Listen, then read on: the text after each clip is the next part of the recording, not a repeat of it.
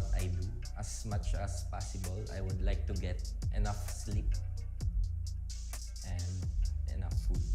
Smart Omega, stop talking too much. You're not your fans. Stalwart Esports, you're all star players, so show us what you got.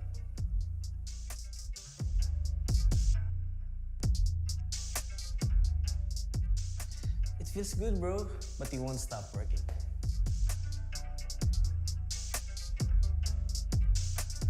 I think the team's biggest strength is we are family and we are stick together from day one.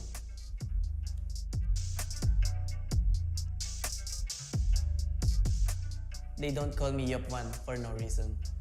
Stalwart, please bring your notepads because you will learn a lot from your masters. Smart Omega, did you guys practice losing? Because you started to get really good at it.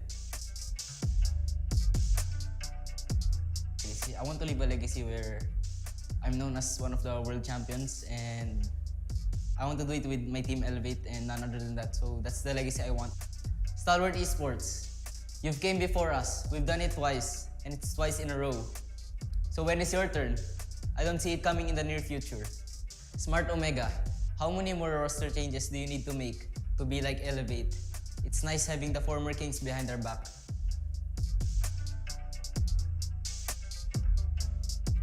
I think for me, the first one is going to be Whoopi, where he tries his best to snipe and it really doesn't need every time.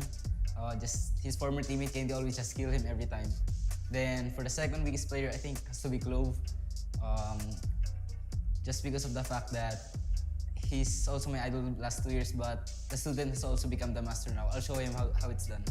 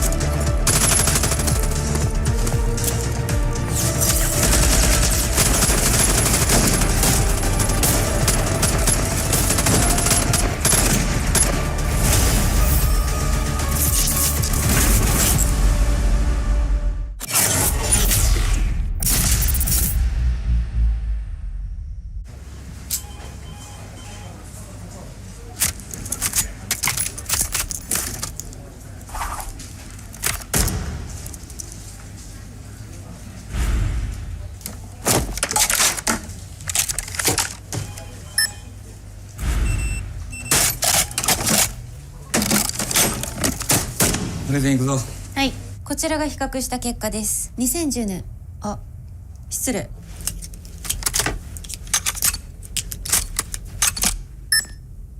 かっけー。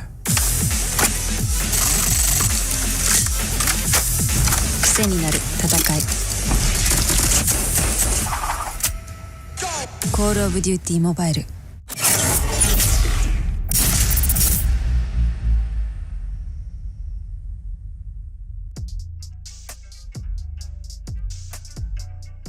Our team's biggest strength is we are the 3 times Garena champion. We have the experience to beat them easily.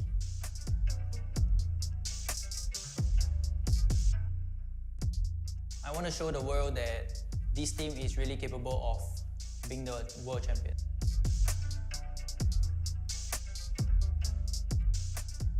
Don't underestimate us because 3 years, every year you guys have been underestimating us, and every year we have been beating you, so watch out.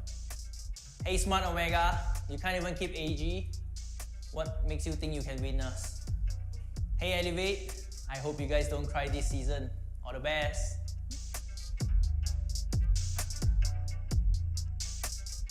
I don't even care about the threshold because you guys know who is the real champion of Garena. Normally I just like chill and do a quick training for 5 minutes, and that's all that I need. I really want to defeat PJ one more because he stole my MVP last year during stage 4.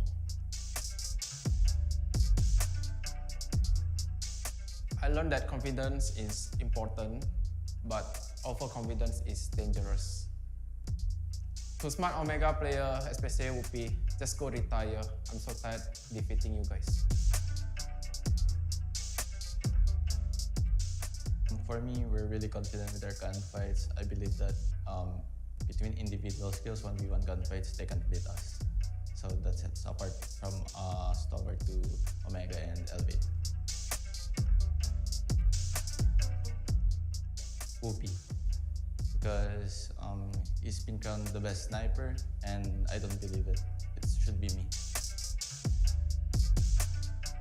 For me, their trash talk is just all talks. They don't show it in game. As you can see, we dominated them in second week and third week. They only won one series against us. We won both. So for me, let's just see in land who will win. Yeah. For Smart Omega team, Whoopi is the best sniper in the Philippines. Well, guess what? Mustacho doesn't love him anymore. He loves me, FDX. For Elevate team, I already made Luffy cry. Candy, you're next. Make sure you don't quit, okay? It's just me, FDX.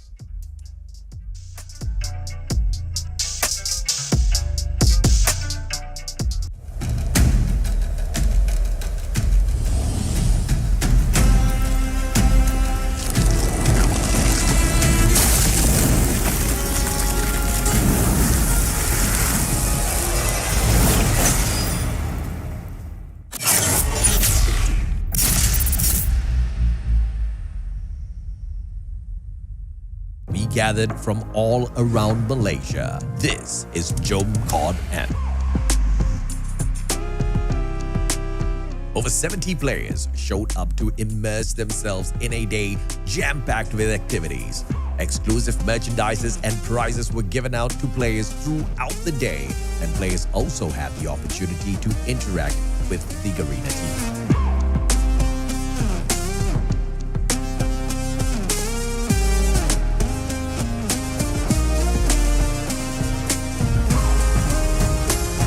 Of course, we had to give everyone a chance to show off their 6 skills and battle it out for some COD points too.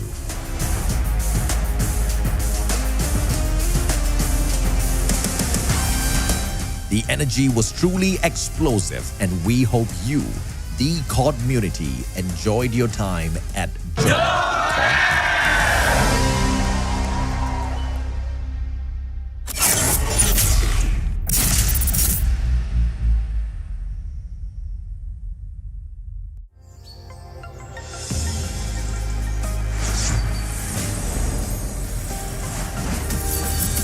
やはりそなたは私が選んだもの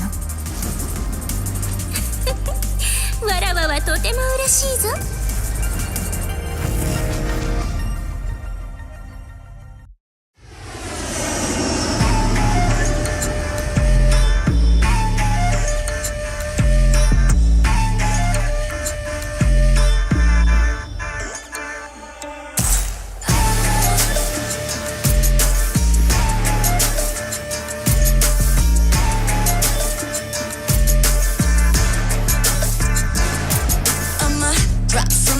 Mission live or die, watch a bullet flying by, go and play your life. Enemies are running left, right, press fight. I'm gonna show you how it's in, you better sit tight. One down, 3 coming back at ya. Thinking that we're done, but I'm tougher than an armor. Dealing some damage, we hit it. Out of sight, out of mind, yeah, you know that I can win it. We're stealing the show, down on the floor. Gaming for action, still wanting some more. Destined for war, all versus small. When we beginning, it's thrilling. We're gonna win it now, win it now. Watch us and we show you how. Arms around, getting loud, not too late to turn around. Running, running, gunning, gunning. Ready? 'Cause we want it all. No fear in our eyes. We will win it all. Glory is the prize. We are in the zone. Bullets to the bone. We want it all.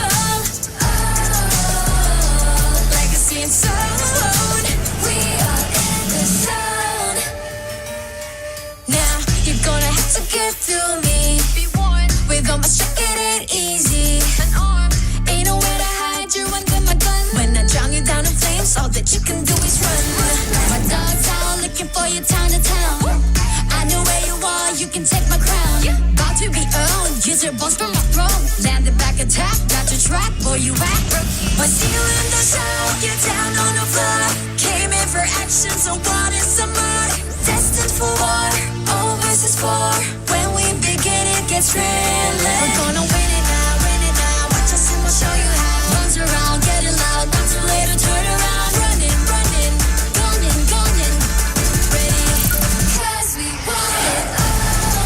No fear in our eyes, we will win it all.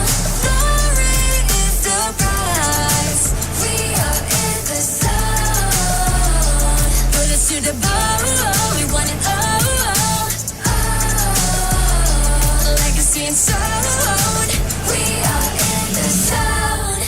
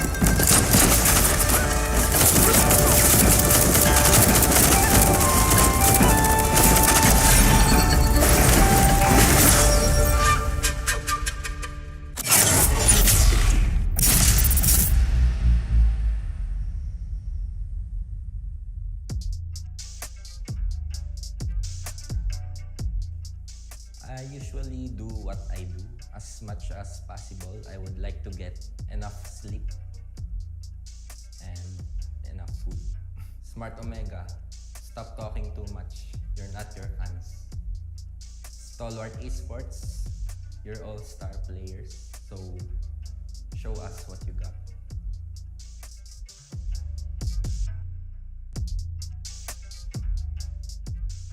It feels good, bro, but we won't stop working.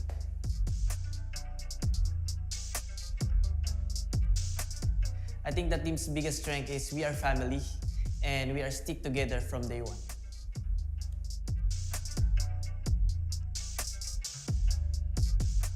They don't call me Yop1 for no reason. Stalwart, please bring your notepads because you will learn a lot from your masters. Smart Omega, did you guys practice losing?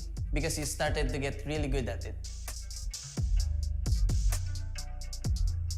I want to leave a legacy where I'm known as one of the world champions, and I want to do it with my team Elevate and none other than that. So that's the legacy I want. Stalwart Esports, you've came before us. We've done it twice, and it's twice in a row. So when is your turn? I don't see it coming in the near future. Smart Omega, how many more roster changes do you need to make to be like Elevate? It's nice having the former kings behind our back.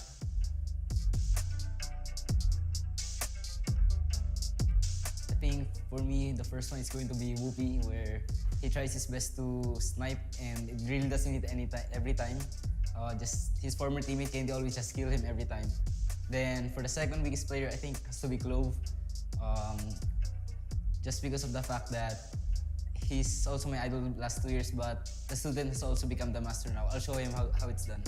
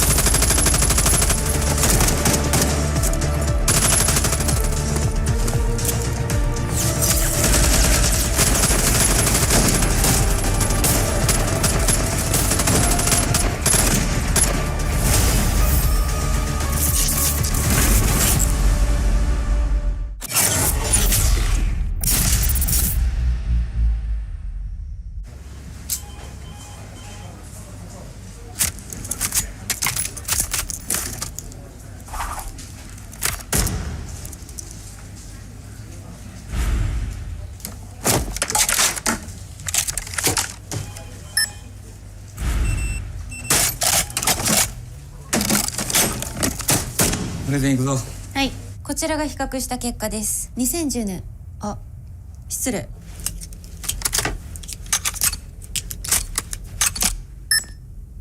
かっけー。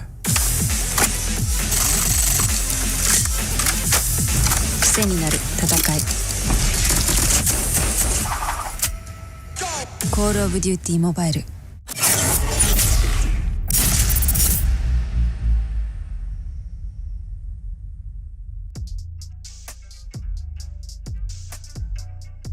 Our team's biggest strength is we are the 3 times Garena champion. We have the experience to beat them easily.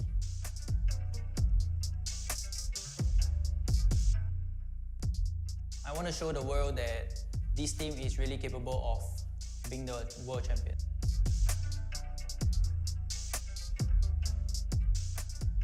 Don't underestimate us because 3 years, every year you guys have been underestimating us. And every year we have been beating you, so watch out. Hey Smart Omega, you can't even keep AG. What makes you think you can win us? Hey Elevate, I hope you guys don't cry this season. All the best.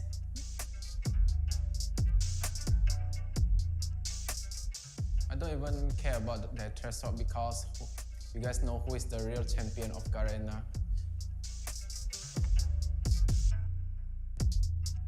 Normally I just like chill and do a quick training for 5 minutes and that's all that I need.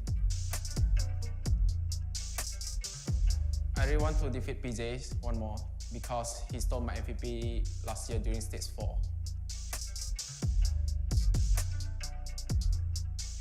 I learned that confidence is important, but overconfidence is dangerous. To Smart Omega player, especially Whoopi, just go retire. I'm so tired defeating you guys. For me, we're really confident with our gunfights. I believe that between individual skills, 1v1 gunfights, they can beat us. So that sets apart from Stalwart to Omega and Elevate.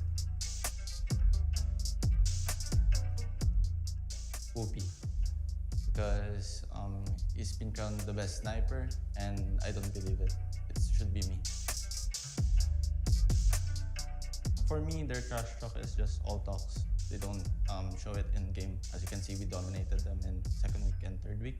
They only won one series against us. We won both. So for me, let's just see in land who will win. Yeah. For Smart Omega team, Whoopi is the best sniper in the Philippines. Well, guess what? Mustacho doesn't love him anymore. He loves me, FTX. For Elevate team, I already made Luffy cry. Candy, you're next. Make sure you don't quit, okay? It's just me, FTX.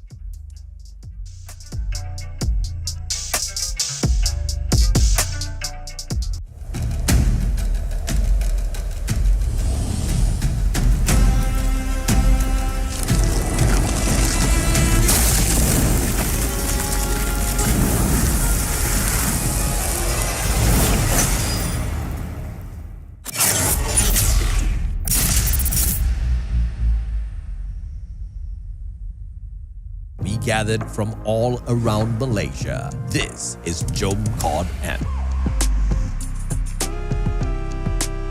Over 70 players showed up to immerse themselves in a day jam-packed with activities.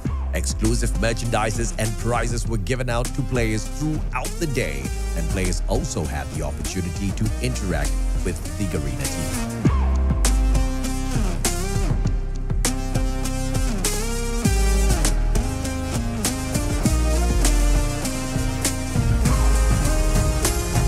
Of course, we had to give everyone a chance to show off their sick skills and battle it out for some COD points too.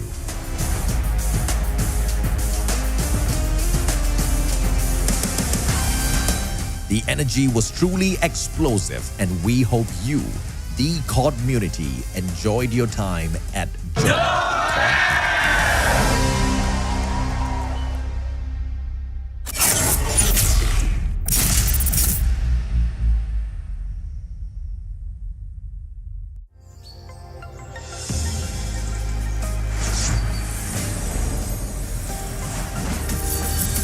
やはりそなたは私が選んだものわらわはとても嬉しいぞ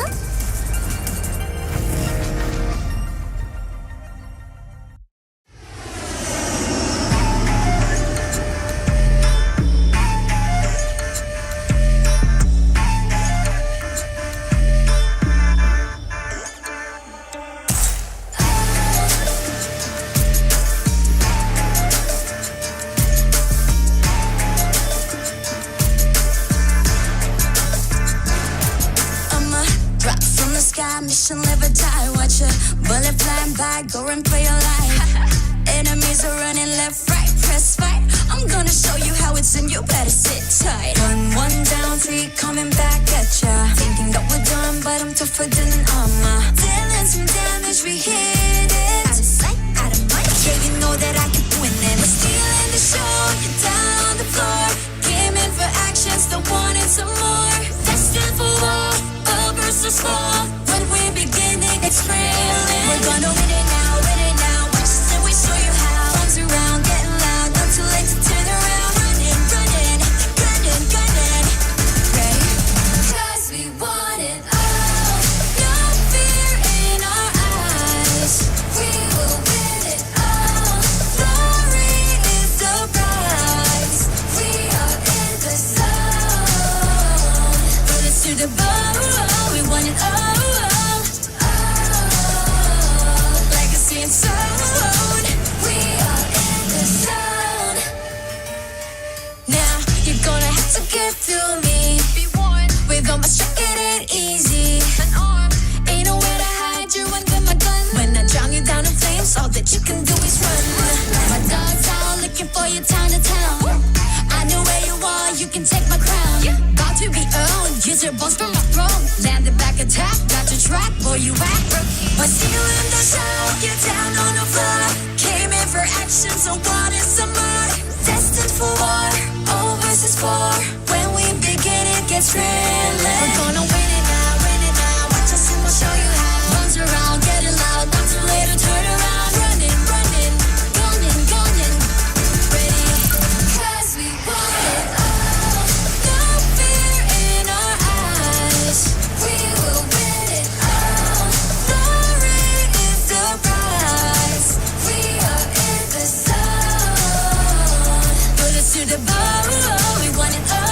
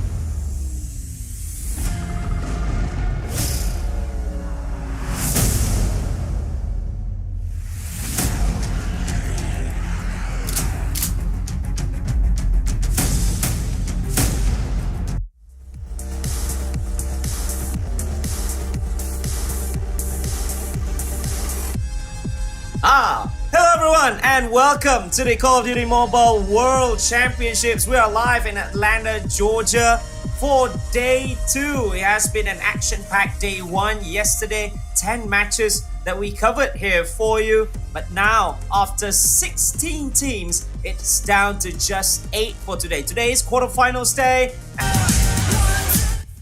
to watch. So this is going to be the first game for you. It is going to be these top 8 teams for the whole competition. Top 8 teams indeed for our quarterfinals, and we're going to start off with X-Rock and Godlike for our first match, and a critical match as part of the playoff stage. Both teams had advanced through the intense Swiss stage format, where Godlike had phase ups and downs, but managed to secure their spot by clinching some crucial wins, including a strong victory against Tribe Gaming. This competition between X-Rock and Godlike was definitely highly anticipated, as both teams were fighting for a spot for later stages. And we need to get into the action. All right, so there are going to be 8 teams in this day 2 of the competition, 8 that have survived the grueling Swiss stage. And first up, we are going to have X-Rock, who are one of just 2 teams who went through undefeated in the Swiss stages, 3-0, and they are going up against Godlike, who had to go through a round 5 after they beat Tribe Gaming by 2 games to 0. And then we're going to have like some absolutely mouth-watering games. X-Rock, Godlike, you have Q9 and Stalwart, 2 Asian teams, and then Luminosity and Galoris, as well as Elevate going up against the reigning world champions. But Godlike, as one of the finalists from last year, so much things has happened to them with the inconsistencies, but one thing that they are consistent is that they go as far as they could. They can go as far as they could when it comes to the World Championships proper. They are now. But here are the tournament formats for you. 16 teams from various regions around the world. They'll be battling in a Swiss format. And then 8 teams will be advancing to the single elimination bracket. So today is the quarterfinals day. And whoever wins their matches are going to go through to day 3, which is Championship Sunday.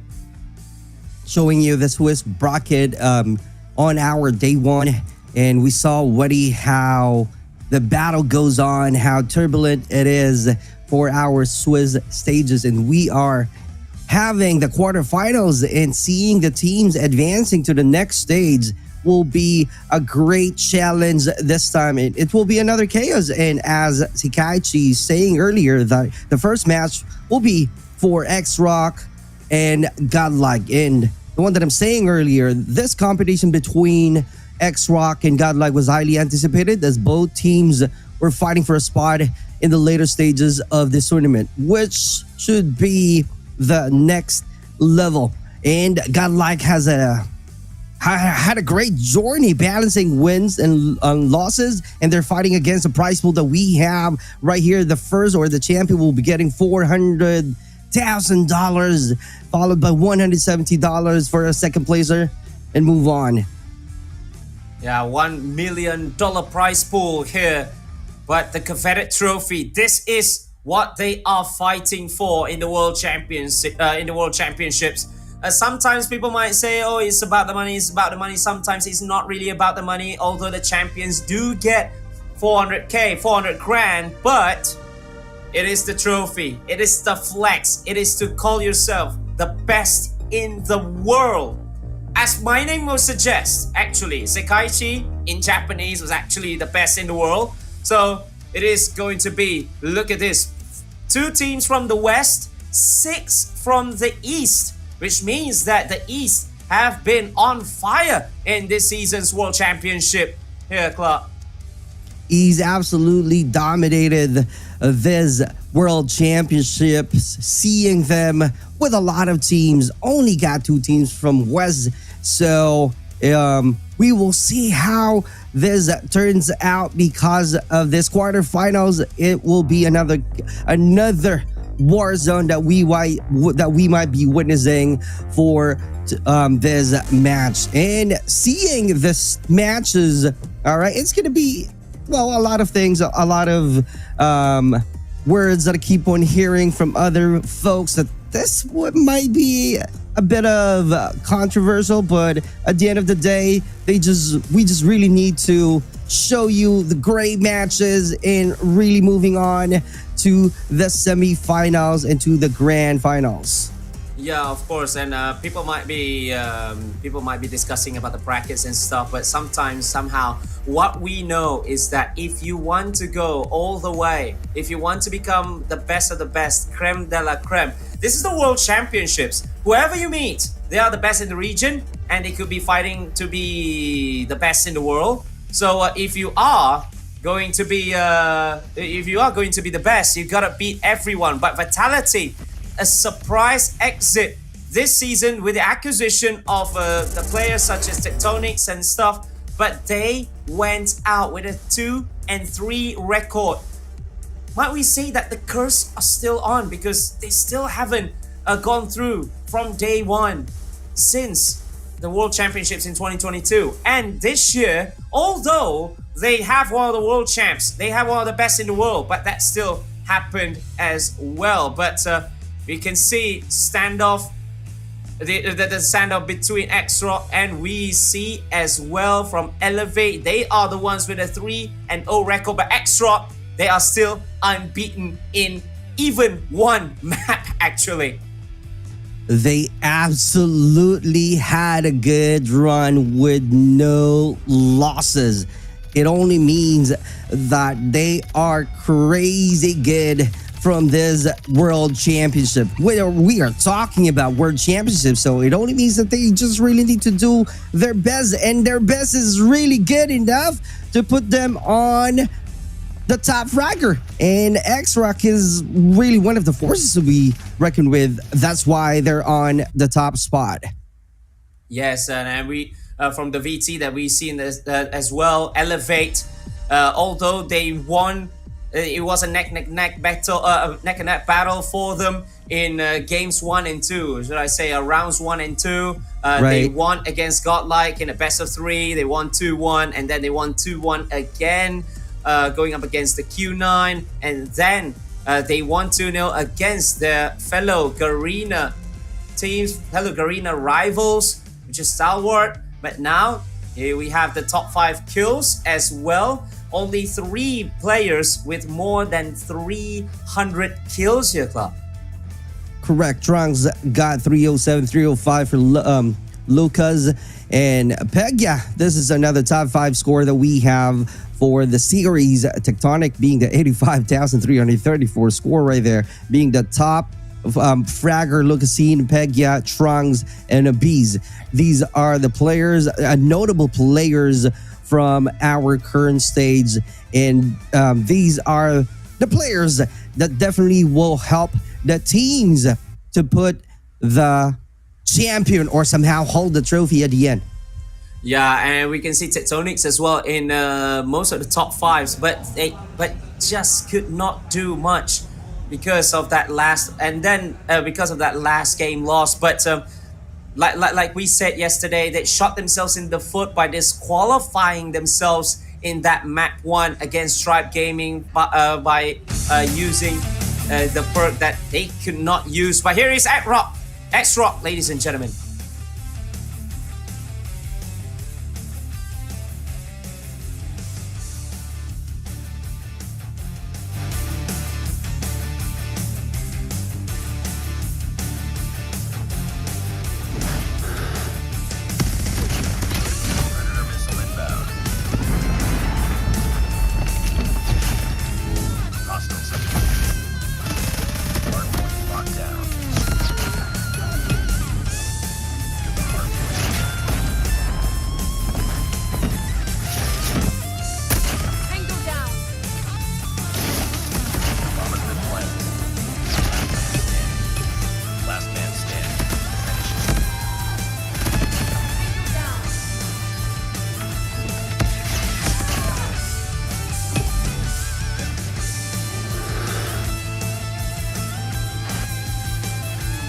You can see for the statistics, they're going up against Godlike, where Abyss is surely going to be one of the biggest here. In hardpoint, 51 kills in average for Abyss. He has been absolutely huge for Godlike, especially in hardpoint games. So it is going to be a very, very interesting encounter. A very interesting encounter, not just between the two teams, but also from the styles as well. So the styles can be very, very different from both these teams. And one of the biggest determining factor is who is going to get their foot first in the locker. Now, this is Godlike.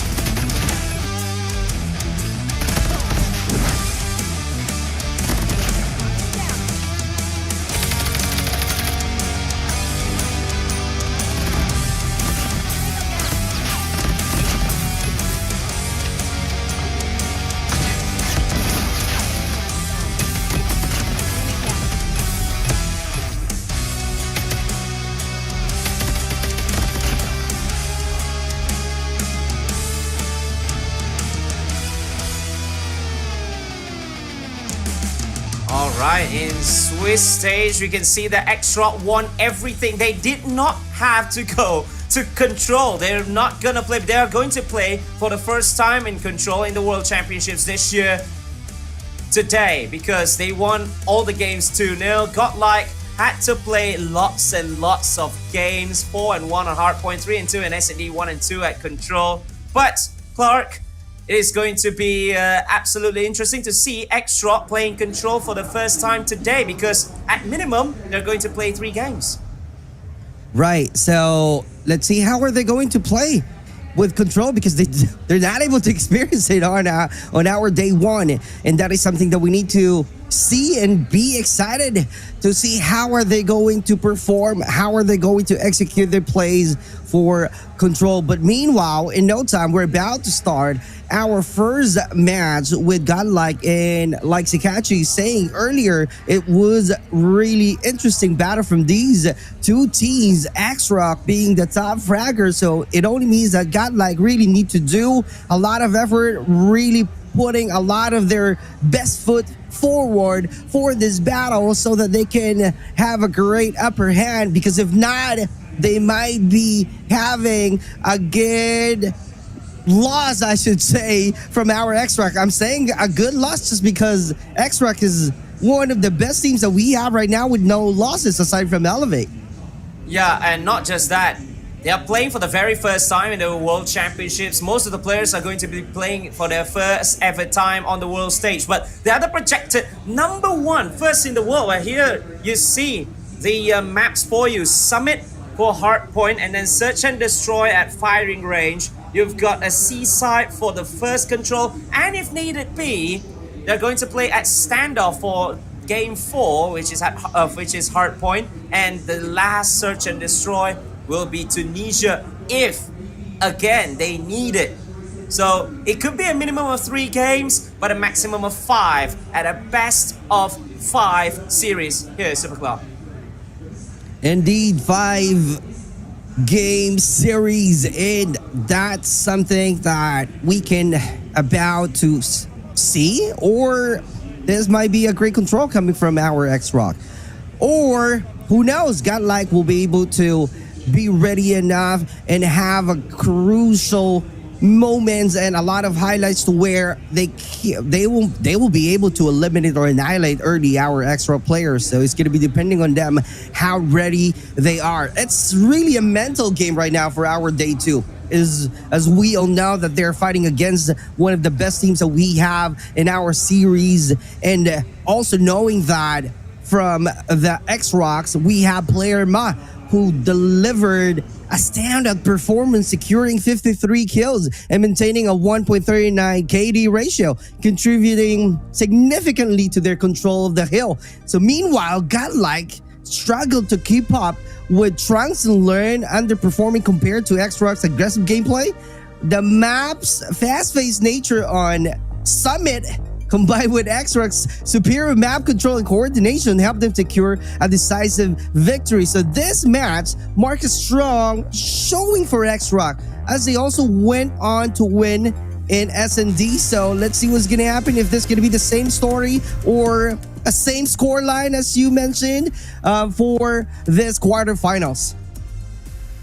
Yeah, but if you're talking about the giant killers, Godlike could certainly be that kind of team, because remember last season in the playoffs for 2023, Godlike were 3-1 on Swiss. They beat Standpoint Gaming 3-0, and then in the semifinals they beat the undefeated Luminosity 3-2 to qualify for the finals. But here we go, finally, Super Club, finally, ladies and gentlemen, we are going to start the quarterfinals day 2 of the Call of Duty Mobile World Championships. It is the undefeated X-Rock.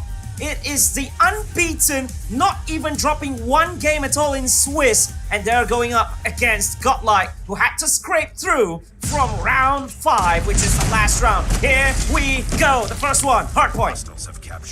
Hardpoint indeed, the first match. We have a huge control right away from our Godlike, getting a kill point, having an upper hand, 4-0, able to control the mid part of the mapping. A lot of utilities being used and trying to be clever enough on how to have a great position. They got a good angle. Great job getting more kills already. So let's see how our X-Rock will be able to fight against a great defense coming from our Godlike, because X-Rock's got a good start this time. 5 kills, 6 kills already. Suno really performing well, getting that kill, getting 2 Ps, and Nono as well, not saying no for this battle, because he keeps on saying yes, but getting a lot of kills. Yeah, some of the best players in the world, Nono, as well as Ma. You have seen some crazy gameplays from them in day number 1. Nono has got 5 kills already, although Godlike will have the upper hand after the first hardpoint. They've got 22, but quickly, the battle actually did not initiate at the, nearby the hardpoint. It was quite outside, but X-Rock has got all the kills, so they will get the first few points before Godlike just came in, but 3 players from X-Rock were just outside to just clear things up in that hardpoint. Clear things out, and evidently performing well. Godlike misses the shot this time. X-Rock leading the battle 30-26. What is going on? Trying to push in, getting more kills, great movement. Prevail really definitely doing great job, and Learn for the help, and Prevail once again trying to get a good connection, but no saying yes again and getting 2 Ps. Oh my god, that's how you do it. It's how you being prepared for this world championship. We are on the quarterfinals, and yet we are seeing a great battle from these 2 teams, and Extra really trying to put their skills on the top. But right now, Godlike is really leading this time, but only few points ahead. Yeah, 9 points ahead, although Nono at one point he cleared house, but Godlike just seemingly not giving up. They're not letting them having the hard point. They can have all the kills, but Godlike is going to get the points. But now this time it is X-Rock with Ruo X1 or Ruo C. Actually, Ruo C with all the kills, trying to get the next one, trying to get all the points. Ruo C with the missile going up and gets, I believe, he didn't get anyone, but that could be the warning signs for Godlike, as X-Rock, they are now on the ascendancy. They are just defending it so well in that hard point, not letting Godlike to even near them, Trunks getting was the next one to get killed, and X-Rock will have almost all the points here in that hard point before the rotation to the next one. Great control, great rotation. This time, Godlike taking their chances on the next one. Let's see if that is something that we need to find out from our Godlike. But 2-1 is right there, trying to connect some few shots, getting more kills, being traded. At the same time, Abyss also losing that battle. Ma is right there, one of the best player in the world currently on our Call of Duty mobile. And no, oh my god, this time he's being declined, and Ma is right there taking over this hard point and putting some great defense, great control at the same time. Can he get Sue? But this time he's the one being caught up. Whew. Look at X-Rock just clearing house, and again at hardpoint 3 and now hardpoint 4, they have been dominant. Rosie with a double kill together with Sunuo as well. They're not letting Godlike, they are just trapping Godlike, they're just spawn trapping, they're just defending so well, and then they are going straight into the middle hard point because that is where the next hard point will be. But Godlike has already prepared themselves for the assault. But X-Rock, they are coming again. Ma taking down Learn to try and get there. Now this is Chuan M, but getting swiped away by Neutrino, who gets traded. Prevail as well, providing backup. It's going to be X-Rock again after Nono and Rosie, as well as Chuan, just clearing the hard point of Godlike players.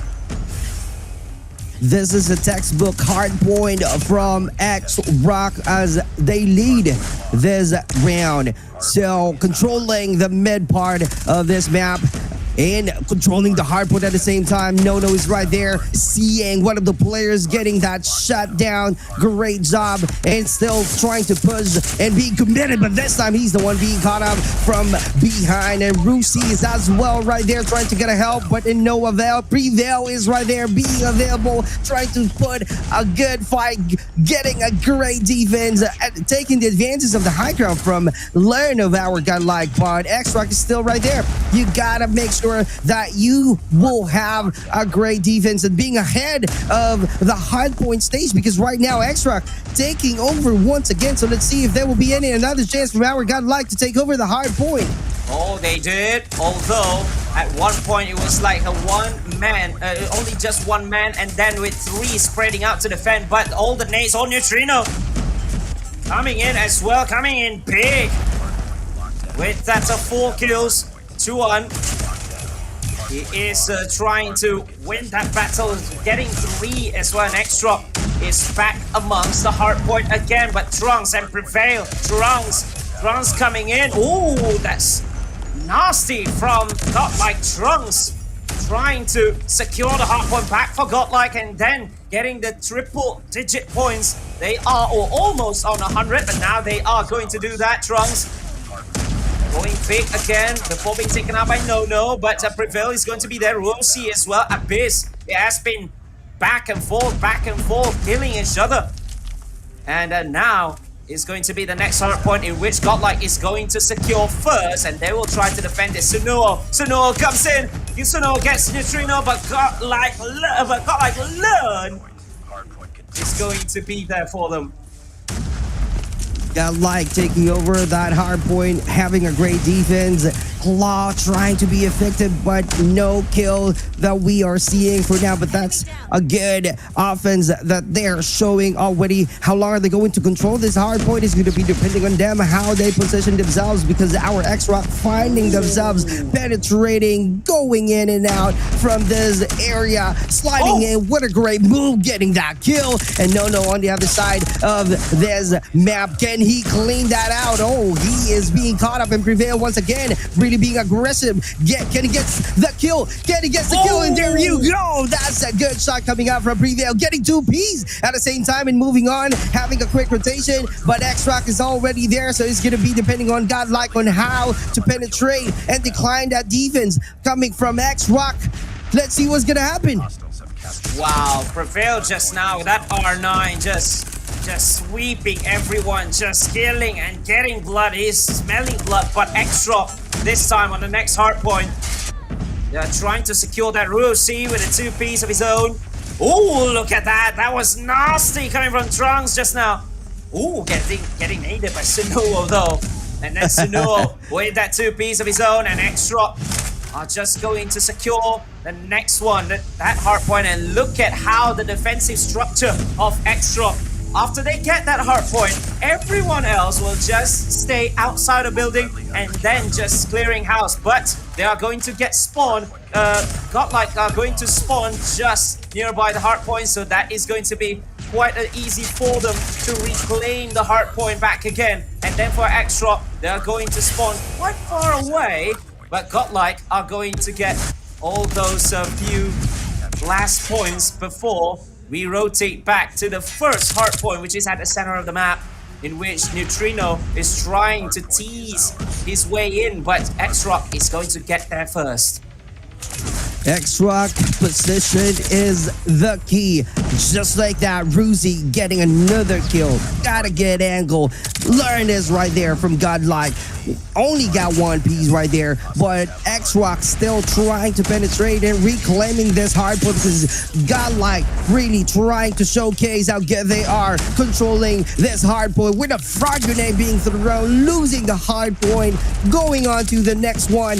Great rotation at the same time, and finding one player from our X-Rock. No is right there. Let's see if he can connect. Let's see if he can get a kill, but Prevail is right there. No going up right away, taking the advantage of the high ground. Can he get a kill? Rusi with a great help from our X-Rock, and just right now reclaiming the hard point once again, and we're about to close this match. Few more points from X-Rock. Let's see what's gonna happen if our Godlike will still have a great defense and a significant offense using that KRM and R9 from the team of Godlike. Yeah, Prevail with that R9 having 44 kills.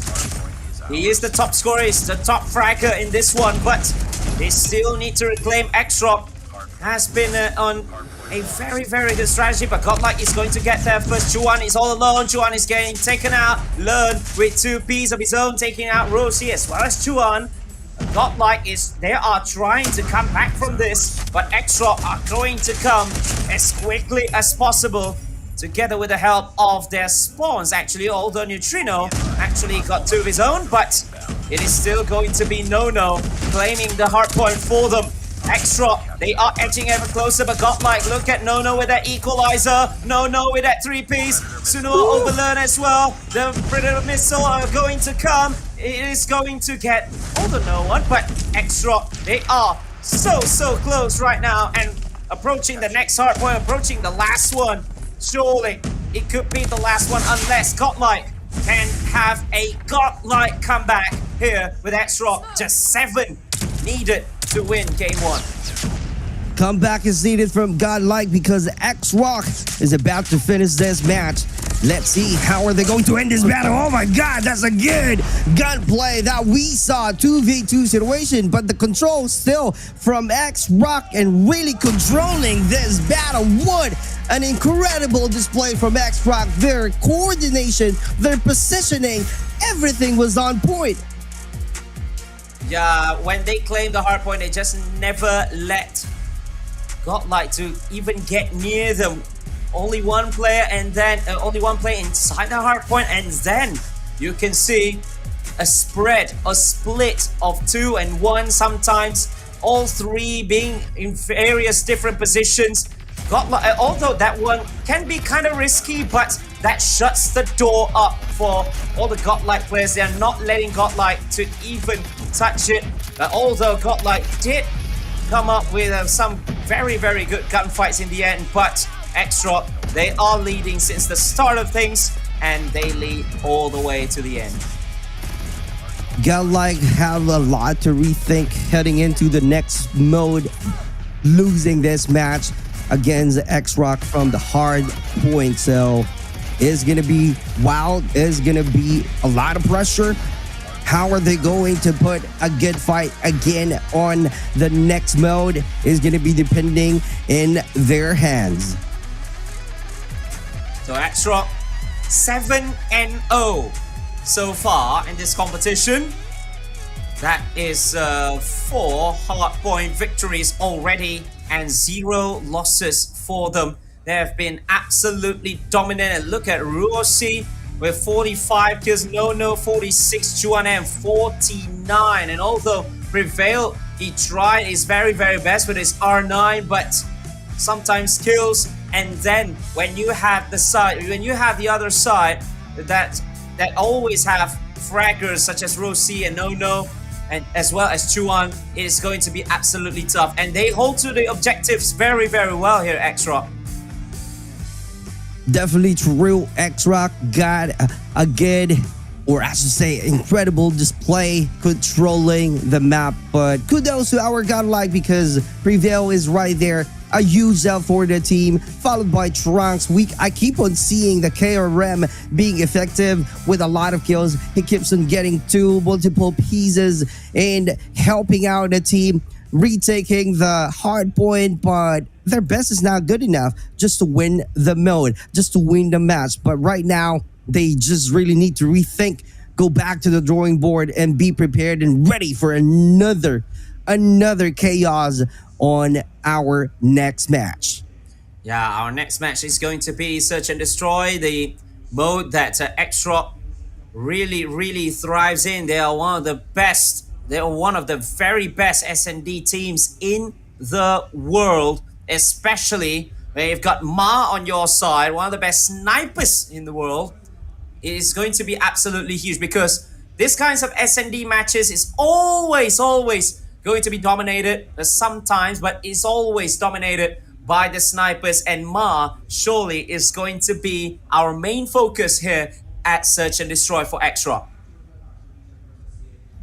X-Rock, known for their resilience, fought back but struggled to gain the upper hand and key engagements.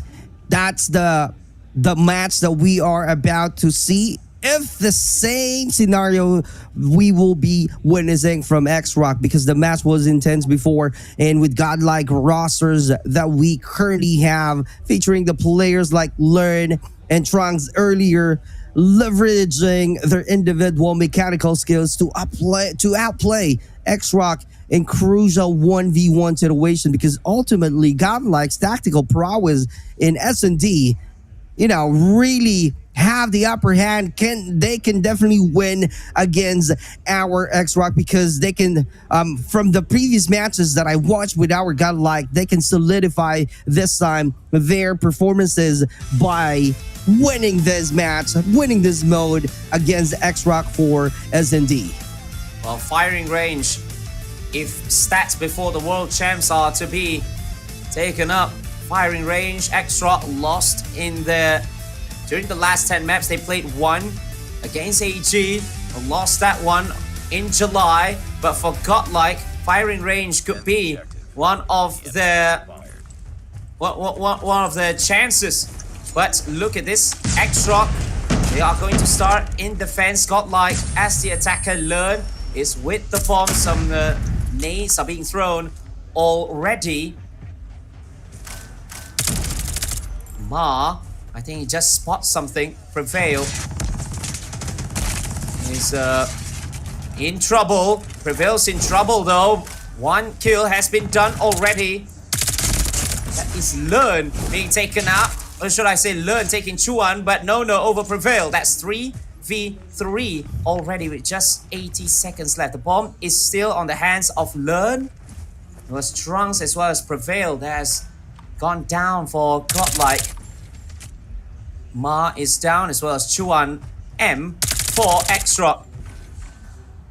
Learn taking the advantage of the high ground. Abyss rotating, trying to find a good angle. Learn taking it easy, doing some reset. Suno finding a great or insane precision using that sniper. Can he get it? Can he get it? That's the one that I'm talking about. Suno getting that insane precision, insane kill from X-Rock. Here we go. 2v3 situation. How are you going to defend? Here we go, another one. Zuno. What a good shot. No, this time. Scouting. Patiently waiting. What's the next move? But that's going to be This is gonna be a good win. Oh. This is a difficult one for Godlike. Let's see how it goes.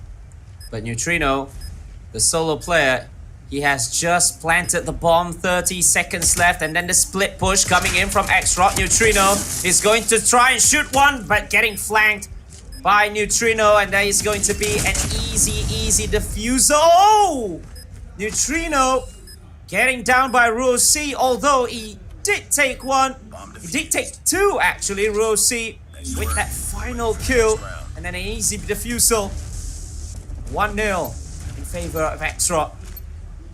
So the first attack was unsuccessful for Godlike. Neutrino almost there with the clutch, with just 30 seconds left, but just couldn't get over the line. But Sunuo with that wallbang strike on Abyss, trying to get Learn, and he did so as well. Chuan taking down Prevail, and now it's just Trunks. The bomb is on the ground and at X-Rock's mercy. So Trunks, he is having to make that very long rotation. But without the bomb, as the bomb is being defended, or should I say it's being held by No. Trunks getting No. He needs to get out of there because they know already that somebody is from that building, from that high ground. He rotated towards B, and then he's gonna make that very long rotation again. 1 minute left in this one.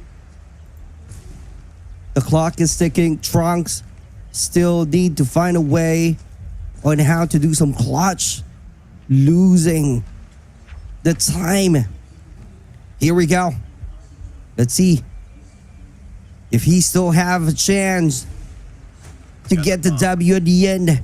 Getting closer to the A. The three players from our X-Rock being separated, but you gotta be aware. Watch your six. What's your six? Trunks. Here we go. Oh, finally able to rotate, but still, it's gonna be hard for him to make sure that he has a clear path for this one. Sunoa saw him already. Sunoa knew where he is now.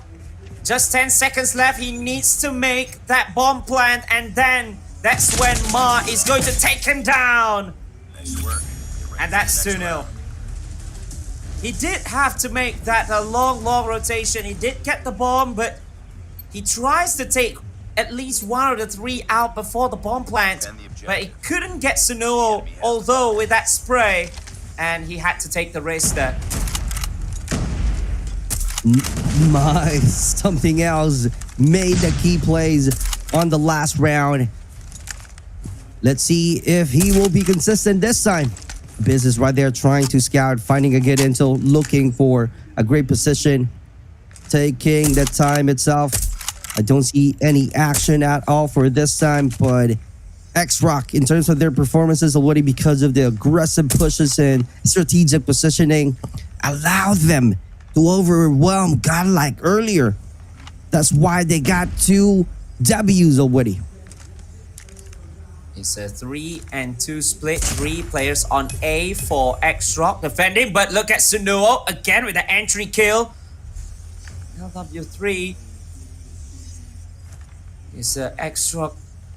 Sunuo, the 2 snipers. Seeing Sunuo having 1 kill already. Prevail and Neutrino are out, and Learn as well. Sunuo, he has been on fire in this search and destroy. And the bomb is on the ground at X-Rock's mercy once again. It's been defended by Chuan M. And No over Trunks, and there will be a comprehensive round for X-Rock. That's 3 defensive rounds won already by the number 1 seed. A comprehensive round indeed. Now the plan for Godlike needs to get a win. If not, this will be a morale game for them because they lost the first match. Right now, they desperately needed another round to win so that they can still have their A game. Let's see what's going on right now. But Neutrino is all alone though. He gets the wall bang over Ma, but the bomb is on the ground. Here's the problem. When somebody has got the bomb, the one with the bomb is usually the one getting taken out, and somebody needs to make cover. And when somebody needs to make cover, Extra, they defended that so well. And look at the ambush, and then Ruosi with that easy kill, the backstab, 4 rounds to 0. And it has been a dominant performance from Extra. Godlike had no chance whatsoever. I think they, the closest round that Godlike has had, closest to winning, was the first one when Trunks almost, or should I say, Neutrino almost made a 1v3 clutch. But after that, it has been smooth sailing for Extra. The ones with the bomb were always, but the nade from Chuan over Trunks. That is going to be advantageous once again. And then Abyss over Sunuo as well. That's a good frag from Abyss. Learn trying to come in and taking out Chuan, and that could be the opening. That could be the opportunity to plant it as quickly as possible. It's 3v4 so far in round number 5. Godlike needs to find an answer. Maybe planting the bomb early will be the answer that the Godlike needed for this match to win. Looking at it, no, once again saying yes for that kill. On the high ground, Rosie. Oh no, getting taken out by Learn. He's going to get traded, and then the double kill as well. And it's going to be Ma finishing things up by Rosie. With that great flanking, one from the left, one from the right. Rosie with the finish, and Ma will be the diffuser. 5-0, although Godlike has got the numbers game when the bomb was planted, but they couldn't make the defense well in that 45 seconds. Now the last round, but Godlike is the attacker. X-Rock being on point for everything that they are trying to execute. Lucy's right there. Abyss getting a good shot, shutting him down. 2v1 situation. No noise right there. You got to be careful. You don't need to make a lot of noises because he will be able to be ready. And that's one that I'm talking about. Trying to be proactively pushing and be committed right there from this position. But how long are they going to have this one? And just like that, outside from the position itself, Extra getting another win, 6-0. Wow, 6-0. And for the 4th time, I'm seeing the bomb being dropped at X-Rock's mercy. It has been defended by X-Rock, in which Godlike could not make the retrieving. That made it so hard for them. Oh my goodness, look at Learn over Sunuo. The bomb is with Ruosi, but they are down by 1 man. They're going to make a 1-to-1 push. Is X-Rock. Trunks trying to be the aggressor. Ruosi right in front of him. Ruosi on the high ground, getting Trunks down. 4v4. The opening though, Trunks, or should I say, Ruosi is in the middle. He's going to wait on where the opening is. 2-2 defense for Godlike. Let's see how great the defense is. Oh my God, that's a great shot. Quick kill. Neutrino being neutralized. And Abyss is right there taking no. We still have 3v3. 6-0. X-Rock leading the pack. 2-1 patiently waiting. Finding a good angle. Are they going to rotate or not? Here's the support from Godlike. That's a 3v3 on B. Will be the best team for this round. The bomb is about to go down. They got the mental already. Oh, the bomb is dropped though, and prevail. He ensures that Godlike prevail at least for once. Although Learn was out there on on guarding duties, but there was Prevail from the outside making the double kill, the double frag. Oh, Sunuo over Abyss. Early doors. It's going to be the opening. That's gonna be the opening that they really needed. X-Rock, they're pushing towards side A, and Row C is going to make a very quick plant at bomb side A. Learn getting taken out by Sunuo. It's a 3v5 now. 3v5, aggressive push again, and a strategic positioning being shown by our X-Rock. Early plan, putting a lot of pressure to Godlike. Oh, 2-1 being caught up right there. Let's see if Trunks will have a chance to win from the 2v1. But Mize right there getting the W by 7-1. Wow, 7 rounds to 1, and X-Rock not letting up. 6-0 ahead from their defensive rounds. Wow. The side of Godlike, they didn't know what hit them. That could be one of those dominant performances I've ever seen. And now X-Rock, they are projected to be the world #1 even before this world champ started. And it is starting to show how great they are, how good they are. Some of them even played in the world champs for the very, very first time. And then as a defending team, we've seen at least 4 times that the bomb was dropped after the bomb holder getting taken out by X-Rock again and again and again. It's just making it so easy for them. They made it easy. X-Rock's aggressive strategies, precise execution, and a superior map control allowed them to shut down Godlike early on. Player like Ma and Chuan consistently outmaneuver Godlike, making key plays that led to early round wins. And looking at the scoreboard right now, this time, SEKAIICHI. Wow. Rosie has been a huge factor with Sunuo, but Sunuo always getting that first kill, always getting the first blood for X-Rock, which eases the journey for them. And Godlike, they almost got a 1v3 clutch win for, I believe it was for Neutrino.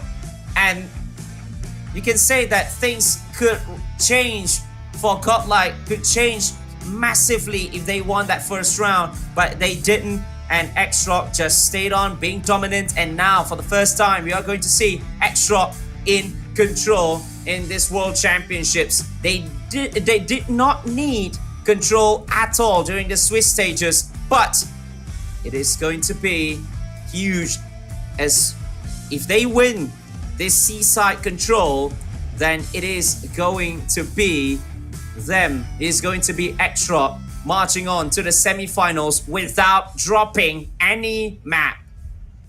Oh my god.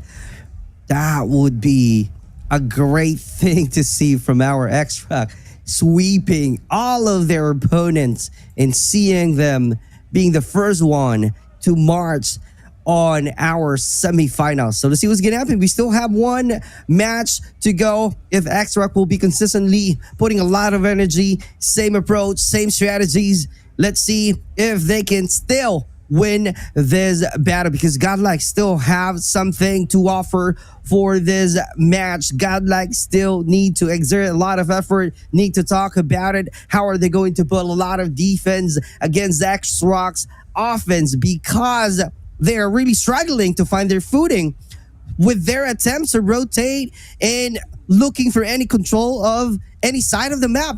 So if that's something that they really need to talk about and adjust their gameplays, we might be seeing a different story. Godlike from India, not just Call of Duty Mobile, they have lots and lots of teams in the esports world, not just in FPS, but also in sports, also in MOBA as well. They have lots and lots of teams. They are one of the very best organizations in India. But now they are 2-0 down to X-Rock. Seaside, this is not the first time they played in Seaside in this World Championships. They won against Supreme Team by 3 rounds to 1. So if recency stats are going to, is anything to go by, Godlike, they might want to use that, because yesterday they have won 1 at Seaside, but here's the thing. At Seaside, they have won 8 and lost 4 in the previous 18 maps that they have played before this World Championships. But for X-Rock, they have won 13 and lost just twice in the last 15 Seaside matches before this World Championships. If statistics are to go by, I don't see how X-Rock is going to have that many problems. But if there's any team that can prove anybody wrong, it's Godlike. Godlike needing this win to at least take this to a game number 4. Here we go. Let's see if we will be seeing a game 4 for Godlike. They desperately needed to get a W against X-Rock. A good start that we are seeing.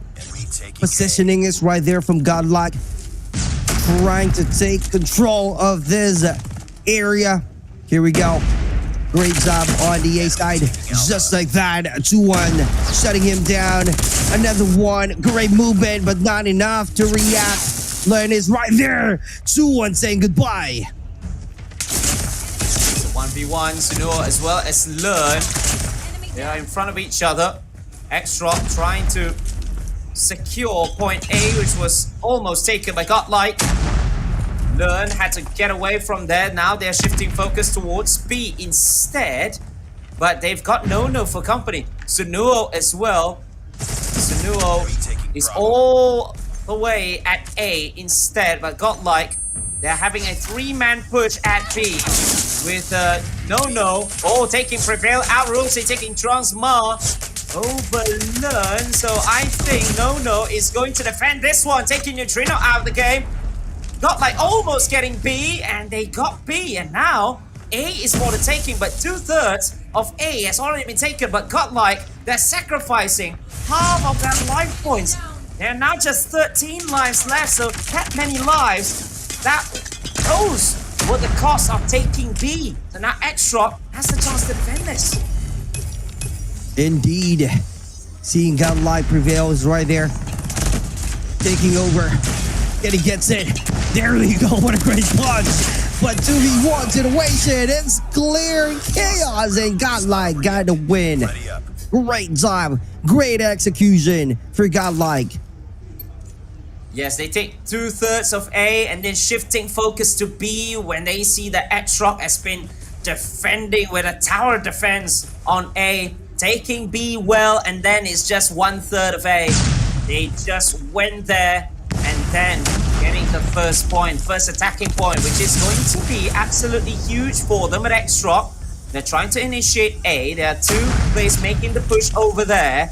Ma getting taken out with a wall bang. And look at Sunuo taking out Learn as well. Prevail together with Abyss and Neutrino are going to defend point A. Neutrino taking Sunuo out just to defend well. Juan is going to take him out and just initiating the capture of point A, but Prevail gets in and shuts the door for Chuan.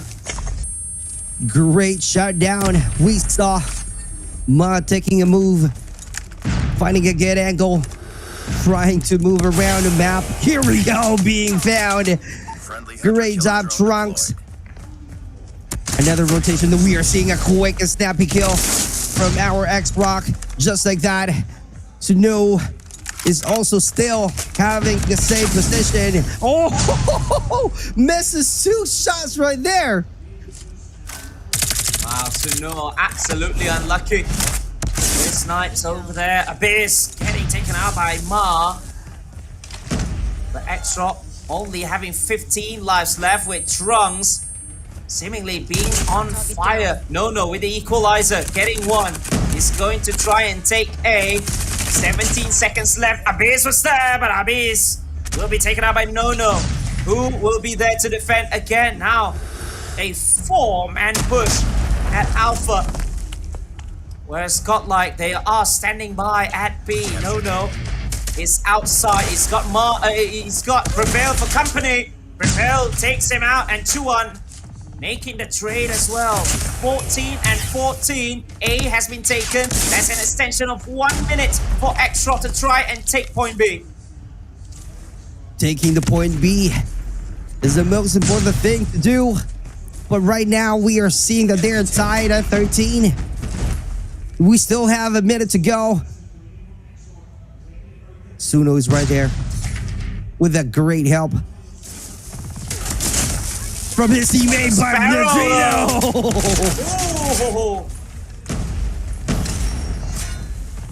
Lucy, 3 kills. That's 4 already just to take it all by himself.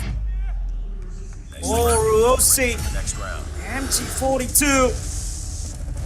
He was just on fire at the last, just barging the doors of Godlike, and 1-1. The attacking side has been the winning side for both these teams so far. The previous round was intense, brother. It was wild. Here we go. Let's see if we're going to see any wild. But X-Rock aggressively pushing on that position, capturing the .1. Here we go. This time, trying to use it effectively, but in no avail. Don't see any kills using that war machine. Oh, he's the one being caught. Unfortunately to him. Now, Godlike, they are going to take point B, and with ease as well. They've got more than 2 minutes to try and capture A.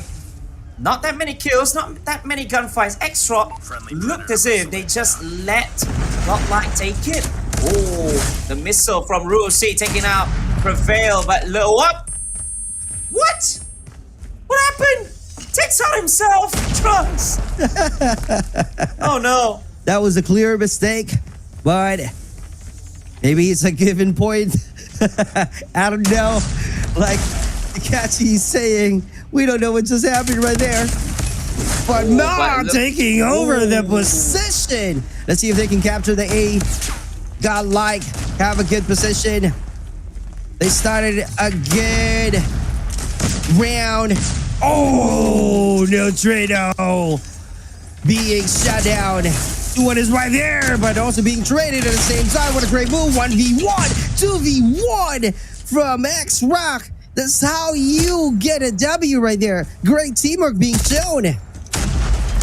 Yeah, they've defended, but they still got 90 seconds to actually defend this. 1/3 has been taken by Godlike. Godlike are now making a 2-1-2 push with Sunuo knowing and going to the top side. Sunuo will be expecting Trunks as well as Neutrino, but on the bottom side of the door, we have 4 players defending Alpha. Sunuo having Neutrino and Trunks at the top of the map. They're trying to make the ambush from both flanks, but it didn't come to fruition because you see Sunuo is on a mission. Oh, he's got a base for company. Ma taking out Prevail. And now the battle will be at the bottom side. Ma for the 2nd time in a row. Ma again and again and again. And no chance for Godlike to just barge in there, but Prevail. That could be the opening they really needed. 2-1, and Ruosi though just dispels them completely, but they're still barging. Trunks and Neutrino. No with the equalizer, getting 3 Ps. And saying to Godlike, please do try again. But Prevail with a punch towards No. 7 lives left though, but only 10 seconds for Godlike. Great defense from Extra. It all came from that flanking error from Godlike. Oh, they're trying to take it with just 2 seconds. They need to stay inside. That Neutrino is the only one. Helped on by Learn. Oh, but Sunuo again. And that, but still Godlike so close. Prevail. He's going to prevail all on his own. For Godlike, just 2 seconds left. Oh, but gets taken out by No, but still. Oh my goodness me. Almost Prevail all alone, and then getting taken out with the nade. He was the only one remaining. Just 2 seconds, just a little bit left on that capture. But Extra, they just survived on that defense. Perfect throw from Prevail. From X-Rock. Not able to survive from the last round. Let's see what's going on. How are they going to adjust this time? Because X-Rock, No is right there trying to connect a few shots just like that. 2-1 being shut down. Mine's right there taking over the A side. 27-28. What is going on at your back? What a great flank from No. Gonna get still. There we go. There's the support coming out already from the team of X-Rock. Great rotation. And again, another reset. Ma taking a good shutdown. No. About to do some surprises. And just like that, not able to react quickly right there. And at your back, War Machine being used, activated already, effectively being significant, taking over all of the players right there, neutralizing all of the players from X-Rock, just like that. Oh my god, Neutrino really neutralizing everyone else from X-Rock. But now the focus has shifted towards B by Ma. He's all alone with a 4-man push towards A, but Ma taking Prevail out. But gets traded by Trunks. Look at RuoC. Look at Extra trying to force their way into A. They got just 16 lives left. And they are trying their level best to take A. Sunuo is inside together with RuoC. Outside is Prevail trying to be on defense. But A has been captured. And now it's just B. But look at... Oh, look at Learn. He's defending inside that B side.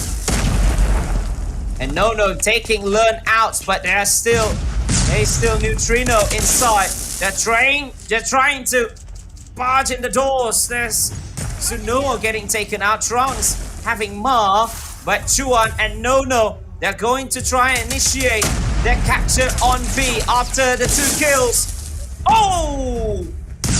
No, all the Trunks tried to barge in, but No and Sunuo. Oh no, although he has the equalizer, but taken out by the nades. 2 nade kills actually from Godlike. They're trying to defend that point B, or else they are out of the competition.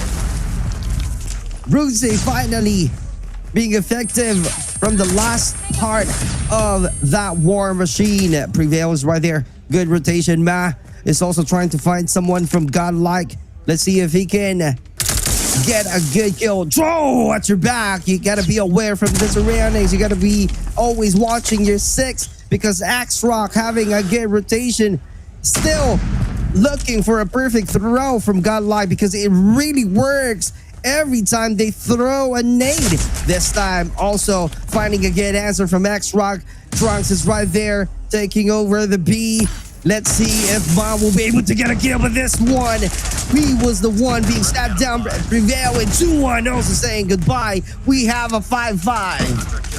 5 against 4. Neutrino is out together with Abyss. RuoC taking Learn. That's 5v2. They're going to take point B. That's 1/3 already done. Ma and No as well. And X-Rock are into the semifinals. 3-0 without even dropping a map. And the Giant Killers of Godlike, they are out of the competition in top 8. Last year's finalist, when Extra was just too good, too hard to handle for the Indian team. And Extra, the projected #1 team in the world, they are still on a perfect record. 3 2-0s and now a 3-0 victory. Perfect record indeed. X-Rock's players were on point, executing plays that effectively countered Godlike's attempts to establish control. Standard performances included Ma, who consistently made impactful plays, along with Suno, who contributed significantly to securing kills and maintaining pressure on Godlike. Godlike really struggled to adapt to X-Roc's aggressive style, as you can see from the highlights, which ultimately led their defeat. The victory solidified X-Roc's status really as a strong contender, just like SEKAIICHI's saying earlier, one of the best team in the world for now. A strong contender in the tournament. That's a good match that we saw from X-Roc against Godlike, ending the control match with 3-1 and moving on to the next round. Wow. Good night, Godlike. Just like that, X-Roc, the #1 seed after the Swiss rounds. You can see here, good performances all round for X-Roc. They have got that one round that I believe was the difference maker. The second point that they got, the second round they got, that was round 3. Godlike almost got there with just one, just Prevail left, and he was Godlike's MVP for this control round. Prevail almost got the clutch. He almost captured point B, but he getting naded, getting the grenade, eating the grenade with just 2 seconds left, just a little bit of B left to be captured, and X-Roc just swept it. They just swiped Godlike 3-0. Nothing that the last year's finalists could do about that. Wow. Look at that. X-Roc, no chance for Godlike 3-0. Is there any way that X-Roc can be defeated? Is there any way that anyone can stop X-Roc at this moment? Because they've played 8 maps, they've won 8 maps, they've not conceded, they've not lost even one so far in this competition. That's crazy, insane, winning every matches from our tournament. Can you imagine how powerful I'm sorry, they that's are? 9. I'm sorry, that's 9 maps. 9 maps they played, 9 maps they won, not 8. Right, that's 9. right. Exactly right. Great job right there. So the question there, who will be the team that they can defeat X-Roc? Is this going to be something that we can predict right now, or too early to say? Who knows? Because X-Roc having a perfect run so far in this tournament. Yeah, and we're going to have a little bit of interview with X-Roc. They are 9-0 on match 6-0 before today, and today a comprehensive 3-0 victory. They will be marching towards the championship finals. We are going to have the interview with one of the players from X-Roc. It is going to be an insane run. They are unbeaten in 2 days, and tomorrow, here we are, X-Roc, the interview. From their fans or their coaches, it's just all coming together. It's not just him, it's not the player, it's everyone's one big family. It's an energy thing for sure. Next one I want to go to is, next up, you could play up against a Chinese team. I know how close-knit the Chinese region is. If you knock out a Chinese team or play against them, is that an exciting, fun moment, or is that like a sad, somber moment to knock out a friend? 所以明天你可能会面对清酒，你觉得可能对别的中国队你很兴奋，或者有一点伤心，因为你可能会打败他们。我觉得不管面对秦九还是 ST， 还是我们今天对阵的 Godlike， 因为我们都是来自东方的队伍，我觉得没有什么，哪怕走的是我们还是说其他的队伍，我都会感到伤心吧。但是我赢了可能会开心 ，because it's a team or family. So facing against any team, they're not going to be particularly sad. If anything, they'll be glad to face Qingzhou because the same country. It's like a family, even though they're on the same teams. That's kind of what I figured. Like I said, the Chinese region seems very, very close-knit, and it's just fun to watch. So a lot of fun. Congratulations on the victory. Good luck in your next ones. Standing by, we have Beef Mommy talking to the members of Godlike. Thank you so much, F. I'm with Learn right now, the IGL of Godlike. How was that game for you? That was really rough because that is not a easy opponent to go up against, especially this early on in the day. I would say that we were not disciplined enough this year, and Chinese teams are really strong, and we knew this, but today was not our day and we should have worked hard. And I would just expect more competition in our region itself, because if you see, only 3 of the Chinese teams are in the top 8, and I really expect that the Indian teams grind hard and give us a good competition so that next year when we come here, we're definitely on the bar to bar. And speaking of your preparation for next year, like I know you just came off hot off of this game, right? But what do you think is something that you and your team need to work out going into, I guess, 2025? I would say for next year, I'm happy and sad right now, but the competition is insane. I really want to grind hard, but let's see for the next year what the future holds. Yeah. But I mean, I know that this is not the outcome that you wanted, right, for your team, of course. But I mean, man, your growth, godlike in just 1 year, has already been such a statement. And of course, coming in from day number 1, almost being eliminated. How did that feel like yesterday? To be honest, we learn from international teams a lot, because in India it's very hard. The gaming has just started, and I'm really happy that we got a good experience from here. And the dream is still on. We'll never give up. We'll learn from the Chinese teams. We'll learn from the Western teams. My name says it all, and I'll come back stronger. You gotta learn, and of course, you gotta dream on. Thank you so much, Learn. You have been such an amazing player. And of course, that's not just for today. There's a lot more matches up, and not the only squad that will be crossed off here. Thank you so much, Learn. Again, when it comes to the competition, there's still a lot more things happening today. We'll see you in a little bit. 我们是来自中国的 S-Rock 战队，这次 DreamHack 的比赛，我们将会赢下冠军。 The Snapdragon Pro Series is brought. What? I love all the poses. Like everyone has got very different poses for X-Rock, but that is a statement. That's a statement victory. They said even if they meet another Chinese team, well, it is one big family, but they will need to go at it against each other because they are here to become world champs, and they are having a huge statement there, Super Clark. Huge statement indeed, and I like the attitude from Godlike Learn, as the name itself. He is sad at the same time happy because he learned a lot of things, great experiences from this series, and because of that experiences, he's definitely really motivated to grind more and learn more about of the strategies that they really need to pull up moving on to the next World Championships 2025. Who knows? They might be showing up differently from the tournament. And with that said, we're going to have a quick break for this matches, and we still have some more. So we will be right back.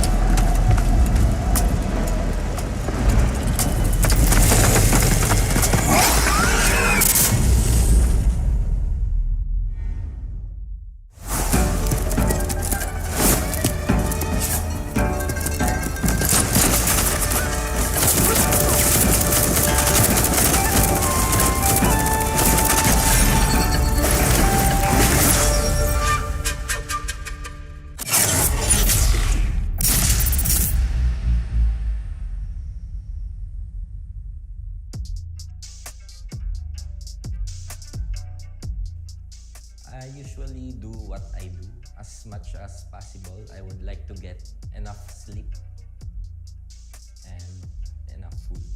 Smart Omega, stop talking too much. You're not your fans. Stalwart Esports, you're all star players. So show us what you got.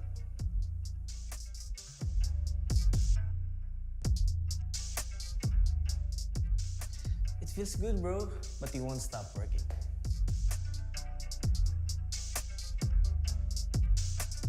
I think the team's biggest strength is we are family and we are stick together from day one.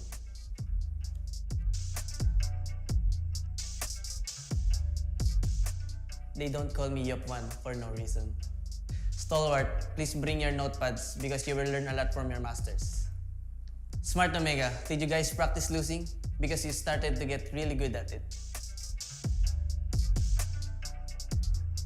I want to leave a legacy where I'm known as one of the world champions, and I want to do it with my team Elevate and none other than that. So that's the legacy I want. Stalwart Esports, you've came before us. We've done it twice, and it's twice in a row. So when is your turn? I don't see it coming in the near future. Smart Omega, how many more roster changes do you need to make to be like Elevate? It's nice having the former kings behind our back.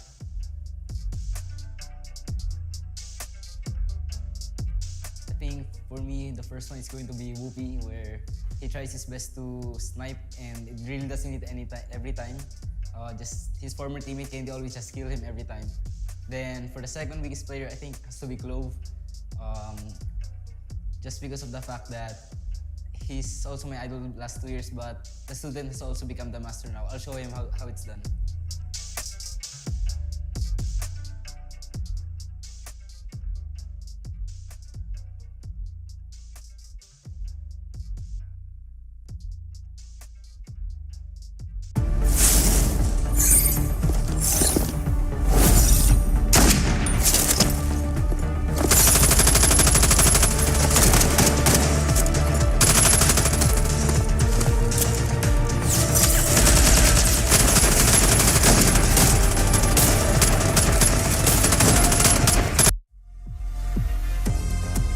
Ladies and gentlemen, just like that, with the Call of Duty Mobile World Championship Finals live from Atlanta, Georgia, we have seen a 3-0.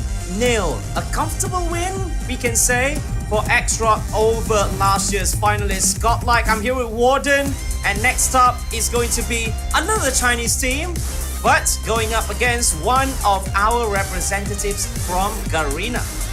Yeah, I mean, it is going to be Kingju Club against STALWART Esports, which is kind of shocking for me that they're going to be fighting here on the first round of the knockouts, considering the fact that Kingju Club and STALWART Esports, Kingju Club or Q9 is at the 3rd seed, while STALWART Esports will be at the 4th. But hey, it is what it is. They got to make the most out of this, and soon enough, we'll just, double on with the narratives. I mean, you talk about their run for the side of the Kingju Club. They were able to take down Supreme Team on the first round. Followed up on round number 2, they had to go up against Elevate, and they took that L badly. But let's take a look at the interview here for the side of Q9 first. 选手的个人的能力越来越强了，然后包括每个队伍的一些战术啊都变得更加丰富了，所以我们要做的就是，可能我们要在个人能力上比他们更强大，我们的战术要比他们更丰富，这就是我们要做的。So you've been named MVP multiple times already. Would you have any advice for up-and-coming players? 我给他们的建议就是多去观看那些顶尖的选手的个人视角，就 POV， 然后平时自己的话也要多练习，就是带着那些一定要带着思考去玩，就是想比如说在哪些方面还可以做到更好，去做到提升，这个会重要，这会加快你的进步。对。So this is your chance to disrupt the momentum of your biggest rival. Who are they, and what do you want to say to them? 我觉得这一次比赛对我们威胁最大的对手应该是来自西方的所有队伍吧，因为我认为就是东部的这些队伍，因为我们在 CDSI 的那个邀请赛上跟他们有过交手，所以我会认为对东部的队伍我们会更了解一点，但是西部的队伍呢，我们到现在是不了解的，所以对我们来说很未知。我觉得这回他们对我们来说是一个非常大的挑战。Have you got anything to say to your fans who are at home supporting you? 就是想对一直支持我们的粉丝说，就是谢谢你们一直支持我们。然后这一回，特别是国内的粉丝，在这一次顶着时差看我们打这一回的世界锦标赛，然后希望大家继续支持我们，然后我们一定会做到最好的。So that is Q9, our Mobile Masters winners this year. Can they repeat it here this weekend?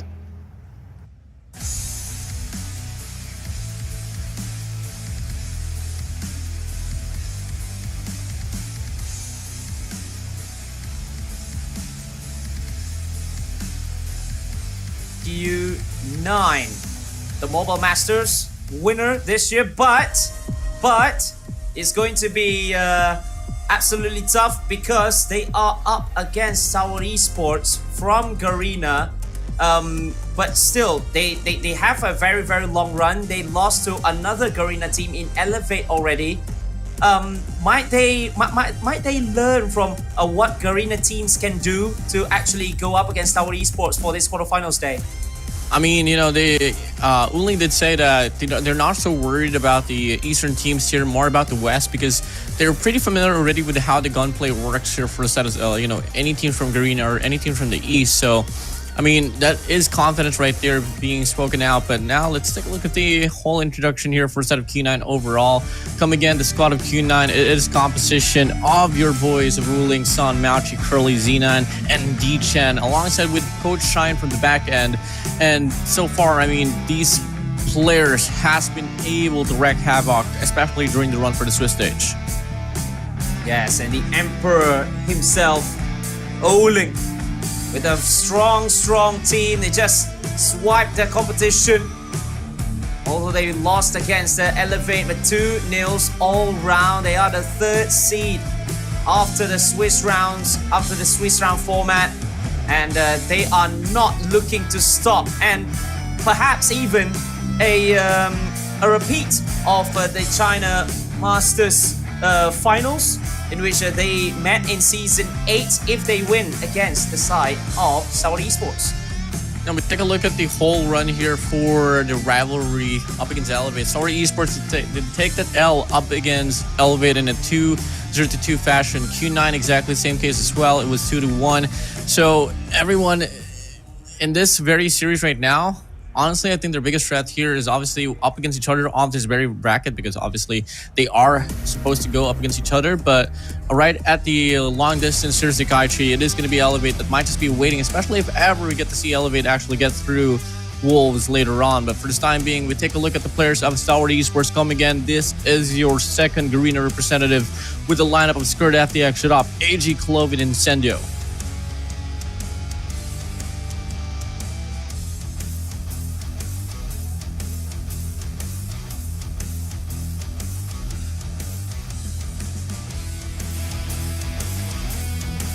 Garena regional champions. They lost the regional finals this year to Elevate.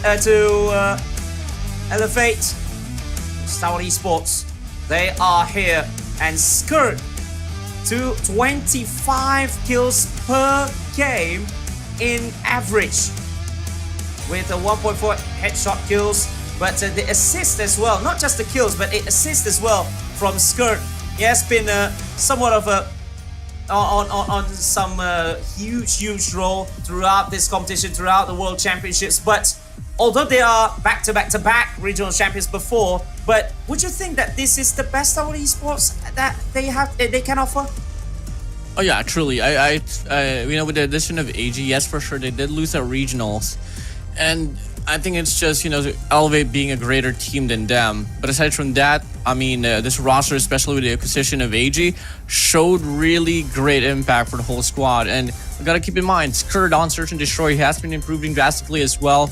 Back then, in you know, when in his former squad of Blacklist International, Skirt was always struggling in Search and Destroy, but now here on STALWART Esports, especially in this very season of 2024, this guy has been immaculately improving. Now we take a look at the maps here for Hardpoint.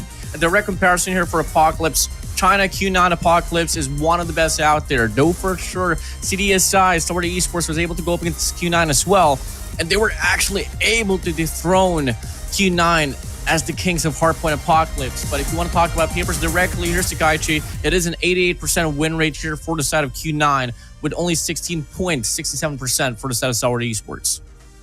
Yeah, and surely this is the map pick of the Chinese team, because Apocalypse has been their best map, or the best maps together with Hacienda. But I think if there is one team that can take down them, because they have done it before, it is STALWART Esports. But surely first games are going to be the most important games in any, not just best of 3, but also best of 5 series, because it could go down the distance. But first games, if anything is to go by, first game are always the ones that will boost or lower down your morale for the entirety of the series. Yeah, I mean, let's just come and get it here. I think soon enough we are about to start off this game. This is the one of the most awaited matches there is, and there has been like a lot of like speculation how far STALWART Esports would go, and clearly it wasn't even reaching day number 2, but now they are here. But they gotta get through a very tough Leviathan of Q9 Club, and I don't know how to feel about this. I mean, as a Garena caster myself, as SEKAIICHI is from Garena, we love to root for these boys from Elevate and STALWART Esports, but we highly respect as well the capabilities that Q9 has to offer in the competition. Yeah, and would you think to be honest, this side of the bracket should be the toughest one yet in any World Championships? I have to say this might lean towards Q9, all because of the fact that they got an 84% winner rate and hardpoint compared to 56% for STALWART Esports. On Search and Destroy, they got 67% in comparison to 50%. And on Control, they got 84% in comparison to 66%. I mean, we can throw the numbers out away from the narrative, because it's a new dawn, it's a new day, it's a new life here for this very game. As we start things off now, it is Apocalypse Hardpoint, STALWART Esports from Garena, Kingju Club from CDM. And here we go, and the chaos, the mayhem has already started, and STALWART Esports will be getting that first, but getting taken out by DC Hen. And as just quickly, but STALWART Esports, they are still there because Shada is there together with the side of FDX, although FDX just been taken out by Skirt, and Skirt getting traded as well. But STALWART Esports has been defending well, although Q9 has been taking them out each and every single one when they enter the first hardpoint. Yeah, really great sense of map control here for the side of STALWART Esports, as they are able to flip the spawns now. Having deep tempo spawns going to be a crucial factor, but in the process, Q9 Club should have that easy access as well for the tail time here on the 13 seconds left. And so far, we are seeing just both of these teams playing this one down to the wire, down to the T, soaking this hardpoint until it's dry. STALWART Esports, they had the spawns on right from the get-go, but they lose it in the process as they try to go for the scrap. So it's going to be Q9 Club here on the front foot for P2. Oh, look at that.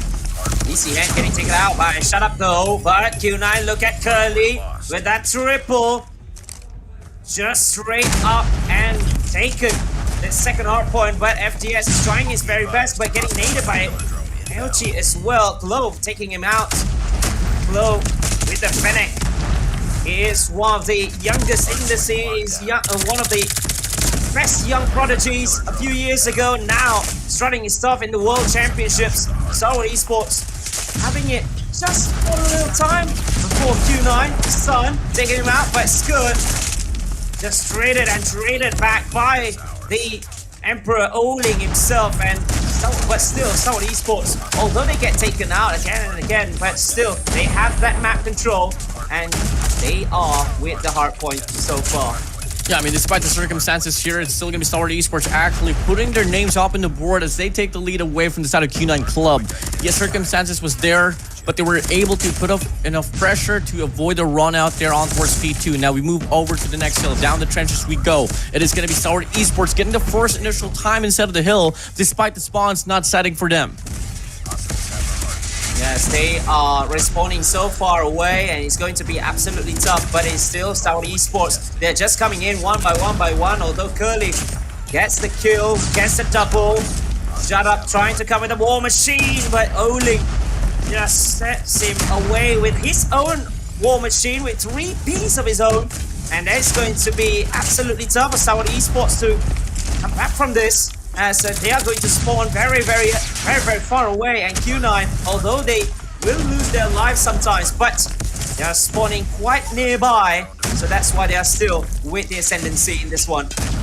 One of the biggest keys to victory up against Q9 is honestly having such a great start, because Q9 is typically one of those teams that does take a bit of time for them to rev their engines inside of this competition. And now clearly they are going to be able to stay on this lead here as we reach P number 4. It is going to be 70-61, and once again we are seeing more players allocated here for the power positions, while player 3 AG from the side of STALWART Esports might just be able to make the play and make the pinch. It can soften the defense off from the back, but unfortunately it does get taken down, and it's going to be Q9 Club here has the formation, having the formation here to claim the first 30 seconds inside of this hill. Yes, it is Sun, although he gets taken out, but still Curly is there, and Q9 is still with the hard point, although STALWART Esports, they are trying from that 1 point, and there's some long rotation actually coming from FDX, AG taking 2. But I believe FDX actually making that long rotation, taking 2 out, breaking the formation for a little while, and that's how STALWART Esports could get the hard point. Good play from FDX, although he was going solo at 1 point. The throwing of the nades from Q9, they are trying to lure STALWART Esports players out of there, but to no avail, because the defense, although from very far out from STALWART Esports, it is working so far from them. And although Q9 is going to have the last few points from that hard point, I believe that center is still for the taking, and STALWART Esports is going to take it first.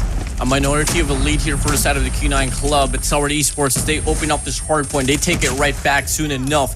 It's now going to be them having the better spawns, the better formation as well here at the start of this P1. But Q9 Club, they love to play scrappy, SEKAIICHI, and looking like they are gathering map control enough to the point that they can find the means to contest in the hill. But the War Machine is out for the set of ruling. That might just be able to wipe out the players of STALWART Esports, and he finds a double on the feed. Q9 Club, they're going to be on the lead right back, but for how long is the question?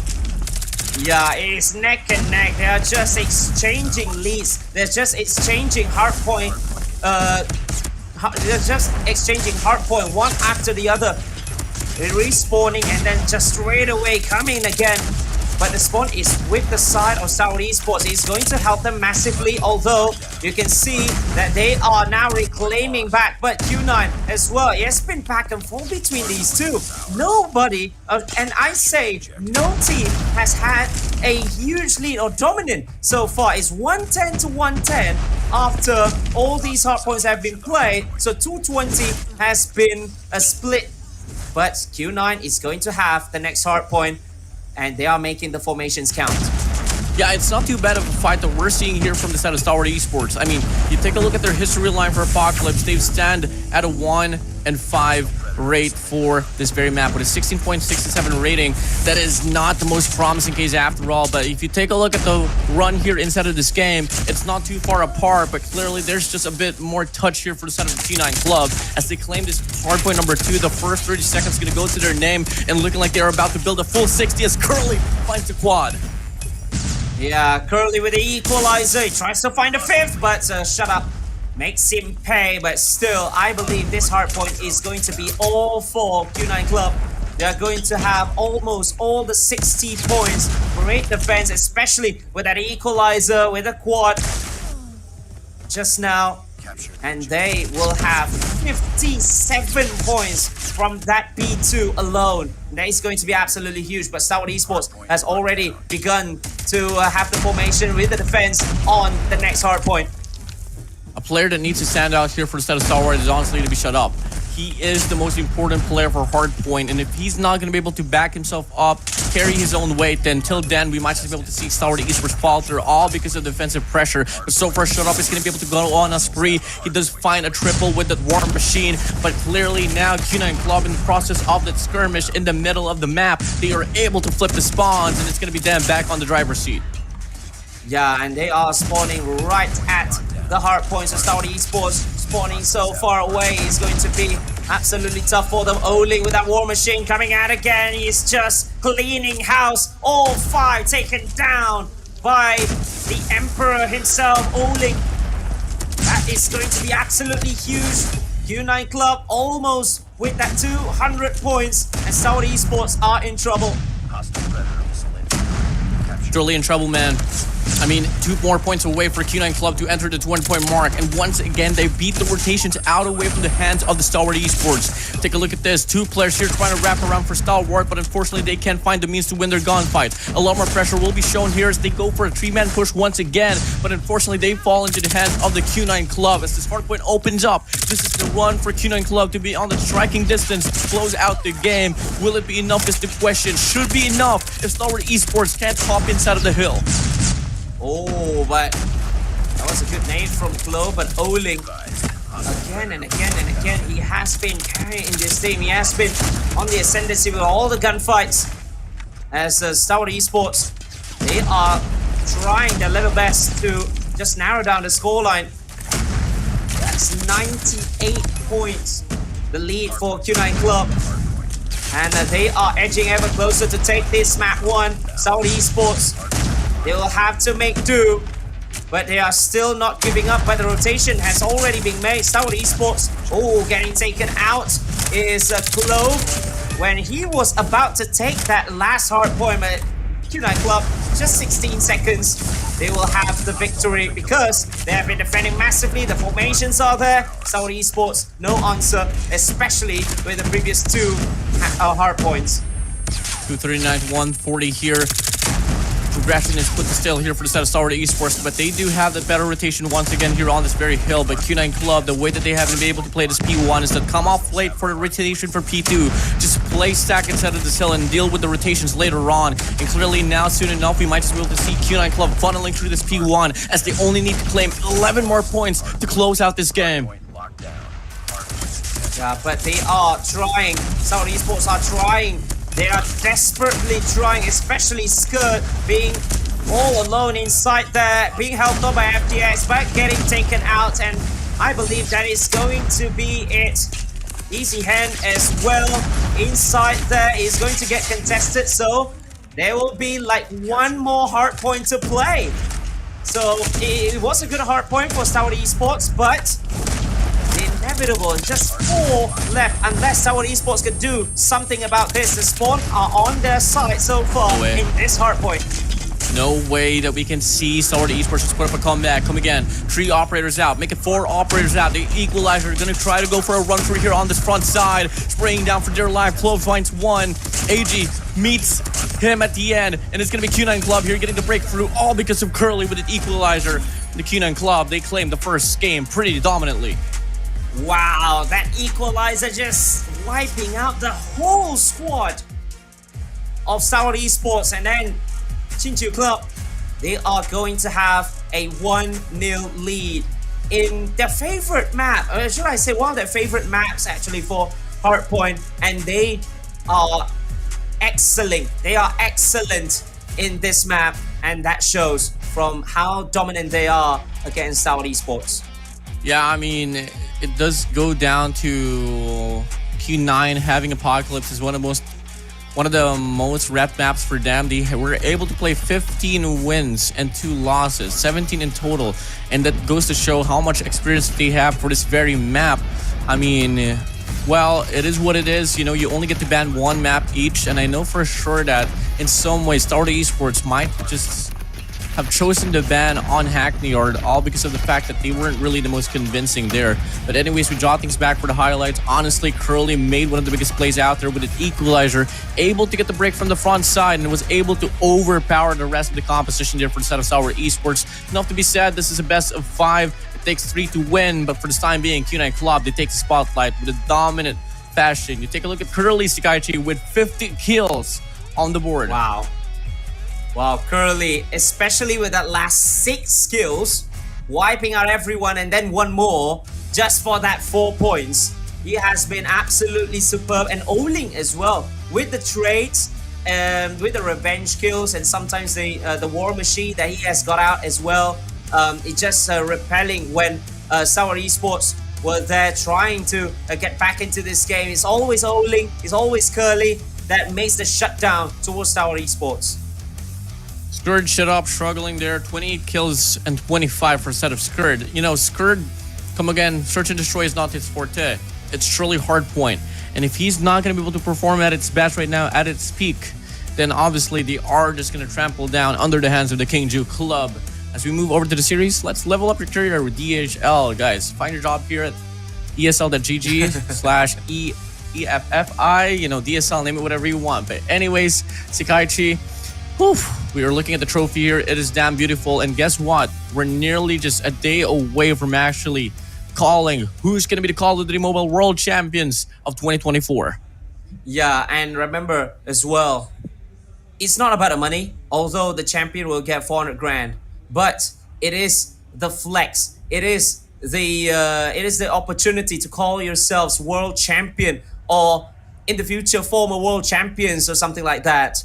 It's a dream for every esports player. No matter what games you play, no matter where you are in the world, you surely want to be the very, very best. And I believe Q9, they are on the ascendancy. They are dominating because they see that trophy. They know that they would love to have that. And next up is firing range for search and destroy. So firing range for Q9 is pretty 50-50 for them, but for STALWART Esports as well, it's 50-50. So they are, I don't know, it's gonna be very, very balanced here.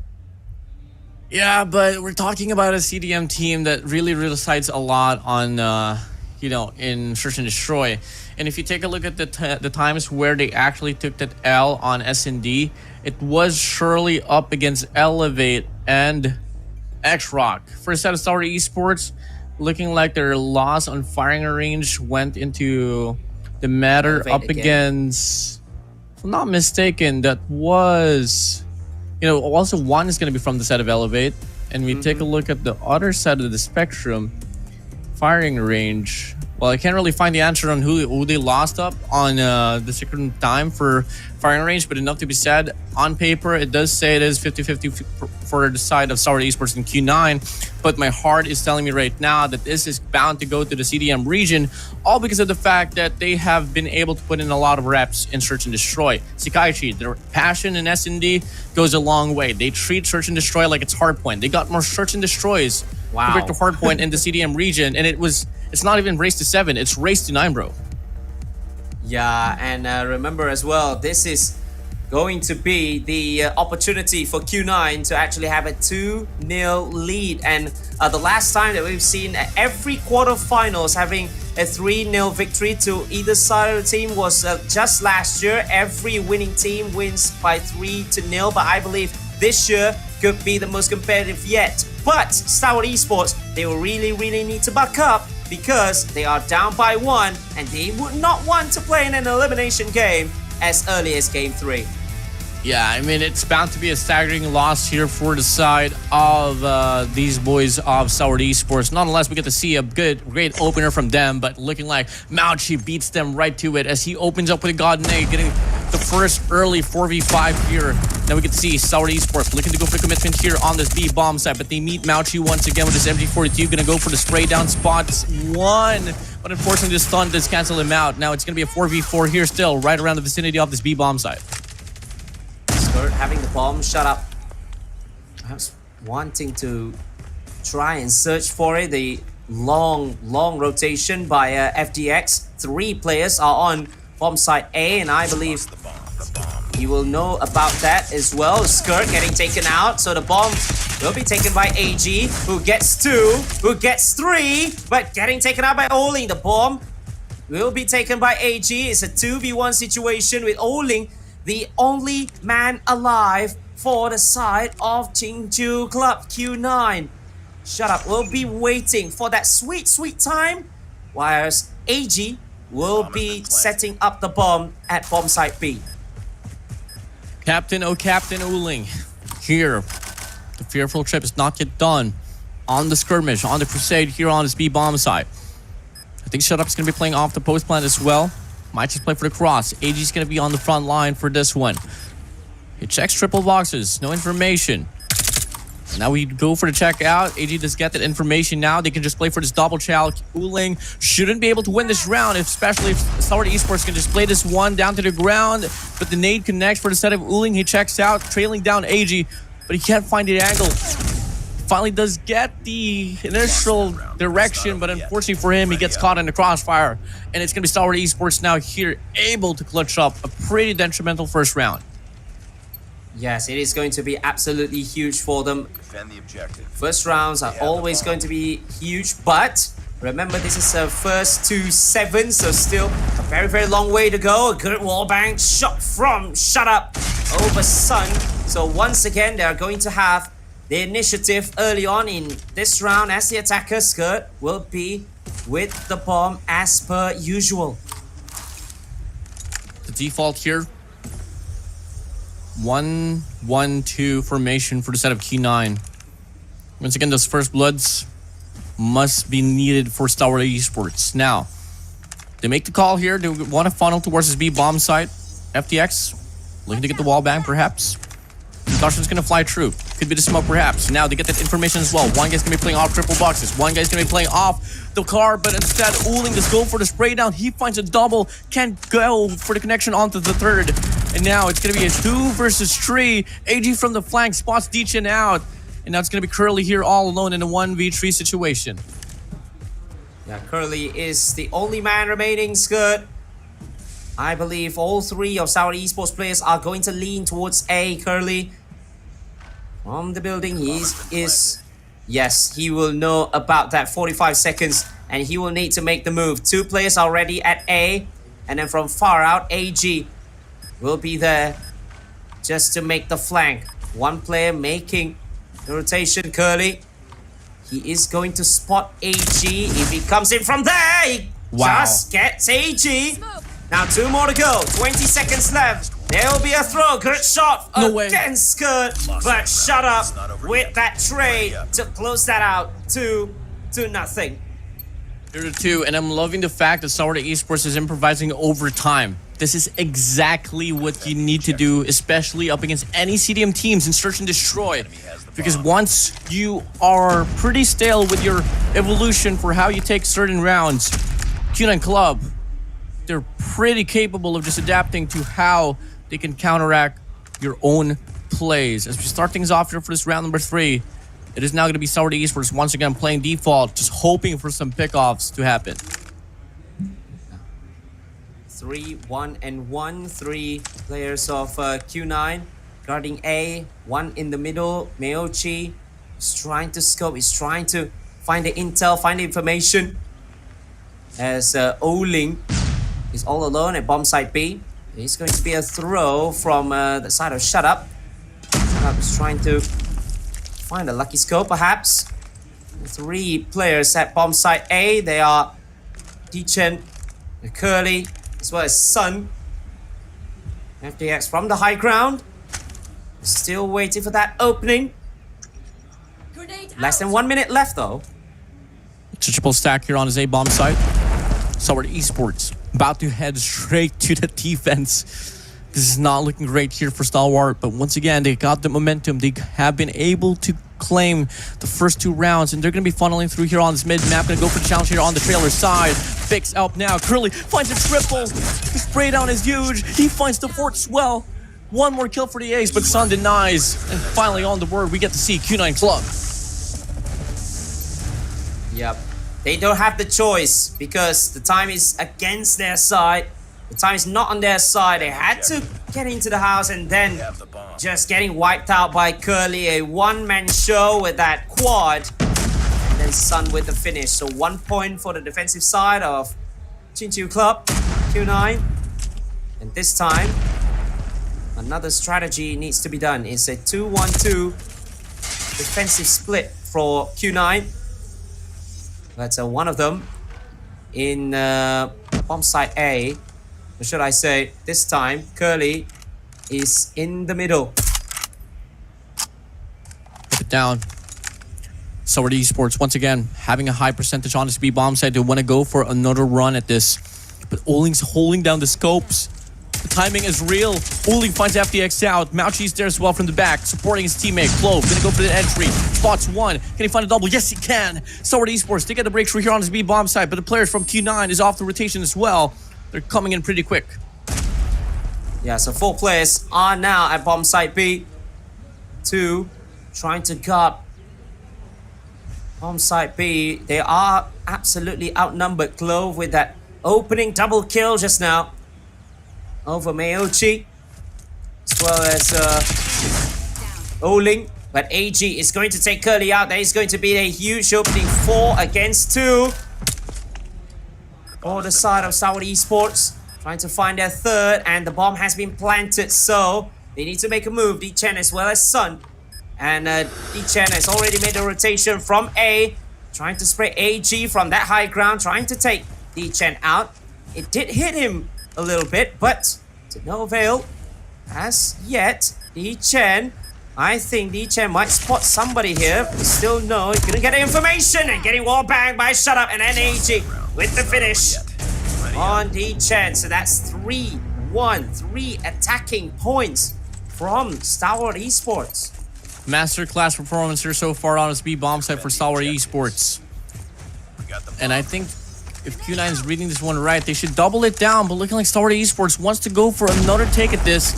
But it's only going to be Mauchi here holding down tires to beat the defense here on this B bomb site. But quickly as I speak, STALWART Esports, they're going to be falling back here and just going to be lying for a retake.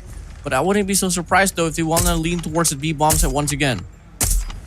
Yeah, because most of the attacking rounds that they've won, they actually went to the B bomb site. FDS, I think he saw somebody in the house already. He couldn't get the connection that he really wanted. So 2-1-2 push for the attacking side. But the bomb is with Skirt. It's still in the middle, still waiting for that opening. FDX, he knew that there is somebody in the house. If he can get it first. Oh, Mayochi! He's crouching and getting close. Shut up over Curly as well. So it's a 4v4. But still, but all the war, everything is going to happen at bomb site B. Although A has been cleared, but Q9 is just D-Chen. D-Chen, who did take that kill at bomb site A, is now outnumbered 1 against 2. But the nade is there. AG almost getting taken down. But the bomb is okay. No, D-Chen did get hit at the last one. Yeah, it's a clearance here for the side of STALWART Esports, and I'm not so certain what's happening here for Q9 Club, but they're just not getting the proper read here up against STALWART Esports. And once again, we go for another default, and the reads is just so faulty here. Finally, Q9 decides to double down this B bomb side, but STALWART Esports is not even leaning towards that side. They're gonna go for a double peek here. Mauchi and D-Chen, but can't find any information. Globe might have heard that as well. And once again, the snipers coming huge, especially for the set of Shut Up. He has been able to get those openers. An exception for Q9, Uling, and Sun. These two right now is just not as impactful as Shut Up. Yes, especially with the entry kills. D-Chen might saw Shut Up, but he couldn't make the connection, and Shut Up made him pay. Shut Up once again with the entry kill. He has been huge for the side of STALWART Esports, especially in these attacking rounds. 4 rounds to 1 that they have so far. So it is going to be 5 against 4. 4v5. STALWART Esports, once again, can they get the brightest of reads? It's them stacking up here on this B bomb set once again. Putting it up. STALWART. Clove leading the push, leading the back. Mauchi finds one. Skirt finds the trade. Mauchi finds a double. Uling finds one on the feed. And now it's going to be a 2v3 here. Numbers shambling here for the side of STALWART Esports. It's just going to come down to AG and Shut Up to go for the clutch. Only Shut Up now, as he's going to be playing on the front lines with a sniper. Spots one. Uling gets the denial. Finally, Q9 Club, they scored another round. All right, so switching sides now. It is going to be Q9 on the offensive, but they only get 2 round wins as a defensive team. So this might be advantages for STALWART Esports. If anything, the split has been done very, very quickly from Q9. But opening up is STALWART Esports. 2 in the middle, 2 at A. Should I say 2 at B this time? The throws for the initiative, and Sun, although FDS gets Curly, so it's still a 4v4. The bomb is with Oling, the captain himself, for the side of Q9. Oh, AG just checks out, but Mauchi slitters around towards the B bomb side. He wants to go for the flank. But same goes for the side of STALWART Esports. Skurd and AG working through this wraparound, but they need to move in quick. Shadop gets the call. He knows for a fact D-Chen is going to be there. He's still hugging the corner here. And it's going to be Mauchi finding one. Shadop is there for the trade. Now it's a 2v2, 2v1. Shadop all alone. D-Chen in the corner. Such a menace. And I thought that STALWART Esports knew where D-Chen was at, but instead, they left him out there. And he was able to make the play to serve that round directly to the hands of the Q9 club. One more round to go for us to find an equalizer. Yeah, Q9, they have been massive in the attack. Quick round as well. They're not making the split, they're just being together, just trying to get there from the middle. FDX is in trouble though. If he can get the wall bang here, son. D-Chen. This is what FDX. If anyone can get that entry kill, it's going to be huge. It's a 2-1-2 again, the formation for the defensive side of STALWART Esports. But 4-man push from a Q9 towards A. They will want to do it again, like what they did just now. But this time, Curly gets taken out. D-Chen over Clove though for the trade. And they are going to regroup. You know, trailer side control. AG just gets spotted out. He's gonna get overwhelmed. Uling finds the kill. That is big. And now they want to quickly reside towards the B bomb site, but no, they fall back. They want to go for A instead. They know for a fact Mauchi's already pushed up. They got trailer side control. All they gotta do is smoke off barrels, and they should be able to get the free bomb plant here. And it's now gonna be the numbers disadvantage here for STALWART Esports. 3 lanes occupied, 1 from mid, 1 from the wraparound, 1 from the front. And it's just all going to come down to the pickoffs, which FDX claims pulling out. It's a 3v3 here for this retake. Oh, Sun as well as Shut Up. I think they have known each other now, but Meuchi taking out Shut Up with the flank. It's just Skurd. Skurd's all alone. He might get flanked here, and Meuchi with that slide, and then the finish. 4-0. 3 rounds in succession for Q9 Club. 2 attacking rounds for them now. First to 7 has just got even fiery.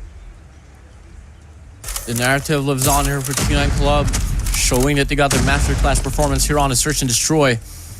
Now we move over once again. STALWART Esports stacking here on towards this B bomb site right from the start, but they don't really find anyone else. And now we quickly draw things back here, as they are going to go for the default. Same goes for the side of Q9. Come again, SEKAIICHI, snipers, needs to be watched out for. Of course, they are going to be there with the intel. If they can get the entry kills, it's going to be huge. But this time, the push was towards the B side. Meuchi might have spotted somebody, but he couldn't get the finishing touch. And now Skurd having the 2-piece, and that is going to be a little bit of problem here for the side of Q9. Although STALWART Esports did lose AG. No way. Oh, Clove. No way. He's in danger actually. Clove, can he find one? But no! He couldn't connect, and Curly takes him out. No way. That could have been the play. But maybe the round's not yet over, not just yet. Still the odds favoring STALWART Esports. It's Curly and Sun. Shut up, holding the cross.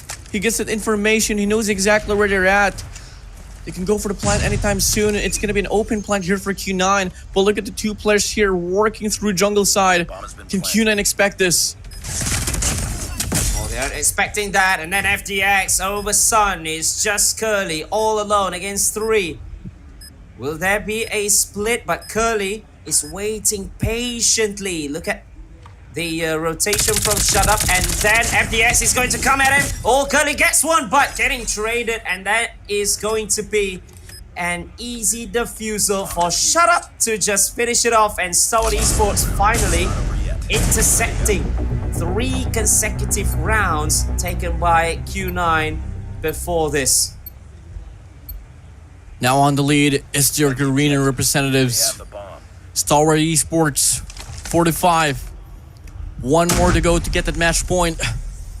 Q9 Club here once again, gonna be playing for the default. Just waiting for those isolations to come in. Mano y mano. But that A bomb site might just be the better look here.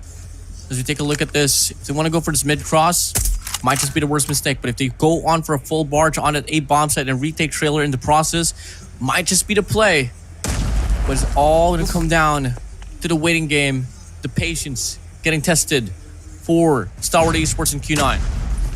Yeah, the nade throw hurting Clove for a little while.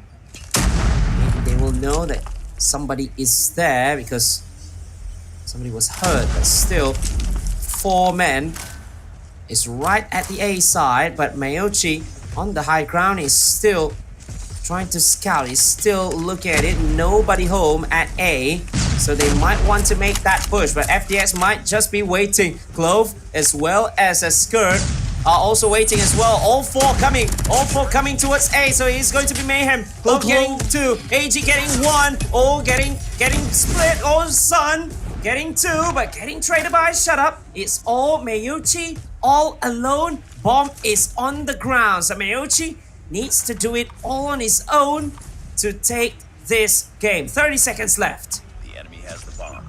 No way can Maochi win this very round. He's going to go for the bomb plan despite the fact 2 players are going to be there. Shut Up's going to go for the Chow. They get the trade, and it's now going to be STALWART Esports here on the Living Grace.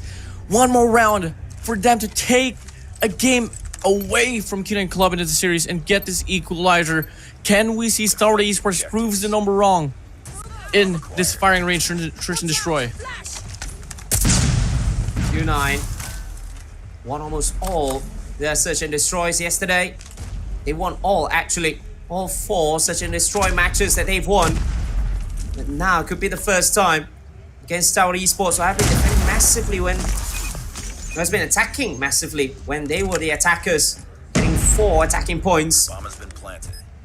Bomb has been planted, and that was absolutely early. Still a 5v5 situation. Bomb has been planted at A. 4 players there. Curly taking Shut Up, but Mayochi getting traded by AG. But still, STALWART Esports is on a huge disadvantage. 1-man disadvantage. Oh, look at that punch from FDX as well. Sun trying 2v2. to get AG after that 1 kill. 2v2. Finish it. 2v1. AG all alone to finish it up, but unfortunately D-Chan shuts him down with a KRM. And the Kingju Club, they live on here. SEKAIICHI, 1 more round for an overtime. Can we see it? Can Q9 Club remain supreme in this very round of search and destroy? Or can STALWART Esports finally close it out? Yeah, just now, they just made that early bomb plan. Oh, Skirt is hurt. Curly and Oling as well taking initiative. Mayochi with that kill as well. It's 4v2. It's gonna be huge for the side of Q9. And Curly is going to make that easy. Oh, but FDX takes him down. Oh, good revenge from FDX, but getting traded. Oling with a double kill. And we are going into overtime. First to 8. Overtime, it's a shootout. Can't afford any penalties here, and SEKAIICHI has to play this one near perfectly. And we move over to STALWART Esports, starting off this overtime on the offense. They've showed really promising performance on the offensive side, and so far, we get to see Shut Up finding the first blood, taking down D-Chan away from Q9 Club. Yes, great nade throw there from Shut Up for the entry kill. The attacking side is STALWART Esports, who has got 4 out of 6 attacking round points for them. Q9, they've got 2. They've got the first one and then the last one as well. Mayochi getting taken away, but Curly with a 3-piece of his own. The bomb is on the ground, so this is going to be disadvantages for STALWART Esports. Curly is trying to wipe out FDS as well as AG. FDS and AG just teasing right outside of point B, and I believe AG is going to try and take the bomb, but that is going to be absolutely risky. P9, they fall apart from the B-bomb side. Do you want to wrap around towards A? Probably. Leave one anchoring towards trailer side, or might just play this one here all together. STALWART Esports still looking to go for the commitment here on this B-bomb side. clear it up. But look at the players from Q9 surging already from jungle. This might just be the lead here for set of Q9. Oh! That is as quick as it gets. Right after the bomb has been planted. Backstab, a double backstab. And Q9 is having the advantage. They are having that match point for S&D. Hit him with a cross and the header. STALWART Esports soon enough might just need to take off their cleats here as their run for Search and Destroy might just be over. We move over to another take here for Q9 Club as they play on the defensive side. Curly finds a double. AG Club goes down. FTX Kurd holding down the barrel side. D-Chen might just be able to get the entry as well as he has that R9. Or can they just go for the bomb plant and close this one out? They're going to play this one down to a 4v3 retake. Yes, the time will be cut to just 45. 3v4, STALWART Esports. They'll need to make it all, but Curly just waiting for Shut Up to come, and then D-Chen will be getting Skirt out of the equation. FTX finding DCN, finding D-Chen, finding Oling as well. It's a 1v2. Can he make that 1v4 clutch here for FTX? But no, Curly will just end this game, and it's a 2-0 buffer for the side of Qingju Club. Q9, although at one point, STALWART Esports were teasing for a 1-1 scoreline, but they came back and then they gained that final point to win this by 8 rounds to 6. They forced an overtime and then they play a near perfect search and destroy. Coach Shine is going to be hopping onto the stage with the Qingju Club,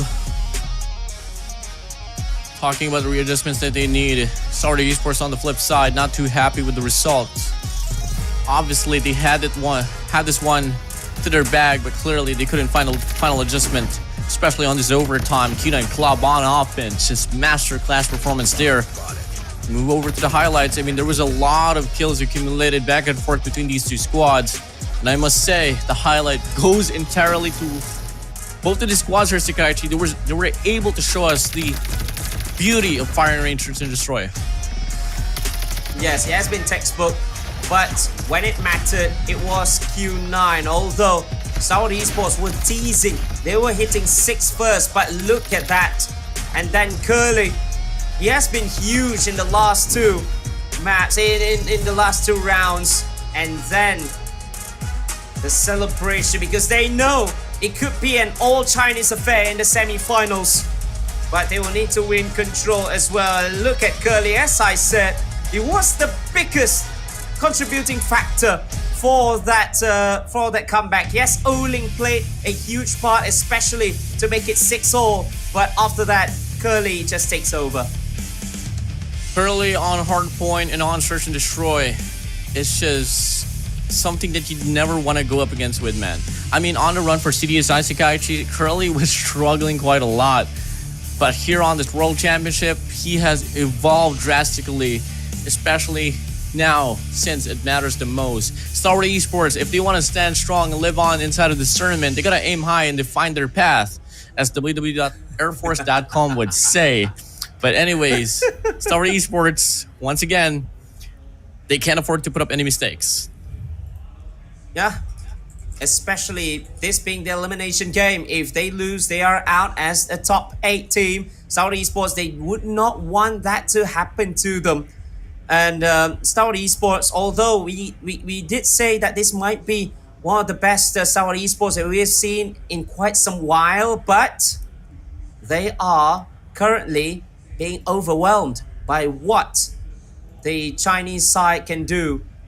The Chinese side of Qingju Club, Q9, they will really need to dominate the control game, or else they are out of the competition.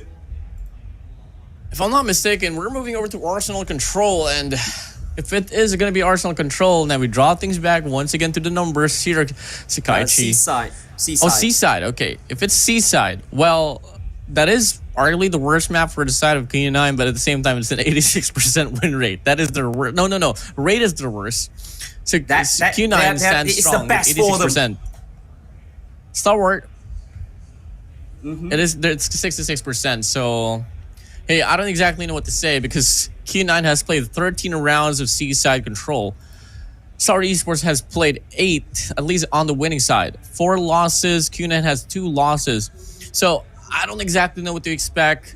This might just be the last and final game that we get to see STALWART Esports. Nonetheless, obviously, someone pops off once again.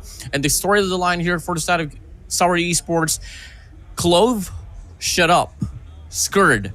These are the players that needs to carry the squad, carry the weight that Q9 Club is giving them. Especially that, because Control has been one of the best maps for the side of a Q9, although STALWART Esports also have something to say about it. But for the side of Q9, they only played 1 Control throughout these World Championships, and they lost to Elevate at Raid by 3-1. But if anything is to go by about these stats or whatever, well, sometimes you need to lose something and then you can go again. Ooh, Emperor Oling, as they call it. I love that one, actually. I love that one. I love that. I love that. Anyways, we do have a bit of probably like technical difficulties here for the side of Uling, or maybe not. I mean, he's smiling. He's smiling. So he's good. He's good. If you guys didn't know, Uling, probably the most intimidating man in Call of Duty Mobile, but up front, he is the nicest person out there. Really down to earth, really humble. He even live streams, guys. If you guys want to tune in, you guys better make sure you guys are following Uling. He does live streams, and in the middle of the game, he does analyze on how he can win the game. That's how good Uling is, guys. Wow. In English? Because No. sometimes Chinese... Okay, that's what I said. Because sometimes Chinese players, they There's do tend translations. to speak their language. Yeah? There's translations? Yeah. I mean, when he's speaking. Actually, maybe not. Maybe I'm just losing my word. But like, there are some VODs out there, SEKAIICHI, when that he's streaming, he does play and the he only does thing like that you teach can players. see, yeah. Oh wow, Yeah. that's great. Oh, I think we got EMP'd SEKAIICHI. Oh. We're all good now. All right. So we don't need any break or whatever. Not just yet, no, because we're heading straight inside of this game. Come again, players to watch out for the set of KingJu Club is no other than the Emperor Uling himself with a KDA of 22.8, 17.1, and 8.0. Gun damage of 1,889, okay, and a score line of 2,938.9. That is your captain of the KingJu Club. Yes, the Emperor himself. This time he did say, after the return of Q9 here in the World Championships, they would want to be one better with the introduction, with the addition from last season's roster. They got Curly, they brought back Chen, but now they really wanted to go at it and make a repeat of the China Masters Season 8. That's how X-Rock qualified to this competition, to this World Championships. Q9, by the virtue of the accumulated points for this season, could be a repeat of the final. But on the side of STALWART Esports, they will really need to force this to a game number 4 to have any chance. They cannot make any more mistakes. They cannot be intimidated. They cannot be dominated again, like what happened. If they see there's a 50-50, best chance, just take it. Oh yeah, most Because definitely, man. And now we are sometimes high starting risk, things high off for possibly the last and final round here for the side of STALWART Esports to try to fight for as we open it up now. It is going to be Q9 here on the offense. 3 players, 4 players stacking here on this B control point.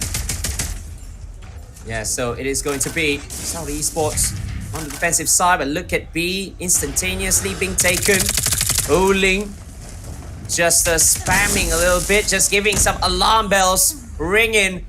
Sun with 2 Ps of his own, not letting STALWART Esports even come near, as they are now having 2/3 of B already. Shut Up tries to come in, but Sun says hello and goodbye at the same time. You know, if you guys don't know, on 2023, we had Powerhouse International, also known as STALWART Esports now. They had to go up against Q9 Club at the first round of the playoffs, and this is looking to be a repeat. The same old narrative here is just Q9 bound to take this win in a 3-0 fashion. But let's come and get it, though. So far, captured already ensued on the B control point. Time extension is there, and look at player Mountry from the side of Q9. He is already working for the spawn trap. Yes, he is just waiting. That nasty instinct that he's having, but he decided against it. He tries to go and flank, takes out AG, and making the entry all on his own. Although FDX is going to try and meet him. There's going to be a flanking. The shutout takes him down. Oh, look at that. Good defense from Sun himself. He's going to go with a solo push over here, being helped on by D Chen, who gets taken out, but Sun is going to go at it. He's taking 1/3 of A with just 90 seconds left. Still plenty of time for Q9 to make any more progress. Wow, Despair connects for the set of Sun, but unfortunately not good for FDX. And now, you get to see the objective here, getting contested heavily. They can just go for the capture here, and they should be able to take this win. STALWART Esports here put this tail. The rotation's not going to be quick enough for them to get the contestment. All going to come down to Skirt here to make the play, but unfortunately he does get taken down. FDX as well. Kingju Club, they win by the objective. Wow, that is a quick attacking round. They quickly take B, and then the A side when Sun just comes in, he went in alone, helped on by D-Chen, and then after that, they're just spawn trapping. They're just not letting STALWART Esports to come even nearby the lane. Now STALWART Esports, as the attacking side, they are going to take B to try and take the B side, but Q9, they are defending. Curly trying to find some, but Oling instead, Skirt with a 2-piece for himself. Massive progress here on this B control point as we get to see STALWART Esports putting a lot more greater fights here on this very round on the offense. They go for a striker on this A control point. They can whip out the War Machine as well to ensure that the players of Q9 can't really do much. Curly holding his angle down, ensuring that there's not going to be a lot more extension here for the set of STALWART Esports, but the progression is just living on. AG going on a spree. Curly is there for the trade though, and they might be able to revert back to progress here on his A control point. Oling as well defending, but B side is going to be taken by STALWART Esports, and now Q9, they are just focusing their defense on A, but Oling gets taken out by Shut Up, and that is absolutely quick, but Q9 with the reinforcements. They do have Curly. AG trying to make the entry from the side. Shut Up over Curly, but Ichen with that 2-piece on the defense. But STALWART Esports, they are still trying with Cloves. Skirt is going to help their cause as well, but Curly taking him out. Still a 1v1 battle, still very highly contested is the A side. 16-9, Q9 Club on the verge of losing this very round. As Skirt now whips out the claw to ensure that they claim this round. Pretty gnarly. And it's going to be a lot of extension here granted for the side of the Q9 Club, but unfortunately for them, it's just not going to be utilized at all, and it's going to be STALWART Esports here on the verge of winning by the objective. STALWART Esports, they take it right back. Similar approach in how Q9 did on the first round. Yes, but this time it is even more aggressive. They're just not letting Q9 Club to even respawn. Respawn and you will die. Respawn and you will die. That's what STALWART Esports has been doing by reducing their life points, and then Q9 had no other choice but to just let STALWART Esports take that point. But Ichen tries to make that entry, but he's taken out. AG as well, FDX with that kill. Mayochi with the double as well. But this time, Q9, although on the offensive, they're taking it a little bit slowly, trying to pick and choose, but they might be going at A. Should be a strike towards A control point here, and unfortunately Skirt from the wraparound just can't find anything at all. And now Q9 here should be able to stabilize their grounds here on his A control point. They got players pushing up. They got every factor locked in. It's just all going to come down to whether can they win their gunfights. Yeah, D-Chen getting traded just now. Glow with a double kill over here. Oling trying to get in with that War Machine. Still couldn't find anyone as yet. He's still trying to capture A, but getting recovered well. FTX with a double, with a triple as well, and they're making the recovery to just 1/3 of things, but it's 18-17 on that life points. AG having both kills with the War Machine, getting 3 on his own as well. Q9, oh, AG, he's got 4. That is absolutely nasty coming from AG. Pretty stellar performance here so far for the set of STALWART Esports as they're on the verge of claiming the lead right back to their side. Q9 here trying to find the means to get some progress here on his B control point, but Scourge shuts him down. 9 more lives remaining here for Q9, and STALWART Esports, your Garena representatives, number 2 in Garena, is about to take this lead right back, and this might just be the start of the Cinderella story here, SEKAIICHI. Yeah, less than 10 seconds left, and I believe time is not on the side of Q9 Club. They are trying to take B, Curly, with everybody helping as well, but life points are not going to be their best friend. It's just 6 against the STALWART Esports. Still have 12. Skirt trying to spot somebody in there. Meochi is going to make the double over Skirt, and that could be the opening, but D-Chen getting taken out, so everyone has only got 1 life. Although there will be a 1-minute extension in which STALWART Esports are already standing by at A. So how will Q9 take this? They only have 1 life each. Anyone who gets taken out, they are going to having to wait until the end. Skirt getting taken out. 8 lives left here for STALWART Esports. Can we see the clutch here? Nope. Clove denies. Curly does get the trade. D-Chen doubles it down though. It's only going to be a 4v5 plus 1 on the respawns for the set of STALWART Esports. All they got to hope for now is they can get the capture here. Cleared off the first wave of gunfights, but AD spots 1. Sun whips out the Sparrow. It's a 3v5 here, but come again. The whole investments will be coming through here for the set of STALWART Esports. FTX finds 1. Curly doubles it down. Finds 1 again. AG now going to be all alone. 1v2 situation. Kingju Club turning the tides around. Curly with an equalizer. Looking for the last and final shutdown, but it's not even gonna matter at most. Kingju Club, they win by the objective. Wow, 5 against 10 at one point, 5 against 9 or 10, and they just did it. Although the life points are not really on their side, but they just won that final gunfight. That gave them the edge.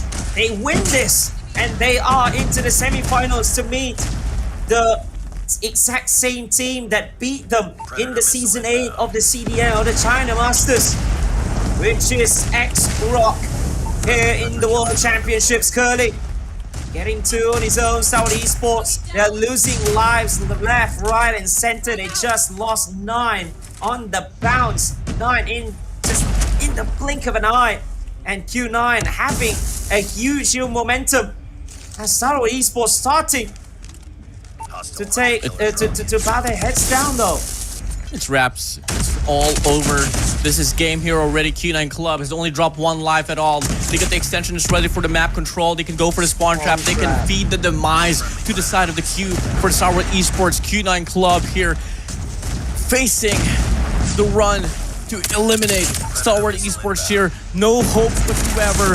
Everything is falling into shambles, and it's going to be a repeat on how it went down on 2023. It's going to be Q9 Club taking down the squads of STALWART Esports. There is no absolutely any hope anymore for STALWART Esports. 8 seconds left. 6 lives to reap away. Q9, take it away. This is game over. STALWART Esports, I'm sorry, but you're heading straight home already.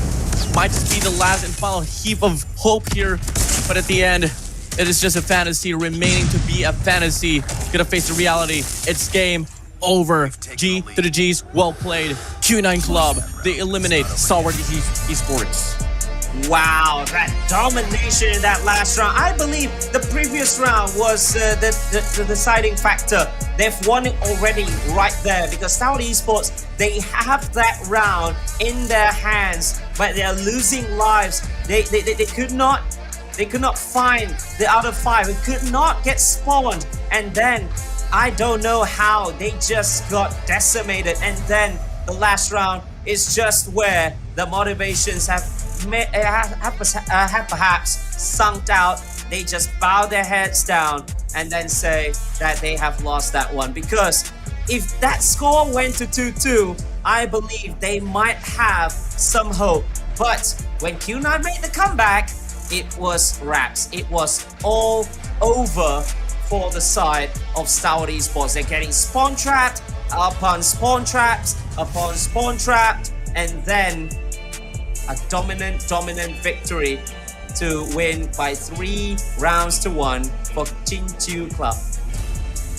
Yeah, that's game over right there. Come again, SEKAIICHI. We've seen this narrative before on 2023. Q9 Club went against the squad of Powerhouse International, and the composition for Powerhouse, Shut Up was there, Skirt was there, and Sendu was there, but they couldn't find the adjustments here. It's still going to be the same old narrative. Q9 Club claiming this one down, and unfortunately there were so many opportunities for STALWART Esports to actually take away a game or two, especially on the third round for this control and the run for search and destroy. I mean, we were able to see STALWART Esports taking such a drastic lead on the first half, but they weren't able to back it up once we got to see Q9 Club actually on the offense. We take a look at the kills here for the control run on C side. Skirt was able to double it down, 22 for his name, but who has been called all throughout the day? It has been Shut Up, struggling to put his name up in the board, but it's all okay. It's already done. They still make it to top 8 here for this tournament. Yeah, top 8 in the world. Best 8 in the world is no small feat. It is absolutely huge. But STALWART Esports, good game, well played for the COD World Championship Finals. They will be bowing out. But Q9, a potential, not really a potential anymore. They are confirmed next to meet X-Rock from the same region. This time in the semi-finals, a repeat of the China Masters Season 8 Finals, in which X-Rock won that one. But now we are going to see them in the semi-finals instead, in which is going to be a mouth-watering clash for the semi-finals tomorrow. Definitely. And now with that being said, that is already 2 games, 2 series done. We're just going to be waiting for the interview to kick off here for this very match. I know for sure Uling has a lot to say, and come again, you winning SPS on this year, you want to change it down to that World Championship, and I know for damn sure Q9 Club, they have what it takes to actually build up the narrative. Yeah, so it is going to be a repeat of the China Masters tomorrow in the semi-finals. Q9 with a dominant 3-0 victory, but again, this might be a repeat of 2023. And I don't like to curse this one. I don't want to put on a commentator's curse, but last year it was all 3-0, 3-0, 3-0, 3-0 in the quarterfinals. But I don't want to see that happening again in this year's competition. I hope that we could have more drama in the next 2 quarterfinals, in which we are going to see Luminosity against Galoris, and then our sole representative left in the competition elevate against the one and only champions of last season, which is Wolverhampton Wanderers. And now we are going to see the interview for Q9. Yeah, so for them, it really touches them hearts that they're here again for the second time, and they're just really excited to be here. And then for tomorrow, they've got their eyes forward on winning it all. And to them, it's just different from getting so far compared to last year. It's like eye opener. It's real now. They're here, and it's making it happen. So that was a little lofty. I want to get into the weeds here. STALWART, backstage, STALWART has been one of the teams that the squads have been talking about the most. They play really fast, and a lot of these teams have been scared of them, saying that they're one of the better teams. How did you guys take them down so emphatically well? 所以大家都在讲 STALWART 哦，好厉害，我们好害怕，他们打得好快，但是你们怎么打败他们？那么容易的打败他们？主要我们跟 ST 也是老对手了嘛，然后可能会比较熟悉他们，我觉得。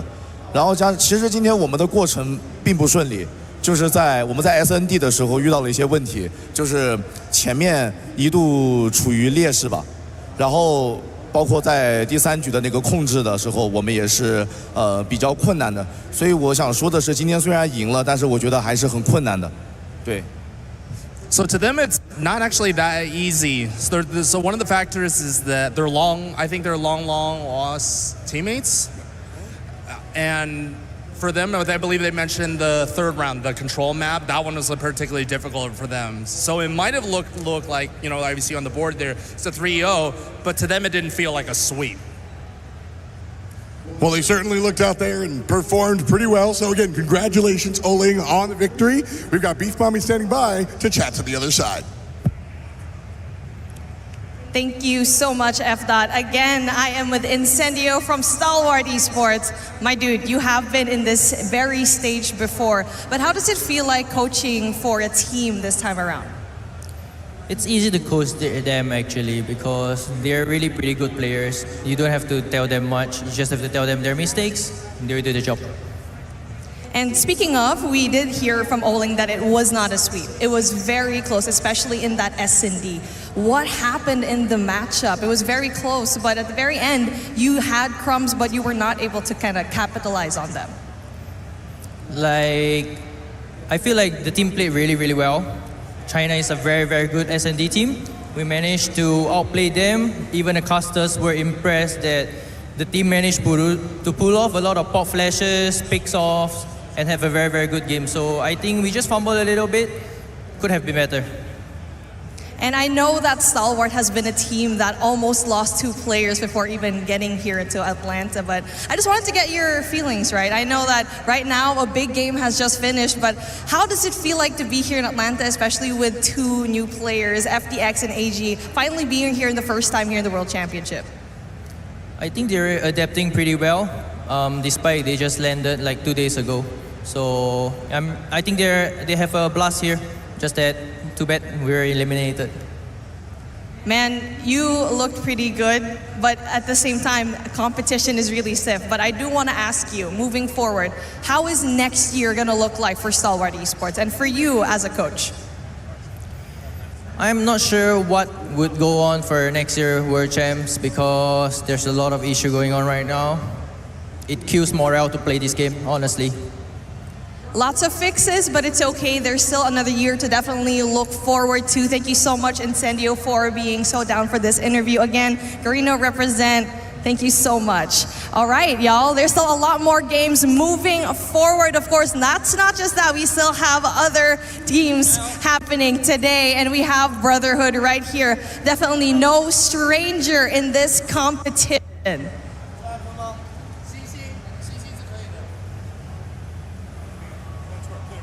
And I love that camaraderie. Stalwart, Garena. Good job, bowling. More action for everyone here at home. We'll see you in a little bit. Oh, that was absolutely sweet Awesome. from Oling. Yeah, also, instead of crossing out Stalwart's name, instead, love. So yeah, much love in the Call of Duty Mobile Pro scene. They are competitive, but well, after that, it's all hugs, it's all brotherhood, right? Yeah, man. I mean, that was just pretty wholesome coming from the most fierce, intimidating man in Call of Duty Mobile. But enough to be said, we are moving over to the next series. Come again. We still got 2 more to go. But before we head straight to the next one, we're gonna have a short break, SEKAIICHI. We'll be right back.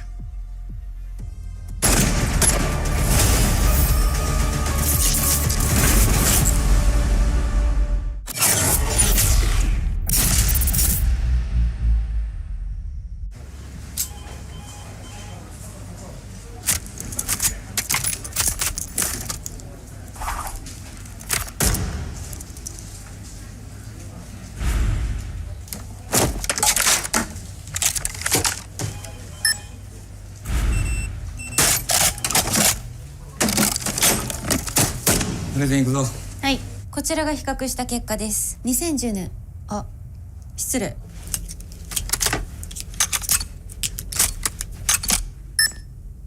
かっけー。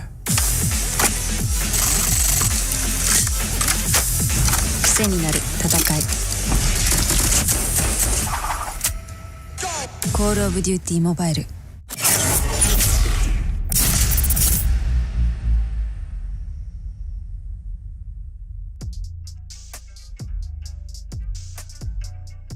Our team biggest strength is we are the 3 times Garena champion. We have the experience to beat them easily.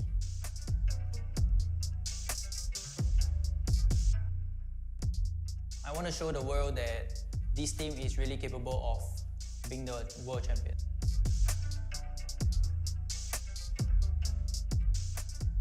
Don't underestimate us because every year you guys have been underestimating us, and every year we have been beating you, so watch out. Hey Smart Omega, you can't even keep AG. What makes you think you can win us? Hey Elevate, I hope you guys don't cry this season. All the best.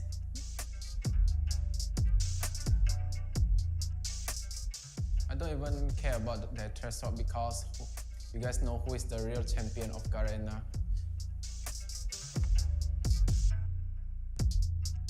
Normally I just like chill and do a quick training for 5 minutes, and that's all that I need. I really want to defeat PJ one more because he stole my MVP last year during stage 4.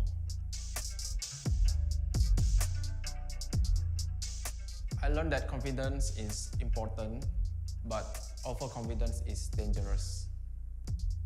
To Smart Omega player, especially Whoopi, just go retire. I'm so tired defeating you guys. For me, we're really confident with our gunfights. I believe that between individual skills, 1v1 gunfights, they can beat us. So that sets apart from Stalwart to Omega and Elevate. Whoopi, because he's been crowned the best sniper, and I don't believe it. It should be me. For me, their trash talk is just all talks. They don't show it in game. As you can see, we dominated them in second week and third week. They only won one series against us. We won both. So for me, let's just see in land who will win. Yeah. For Smart Omega team, Whoopi is the best sniper in the Philippines. Well, guess what? Mustacho doesn't love him anymore. He loves me, FTX. For Elevate team, I already made Luffy cry. Candy, you're next. Make sure you don't quit, okay? It's just me, FTX.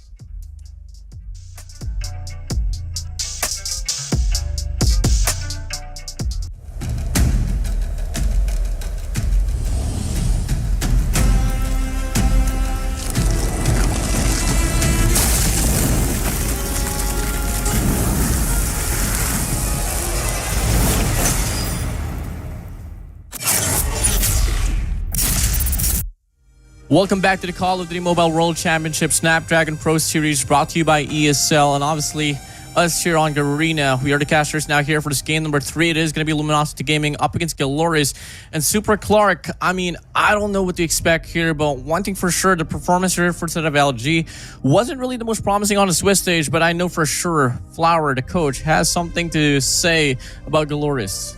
Well, we talked about that one offline, and you give your prediction for this, that LG will be winning the series. But, you know, you don't need to forget to mention the prowess of our Galoris. We know for a fact that they had a good run in a Swiss stage. So let's see what's going to happen. If your prediction is right, who knows, right? Because this match will be, I know for a fact that this will be highlighted in Luminosity's strategic prowess and teamwork, enabling them to secure a place in these later stages. Who knows? Yeah, I mean, the keys to victory here, if you were starting towards Luminosity Gaming, you want to take away the Apocalypse and Ashenda away from the series, possibly just force Hackneyard around, because Hackneyard on Galores is actually not the most promising out there. Or whether you want to stick towards Summit or Standoff, it really depends. But Summit Standoff, yes, for sure, we got to see Luminosity Gaming actually take that L on Hardpoint up against STALWART Esports, but STALWART Esports is one of a kind as well in regards to like close quarter combat. But Galores, they really excel on those long-range maps. And if you take away Shannon Apocalypse, then obviously the only long-range map that is available for Galores to claim is going to be that Hackneyard, which I think they are trying to avoid as well. Well, let's go and get it. For Search and Destroy, I feel like Luminosity Gaming, if their map picks is right, they should be able to take this win as well. But the true narrative really is living on for the side of Galores on S&D. Right, because they got a good match, definitely from these two teams when they fight against, and in S&D. So seeing the percentage that we have on paper, I think it's going to be a good match when they start playing in S&D, because they both have 50%. Well, if we're talking about firing range map. So let's see what's going to happen, if that's going to be the chosen map they're going to play in for S&D. But as you mentioned earlier, for the hardpoint, our Galores really need to avoid playing in Hackneyard. So let's see if the Hacienda will be the perfect map for LG. And that's going to be a huge advantage for them, because they are winning all of the matches in Hacienda. So let's see what's going to happen. Let's make this a most fun and great story to tell for the series. Yeah, I mean, I know for sure that we're just bound to see one of the best out there as well. Hopefully, it doesn't really go down to 3-0, because so far the first two series has been 3-0. Rock against Godlike, it was 3-0. STALWART Esports Kingdom Club could have reached the distance, but unfortunately, STALWART Esports just kept on choking, and it was also a 3-0. I mean, if we were going to be talking about like the narrative that was brought to us on 2023, it was for sure really dominating as well during the run for the quarterfinals. We were only to see like a game 5 with Luminosity Gaming up against Godlike on the semifinals, but Wolves on the flip side was able to go for a 3-0 up against T9 as well. And so far there might be some repetitions that could really reside towards that, but we'll see about it. I know for sure if it's not going to be LG and Galores, it might just be Elevate and Wolves for later on. Oh, let's see what's going to happen then. This will be an interesting battle. Moving on to the next match. And if you are predicting that LG will be winning the series, I'm going to go with the Galores, because I see them perform on our Swiss stage. They fought hard. They got a strategic prowess and able to set up perfectly in controlling any map. So they just really need to repeat that kind of strategies in order for them to get a W against our LG. So let's see what's going to happen then. Who will be rising their own flag? Who will be the name? The next name will be crossed out on the board. Yeah, I mean, it'll be tough, but I do somewhat trust the run here for the set of Galores as well, as much as I do with Luminosity Gaming. It's just that, it would be pretty darn interesting to see another team from the West, especially for NA, that could actually put up the fight. Even though, as a coach for the Supreme team, there has been a big rivalry going on between us and them. But hey, we take a look at the squad now, Luminosity Gaming. We do have Jez once again. He is the former world champion during the run for 2022. You got Cartels, you got Kings. Obviously, the biggest standout here, honestly, for me, is surely AORAF. AORAF on that R9 on close quarter combat gunfights is truly a player that you just don't want to ever go against. Right. He is one of the key player in Luminosity. So that's the highlights that we are showing you already, how good they are in this series. But who knows, it might be a different story, because we are in world championships. It only means that the skills are really different, that they can execute, that they can definitely bring out to the game. Yeah, I mean, Luminosity Gaming, if you take a look at how they were able to run down the Swiss stage, I mean, you want to just bring up the fact that they were able to sustain quite a lot. I mean, LG, number 5 seed inside this very game, and they were able to take down pretty much exclusive Animus and Wolves. And taking a look at the player to watch out for, obviously it's going to be AO Raf, one of the nicest guys there is, one of the most particularly insane movements. He is the movement god of North America, and he is able to bring in a lot of offensive power for the set of Luminosity Gaming. Right. And let's see, because they got a good run, 3 wins, 3-1 and 3-2 for Galores. So the momentum will change somehow for Galores if they manage to grab a W against our LG, because LG is really something else. Aerorap, as you see there, the key player of LG. So he is one of the players that you need to watch out for when we start the match. Galore is taking over a lot of teams already with through to do 3-2 for the matches. In no time, we can definitely show you the players, and here we go.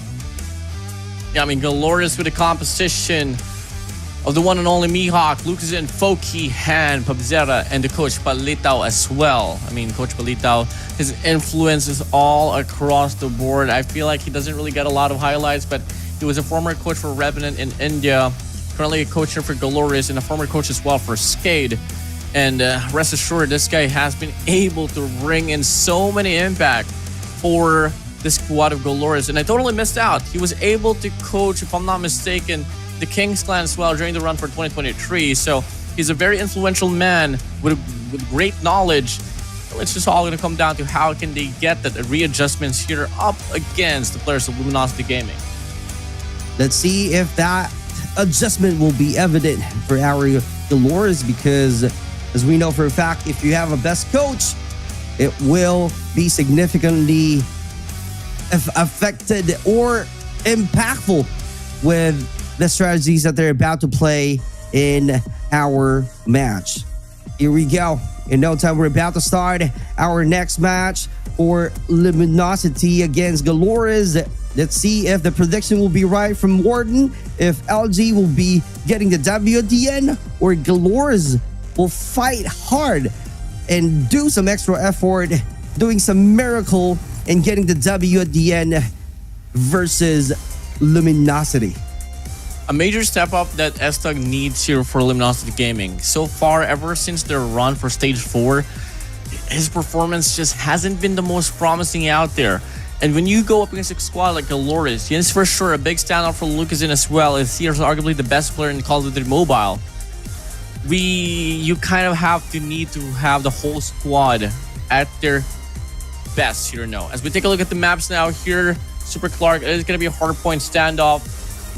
Search and Destroy Express, Control Arsenal, Hardpoint Ashenda, and Kurohana Metropolis. So that is going to be a great start here for Luminosity Gaming if they are going to be looking to end this game off in a 3-0 fashion, because those first 3 maps really sides towards them. Exactly. Good choice of the map. So it is really siding to the LG right here. So let's see if the story will change or the prediction will be correct or not. That is something that we need to find out. Those are the questions that really needing to have an answers when we start a match. If Galores will be somehow showing the mechanical prowess to be needed for them to go ahead with in terms of scores against our LG. If you guys missed out on the drink that Galores was drinking, we are partnered up with the Monster Energy drink for this very broadcast. And look at this. We got predictions up in the board and everyone's voting for Galores. Well, I'm honestly leaning towards Luminosity Gaming. I just feel that way in some way. Just seeing like how the run has been going on for the side of Luminosity Gaming. I feel like they're much more promising than Galores, but I want Galores to prove me wrong. There we go. That is something that we need to find out. Good prediction as well. This time, since Warden predicted that LG will be winning, and the other casters predicted. All of them voted for Galores. Let's see how it goes, because a good voting system that we saw earlier, it's like a split decision right here. And Galores and LG. So it only means that this will be an interesting battle for the next match. And I am definitely excited to see how it goes. Well, I'm definitely excited as well with you, Super Clark, and looking like we were just a minute away from starting off the first game. Come again, it is standoff hardpoint. We take a look at the direct comparison here for the maps. Come again, Galores has had a 90% win rate for standoff, 82% for the side of Nexus, aka Luminosity Gaming now. But I just know for a damn sure that the R9 from AORAV will hit like a freight train once we move over inside of the game. It's not all about the Odins for standoff. It's all about those shotguns, those submachine guns.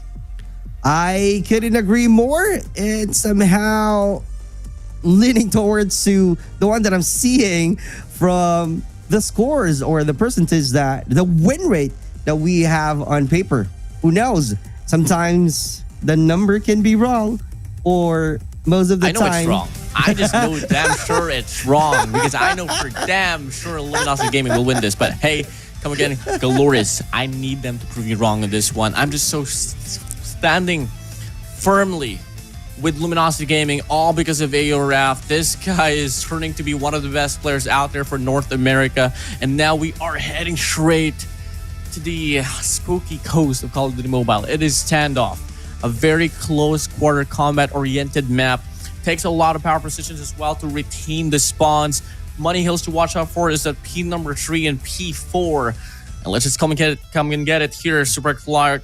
It is the game number 3 of the first day of the knockouts of the playoffs here on Call of Duty Mobile World Championship 2024. And it is going to be LATAM up against North America. Galores up against Luminosity Gaming. Here we go. We're about to start in no time. And the prediction will be right. The prediction will be wrong. And we are definitely excited to see that one coming, so that we'll be able to know if Warden will be wrong or the other casters will be right. And as you heard, Confidence. Warden keep on saying he is definitely 110% sure that LG will be getting this series against Galores. But who knows, because my side is for Galores, depending, because I'm seeing the numbers and stuff. But it's still just like the point that he is saying earlier. Warden saying is still depending on the close quarter battle. Their mechanical skills really need to execute well and have a perfect control on a certain map. So all of the things that we are saying right now will be dependent on how they play on the map. Yeah, I mean, just to tell you, Clark, all of my predictions has been wrong. But, you know, I'm confident. I still remain to be confident. May the caster's curse live on? I don't exactly know. But there's just a strong feeling with me here for Luminosity Gaming. I mean, I don't want to neglect the paper.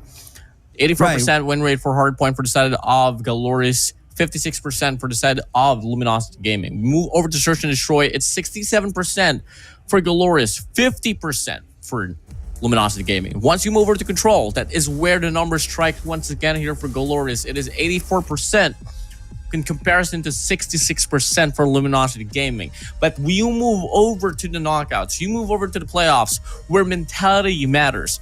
I just know for damn sure that Luminosity Gaming, they have one of the best dog mentalities out there to bring into the competition here for Call of Duty Mobile.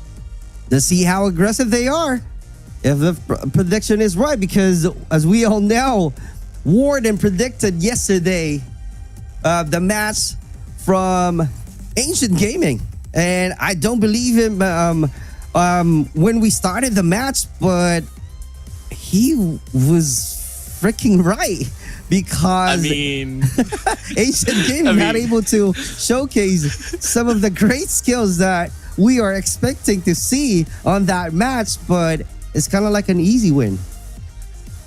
I mean, I think you're being too kind with your words there, Super Clark, with you, man. Because Ancient Gaming is just bound to lose the whole tournament. There's absolutely no chance. Remember that line. No chance whatsoever that he can make it past lane number 1. And It's not because it's out of their hands. We couldn't really get the full potential of Ancient Gaming, all because of 3 of their players couldn't get their visas approved. And that's just so unfortunate. Their coach Major had to play. And sometimes, yes, for sure, coach is gonna play. But in this very time when you're given the lack of time for preparation, it's just not gonna be enough for the whole team to recuperate the damage that's done. But anyways, looking like the players are now exchanging hands, as looking like we are about to head straight towards this game. It is Luminosity Gaming once again up against Galores, the battle of Latam, the battle of North America. Here we go. We are about to start. Is it gonna be Galores? Is it gonna be Luminosity? We are starting the match. And here we go. Will be the teams. Oh my God. A lot of frags being thrown out just like that. Great start right away. Trying to get a good control of this building. A lot of close water battle that we are seeing. A lot of shutdowns. Just like that, Galore is getting a good point, getting ahead in terms of the points, and still, oh my God, trying to hit and using the gloves alone. Here we go. Our LG this time really trying to somehow make a great comeback. A big punch down here for the side of Galores so far as they claim the first 17 seconds inside of the hill. Final Luminosity Gaming. They are able to put their names up there instead of the hard point, but in return, Galores get the early rotation towards P2, but never mind. Cartels does find the God to take on Pubzera, and looking like they want to reside back towards the next hill instead of claiming this trap time. So far, though, it is going to be Galores here on the lead. Galore is holding on to the lead already. LG losing some of the few points, but we are just on the first part of this round. It's a long way to go. We have a 250 target for this match. So let's see what's going to happen. How are they going to reset? How are they going to somehow counter the individual prowess that Galore is definitely showing this time? Lucas is right there trying to connect. Kings being shut down. Here we go. A lot of great trades happening from these two teams already. A lot of great action, penetrating the building, retaking the hard point, just like that. Stog is right there. Great kill. Precision is right there. Precision is the key. So far, Galore is going to be able to sustain quite a lot despite the fact that the spawns are not going to be sided towards them. Big break there on towards Secret. Made the play work out quite nicely. And it's going to be 51-26 here. Purifier is going to be out, and it's going to be Galores here longing to get the chain as well here towards P2. And as we move over to the rotation as well, back to P3 on blue, we are seeing the pressure here from the side of Galores. Luminosity Gaming just put the stale gunfights, not siding towards them. And it's all because of Mihawk here dropping 12 already inside of this game. Here we go. Let's see what's going to happen because Galore is having a quick rotation. How are they going to control this one defensively against Luminosity? Because right now they got the advantage in terms of the angles. Oh, War Machine is out. Same thing with the other operators. Be about to be significant on that kill. Great job. Here we go. Justice right there. Stog trying to push through, but in no avail. Penetrating the building. That's going to be hard for LG to penetrate the hard point. Can they retake it? Can they be able to penetrate? That is something that we need to find out because right here is going to be different. A quick retake from LG, but Galore's still about to push in a strategic position that we are seeing right here from our Galores this time because of the scores. 87-45 running. Who knows who will be the next one? A quick rotation this time and an early control of the map. But down now, Luminosity Gaming finally catching up just a little bit. Galores on the process. Once again, beating the rotations out away from the hands of Luminosity Gaming. They got the players stacked up here towards boxes. They got one player as well spawning on towards factory. They got every lanes locked down. This should be forcing the spawns to get split apart here for the set of LG. And looking like the gunfights, once again, is just immaculately so much better for Galores as they enter the 100-point mark. 102-56. Great performances being shown for Galores. Right now, they got a great position, taking the advantage of the high ground, closing out the sidelines, but being flanked by Kings. Here we go, getting 2 Ps right away. 60 is our score for LG. How long are they going to control the hard point? That is something that we need to find out, because right here, Galores, we are definitely seeing all of the players penetrating the building already and being ready offensively for LG. And just like that, misses that shot coming out from Jez. Let's see what's going to happen. What's going to be the next move? Sustainability is always a big question here inside of this game, and so far, Luminosity Gaming still are able to trail down the players of Galores. But it's just so hard, especially since they have been pretty lackluster on towards P1, P2, P3. It's only until this time that we're able to claim such a big foothold. We go back to P1 now. The hard point opens up, and it's going to be siding towards Galores, but Estar makes the play, finds a triple on the board. LG reclaiming the P1. This time, our Galores really finding a great ways to find a good angle. We are seeing that they managed to get the P1 against LG, but LG is really doing so hard right now. Let's see what's going on if they can claim the P1 once again, because Galore is finally able to decline by LG, and LG is really having a great angle, great defense at the same time. That's the only thing that they can do so far, but being caught. Great job from Cartels, getting more kills and being traded at the same time. 130 to 104. Luminosity Gaming is still going to be on the trail once again, and now they do get forced out towards the spawns here for P1. That's going to be giving them such a long way around if they want to get the rotation as well towards P2, but it's going to be a bit too late. 3 players, 4 players already right around the vicinity towards Factory. And we're just seeing Luminosity Gaming here stacking up towards Gasoline, but they meet the Sparrow of Hen. He goes for 1, he goes for 2. Should be able to get the triple as well up against Kings. Yes, he can, but never mind. Although, we can take a look at the score line here. 23 kills already for the setup of Zera. Now we're going to have to here for the setup of Luminosity Gaming. Main push two. He's going close up gas. Dead. I smoked Coop cross. I need trophies main. Mark it. Market box. Go gas. One in market. One gas on. Market going rotating boxes. They're already rotating also, guys. Yeah. Alright, go new. I'm gonna smoke you up. Just. One shot. Oh. No. We go new. It's all good. Block in, we got Yo, this. there's a guy new already.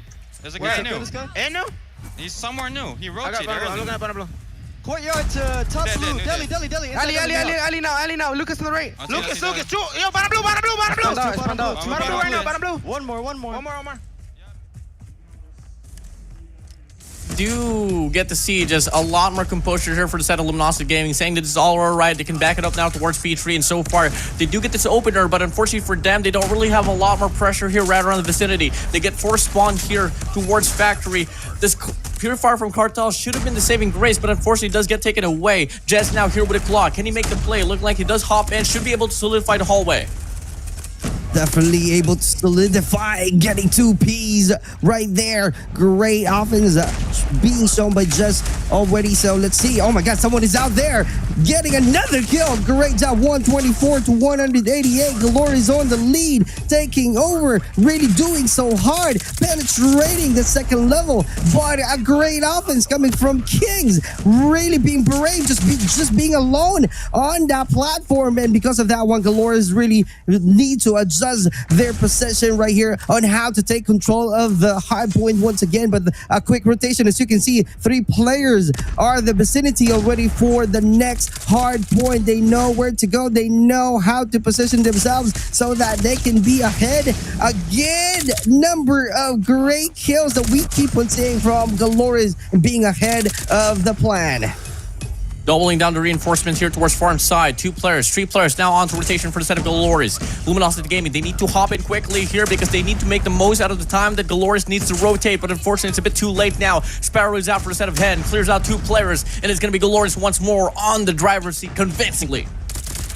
Convincingly indeed. Getting 2 Ps, all being traded at the same time. Folky still trying to take good care of that position. Long range battle, getting that kill. Folky penetrating once again, going back to the hard point. Seeing them having a great position, making them a huge impact in terms of the score. 229 already. Great job. Individual prizes that we are seeing. Great teamwork as shown by Galores, and they're about to win this match already. LG really need to do so hard, making a double time for their performances. Yeah, soon enough, this hard point number 1 is going to open up once again. We all know Galores, they want to stack this very hill. And so far, Hen's going to be able to get the first opener here on towards top Grandma. Cartel's going to be there for the trade. So far, more players will be started over for a set of Galores instead of this hill. Luminosity Game is still going to be on the trail. And looking like they're about to get the break, but LG, they still sustain. 2 players now, top Grandmas. War Machine is out for a set of Pub Zero. They are on striking distance to close out this game. Luminosity Game about to falter here. They need to hop in quickly now. But unfortunately, this War Machine is just a menace. And they force out the spawns. Galore is now able to win this first game. First round in line. Standoff to their hands. But S-Thug finds the Sparrow, but doesn't even matter. Cartels finds a double on the feed, but Galores is still going to be sighted inside of this hill. Double child will try to come through. Luminosity Gaming still looking for some hope, and they're going to be able to sustain this one through. They survive another wave. We're going to see another hard point. Hard point indeed. Here we go. It's been an extension right now for Galores because they're just basically waiting. Oh, LG not losing hope. Let's see if he can still find a good chance in winning this battle just like that. But it's really a fantasy to get that W against Galores. They are really went ahead of their game. What a first run. Great win for this round. It was a pretty dominating run there for the set of Galores. And I must say, predictions sometimes. All right, okay. Do curse out the players sometimes, and well, it is what it is. Galore is here, just showing that they absolutely deserve why. Exactly, hold why that they got a 90% win rate on standoff.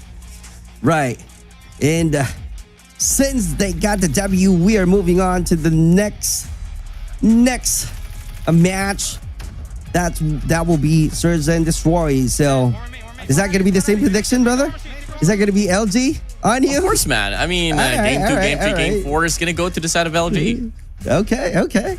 All right. Let's see how it goes, because right now they got, in terms of morale, the morale is so high for Galores getting the first W for the first round and definitely dominating the game itself. In terms of the score, they're now allowing LG to get a good position and showing a quick rotation, being the first 3 players ahead on the next hard point. That's why they keep on having a great defense and not able to penetrate from the LG. And here are the scoreboard. You know, everything is just going so right for the side of Luminosity Gaming. When you know, for Galores, when you know for a fact Lucasen is not even the most layer for the squad. It was Hen, it was Pubzetta with 37-38. I mean, Lucasen's not going to be on the trail too much with only 34, but when you take a look at this, the squad of Luminosity Gaming, barely even scratching the 20-point mark. No one even reaching 30 at all. And the rest will live on. Numbers never really lie here, Clark.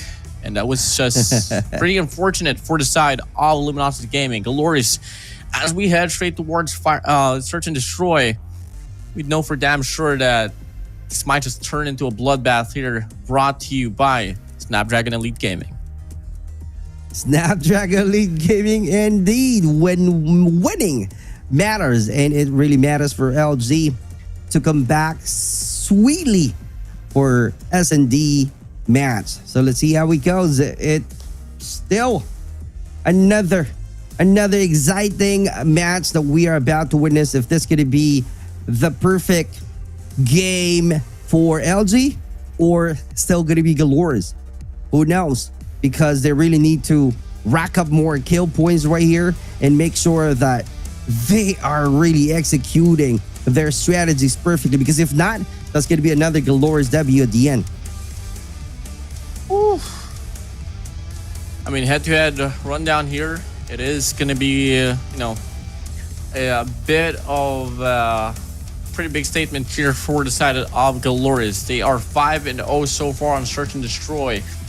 1 and 2 for the side of control. So, I mean, the sort of the line here, honestly, is that if Galores is looking to get this win, they might have to lean towards getting game number 2s and 5s. But with the morality kicking in, and especially since the fact that they already have gone through the run for harder point, they might be able to end it off here on this game number 3. But it's tough to call. We still have game 2 up next, and it is going to be search and destroy. Let's see how it goes. Let's see what's going to happen. Right now, they're talking about it. What are the mistakes that they made? And how are they going to prepare moving on to search and destroy? Showing you the trophy once again. And the map that we're going to play for search and destroy will be Express. A lot of great sniper range battle that we are expecting to see from this battle. Who knows if LG will have something for us on the next round. Woo. Let's come and get it. Once again, search and destroy. Not too exactly certain how to feel about this, but Galores, they showed how great they can be in maps that they've had a lot of repetitions in. It looks like soon enough we are heading straight to search and destroy once again. Ladies and gentlemen, this is the Call of Duty Mobile World Championship 2024. On your screen right now, it is Galores of Latam up against North America, Luminosity Gaming. Here we go. If we're going to talk about the key to get the W for S&D, for the side of LG, they just need to somehow focus on the few key strategies to get the W, like controlling the high traffic zones for A and B sites.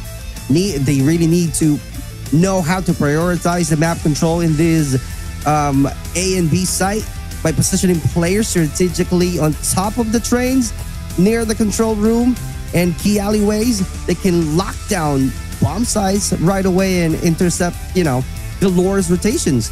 And that is something that I'm expecting that LG will be doing for the next game. Sniper and long-range weapons. Let's see what's gonna happen. Let's see how are they going to use it. Chugga choo-choo. Want to watch out for the train.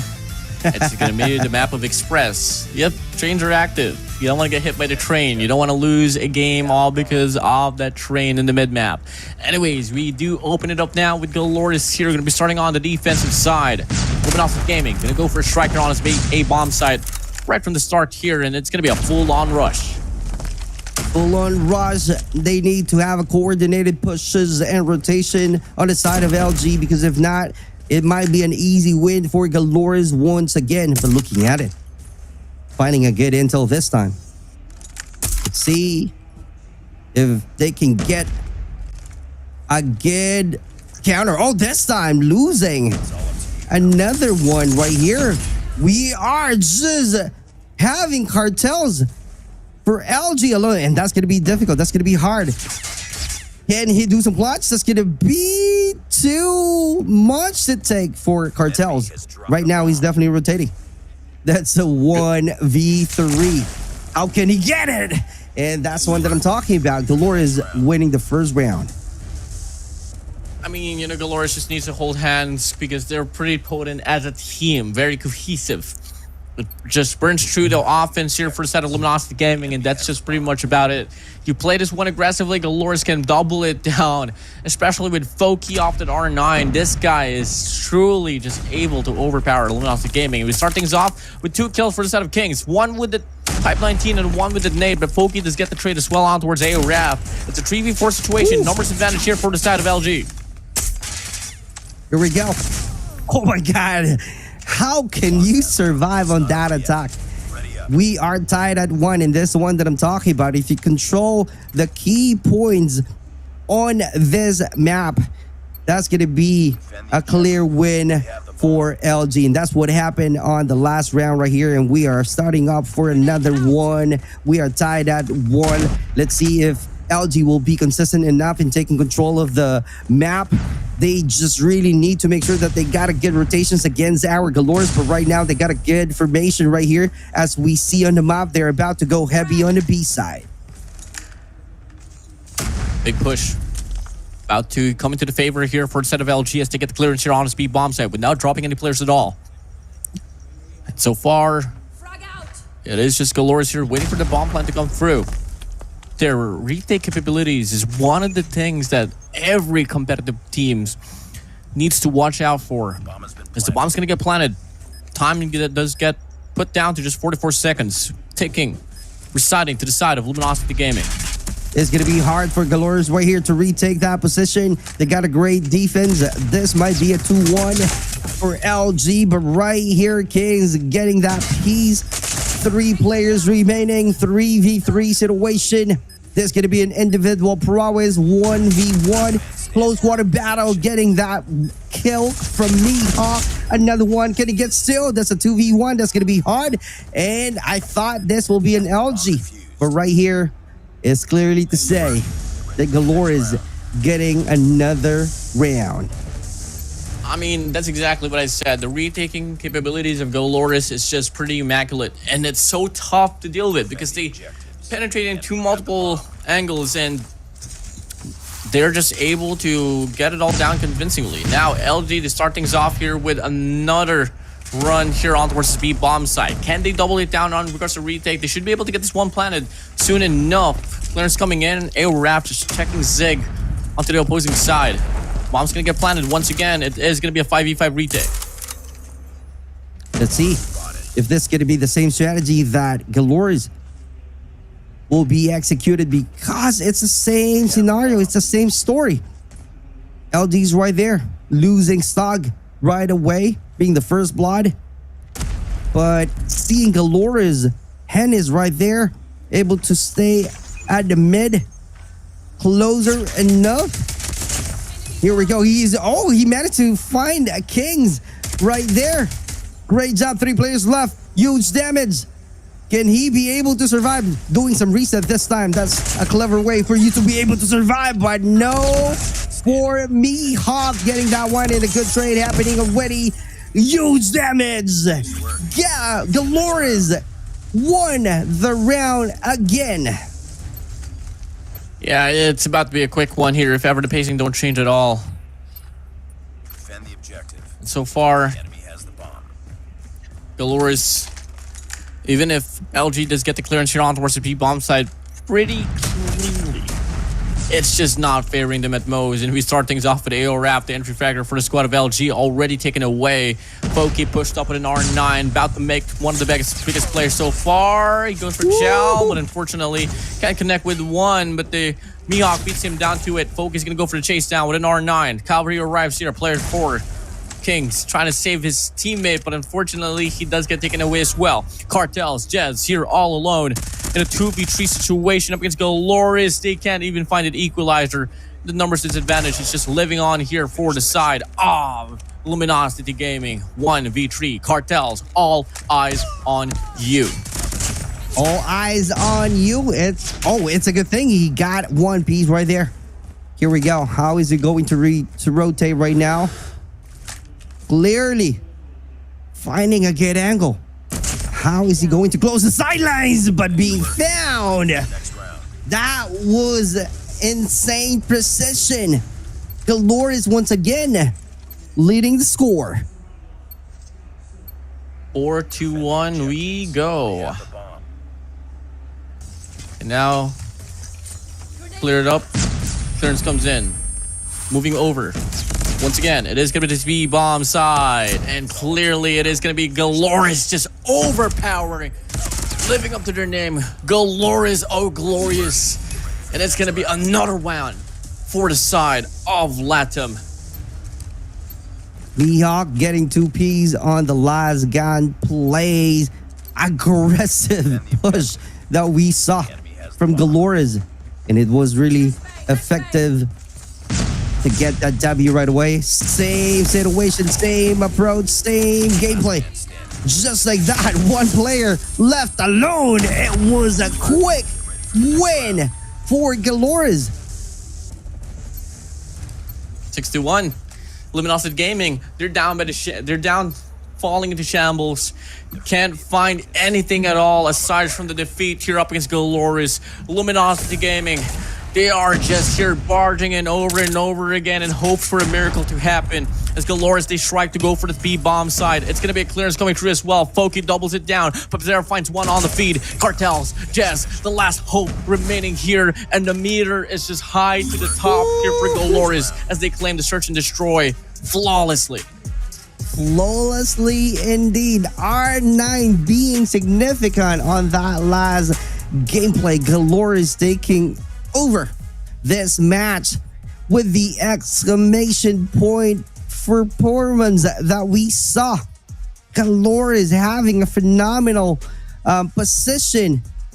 Great aggressive push and a quick rotation showing that they got a good power, and like Warden keep on saying, overpower LG to every situation, and that was evident in playing S&D match.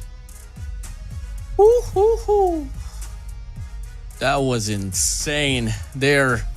And clearly, I mean, it's just Glorious here showing that they are such a beast and now in this very competition. And got to keep in mind, you know, for the first time, I mean, on 2023, their performance as this squad was really lackluster. They weren't even able to make it to the knockouts. But we move over here, they are about to show that they can even make it to the quarterfinals.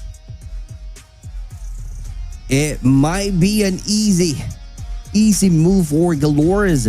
Seeing the scoreboard right here, 12 kills for Foki. Mihawk for the R9 gives them 10 kills and 7 for the other players. Great number of kill points, huge help, great teamwork, great comms for Glorious. Let's see how it goes on the next match.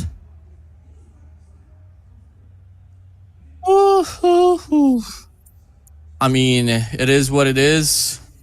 You just got to move on to the next. And Flower here is just here pampering the squad. I mean, it's just all going to come down to Glorious here, their tactical prowess, as you would say, and the rest coming through. This is a very serious game now here on towards game 3. It is Arsenal. And if I were just scratching my whole charts here for Arsenal, a comparison directly, Arsenal has been 50% for the side of Luminosity Gaming. 87% for Glorious. Oh my God. So, the number speaks itself. But who knows? We are seeing the coach from LG earlier talking about it, what went wrong on that round, and starting to clearly motivate all of the players of LG on what's going to be the next plan to do, playing control. Let's see their adjustments. Is this going to be another round for LG? Or there's going to be a sweep for Glorious. And we are saying earlier that we don't want to see 3-0. But who knows? LG still trying to somehow come back for this series. Because if not, it's going to be another cross out on the board. Well, looking like we are now about to start off this game. Come again. Luminosity Gaming, last glimmer of hope for them. They got to start off their Cinderella story here on this control Arsenal.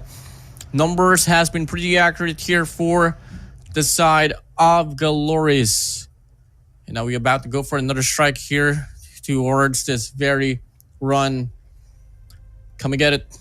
It is just hard to find the grasp on how far can Luminosity Gaming take this. Looking like we are here just watching the uprising, Glorious, proving themselves into this competition of the Call of Duty Mobile World Championship 2024. This is the Snapdragon Pro Series by ESL, and this is the Garena broadcast that you guys are watching at. Momentum is on the side of Glorious. The key elements that LG needs to be aware of would be the key objectives that they really need to do moving on to the next mode, because Arsenal has several key objectives spread across the map. So LG must divide their forces strategically between defending points and pushing Glorious off contested zones. They just really need to balancing offense and defense effectively is critical in playing a control mode. Maintaining the map control is one of the key factors as well in getting the W, because as we all know, the map offers verticality and long corridors, which provide vantage points and key sightlines. So if they're going to close the sightlines, that's going to be one of the key factors that LG will be able to grab the W against Glorious. Yeah, let's go and get it here. We are now 5 seconds from the game itself. Here we go, Glorious up against Luminosity Gaming. We kick off here for might just be the last and final game here for Luminosity Gaming in this Call of Duty Mobile World Championship 2024. And it's going to be Glorious here starting on the defensive side. Here we go. Oh, a great start right away. But no one is being shot down. Here we go. That's a good start from Glorious right away. A perfect score still. This time, a good trade happening, 29-26. A good position. Finding some intel right here. Trying to be passive and be aware from that angle. Able to close the sidelines, and that's the one that I'm talking about. Yeah, it's a pretty early breakthrough here for the side of Glorious, as they are going to be able to play map control and at the same time win the gunfights in the process. It's going to be Luminosity Gaming here struggling to put some foothold into any objective point whatsoever. Time is dwindled down. They only got 40 seconds left, and there's no ticks of progress at all in any control point. KRM being significant on that last gameplay. Oh, here we go. Another one. One top shot right there. Great job. 23-20. We still have 29 seconds to go. Another KRM shot. He got 2 Ps. Being significant. Evidently effective. Losing all of the players of LG. I mean, Glorious right there. So let's see how it goes. How are they going to do some counter? This time, 20-17. A lot of utilities being used and being prepared for another chaos. Yeah, if I was Glorious, just play off this B control point now. Avoid some unnecessary gunfights. And so far, we do get to see Jez here going for the chain, finding a triple here on the front line. That should be able to open up the push now here towards the B control point. Really good recovery here for the side of Luminosity Gaming. And it's now going to be AO Rap holding on to Whites as well. Every factor locked down. They just got to connect with their gunfights. AO Rap with a KRM. Here we go. Great job. A huge help for the team. LG finding the groove already. How are they going to maintain the position? How are they going to be consistently controlling the map and have a quick rotation right here? But right now, LG, oh, good trade happening from these two teams, and Cartel's about to close the sidelines. He got a good angle. What a perfect throw of that nade. Great job. And just like that, we're about to end this round. They just really need to play objectively right here. War Machine is out. Is this going to be significant? Just like that. Oh, close quarter battle. Really being effective. Great job. 6-4. Can they make it? Can they get the W? LG is about to win this round. Let's see what's going on. But Galore is still doing a lot of extra effort. And just like that, they're about to finish this round. The War Machine connect for the side of AO Rap. Pubzeri can get the double. Now it's a 1v3. Here, Luke is in all alone. The greatest of all time from Latam. Can he make the clutch work out? The machine pistol can't do much. He does get taken down, and Luminosity Gaming able to just recover from the initial start. You get to see them actually taking this first round here. Now it's going to be Glorious' turn to play on the offense. Aggressive push. Great flanking from LG. Makes them create a huge gap, having a great control of the map. Let's see if they're going to repeat the same strategies or not.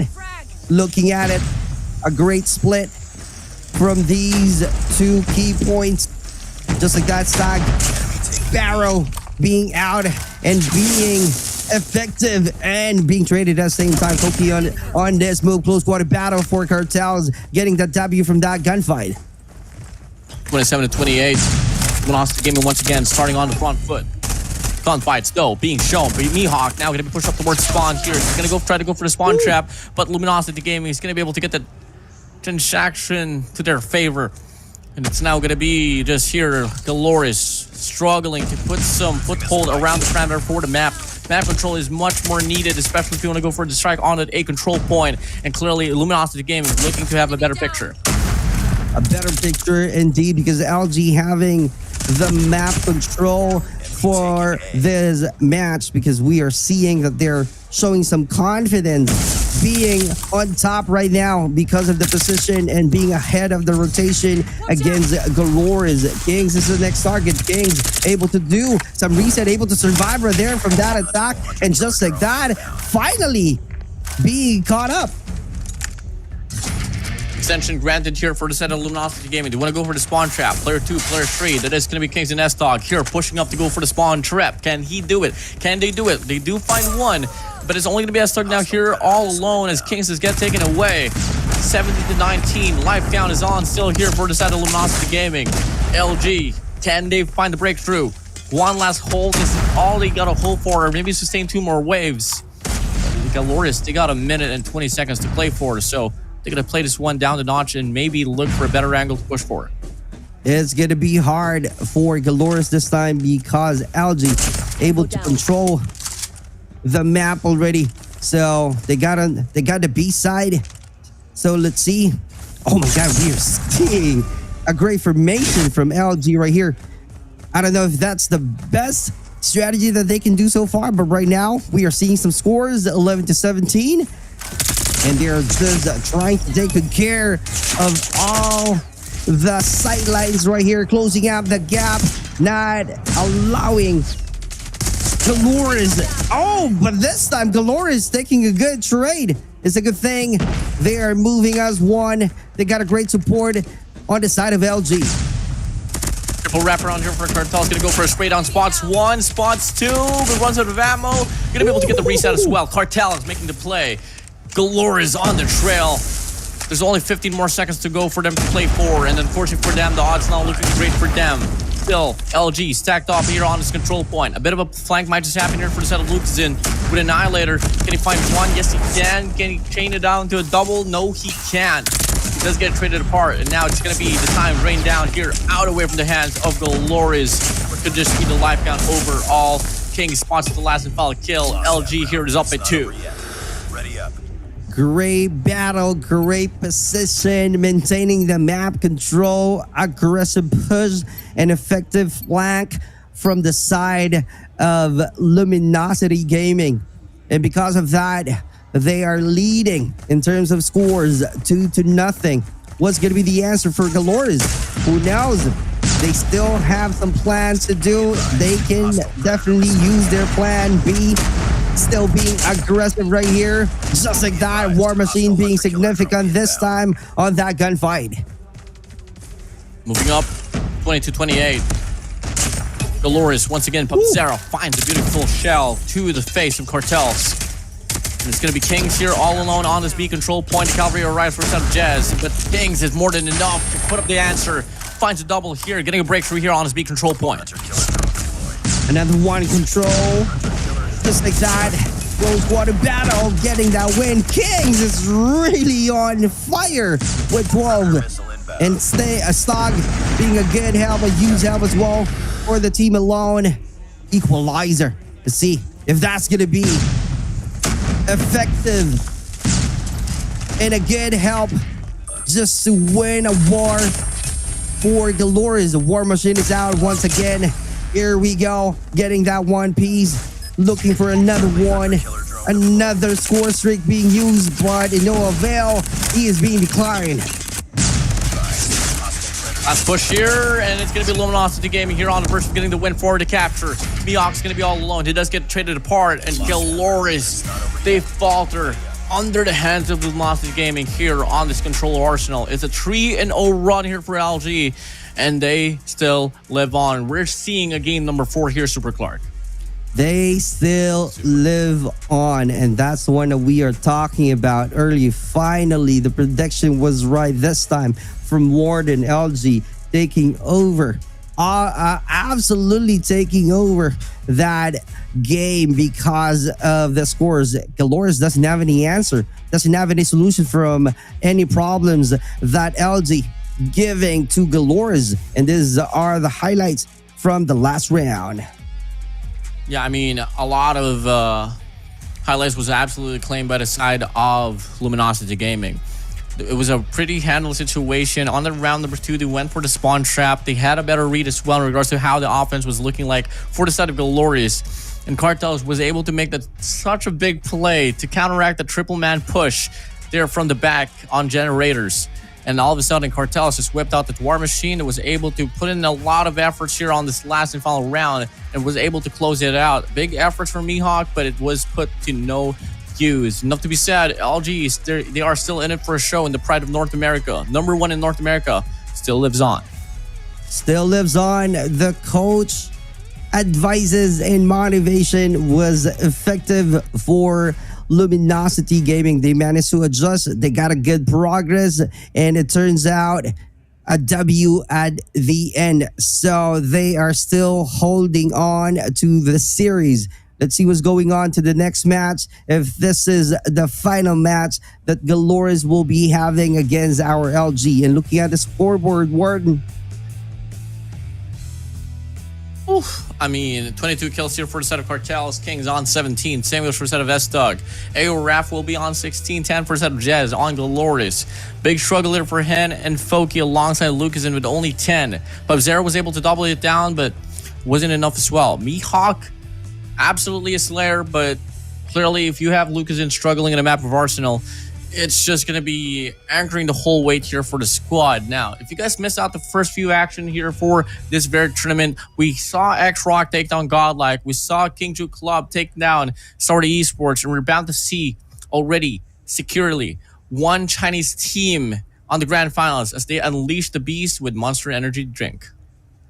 There you go. I like that. So, a good battle that we saw. LG still holding on to the series. Let's see what's going to be the adjustment once again as we are seeing the coach of LG mentioning the good plays, taking also or sharing at the same time the mistakes with the strategies that they executed earlier. So this time they got a good plan, laying out everything on the next match. Who knows if this is going to be LG once again or Glorious ending the game early for LG. All right, Beef Mommy here with It could be the case, but let's take an interview as well with Luminosity Gaming. Going into the World Championship. Again, how are you guys feeling going into Atlanta? Let's start with you, Cartels. I'm excited to play, you know, especially at Elevate and X-Rock that made it here. You already name dropped a lot of teams then. I didn't get to play them yet like that, so I'm excited to play those teams. That's cool. How about you, Kings? I'm neutral. No, just going in it confident. Simple. Jez? Yeah, more excited than last year because I didn't play at all. Oh, yeah. You getting ready for your redemption arc for this year? Yeah, you can say something like that. Yeah. Stop laughing. I'm feeling great. You know, we're really excited. We've been grinding. We're the #1 team in NA for a reason. So we're going in guns blazing. We're going to go. It's going to be great. It's going to be great. S-Thug. I'm pretty excited to play all the teams overall, and it gives it like another opportunity to show yourself. Of course. What do you think sets LG apart from the other NA teams? You got me thinking now. Oh, yeah? I got it. Oh, okay. Simple. He got it. It's simple as this. You know, stage 4 MVP from last year, this guy is a prodigy, I'll be honest. In my honest opinion, the best AR in North America right here. Jez, 2022 World Champion for a reason. And we got my boy S-Thug, probably the most talented, best player of all time in NA. I know it's a big take, but I genuinely think he is like one of the best of all time. And you got me, AO Raf, the best shotgun player in North America. I can definitely claim that. I think something that really makes us great is that, jokes aside, all 5 of these players, myself included, have something to prove, you know what I mean, going into champ. So What pushes you forward, like as a team or as an individual? My mom, before, she did not want me to play at all, wanted me to go to school and stuff. I had to have, like, Sylvia, like, Team Mayhem, like, say, yo, talk to my mom to let me play and stuff, so she kind of helped out on that. Now my mom's, like, supports it, so I just want to make my mom proud and stuff. Pretty much the same thing, you know, want to prove to myself that, you know, win a ring, supporters too as well, so, you know, got something big to live up to. Last year I didn't play stage 5, so, and being that 2022 I got a ring, I want to be the first to get 2. Proof as a team that we can be the first team to win again. individually, I've been doubted a lot as a player, so that's one thing that motivates me. But even sometimes when I'm down, I look at these guys. Every single player here, myself included, is really hungry. So we're coming in with flames. This will be the best COD Mobile Championship we've ever had, period, to date. So make sure you tune in.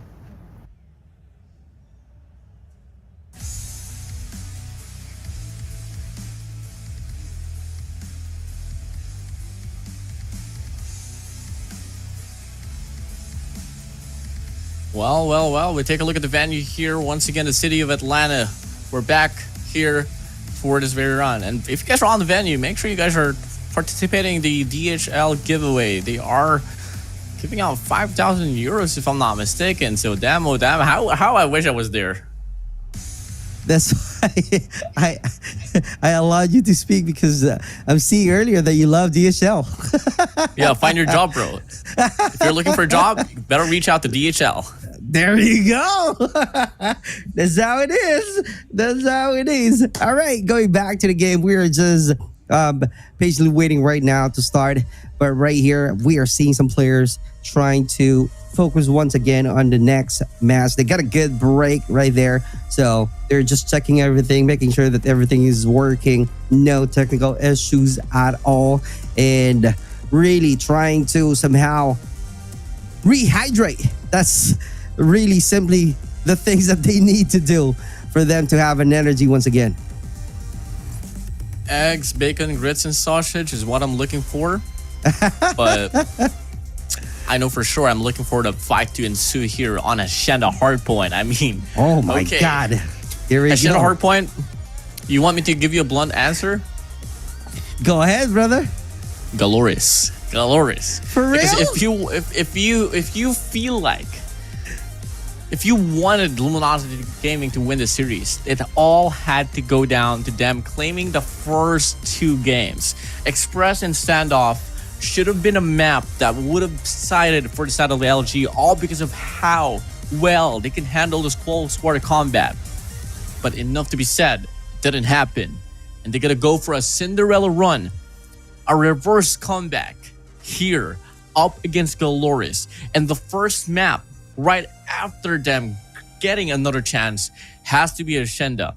We've seen Hacienda for Glorious numerous amount of times. In fact, they were able to shut down Q9 in this very map on SPS. And that's a big statement there.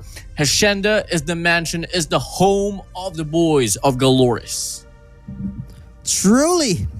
Let's see if LG will still be able to secure the win on Hacienda. Then they still need to focus on controlling key areas like the courtyard and mansion, just like Warden mentioning earlier. Holding power positions such as balcony or poolside maybe will give them the high ground advantage. Meanwhile, Glorious, if we're talking about Glorious getting the win, will likely aim to disrupt Luminosity's setup with aggressive pushes once again and flanks through the wine cellar or garden, who knows, right? But both teams need to balance their playstyles. It's still going to be depending on their playstyle, utilizing snipers, long range weapons for the open areas, who knows, right? Ensuring strong close quarter combat strategies that we keep on seeing on the early matches, right? For the mansion tighter spaces. So I think R9 will still be significant right there, or KRM.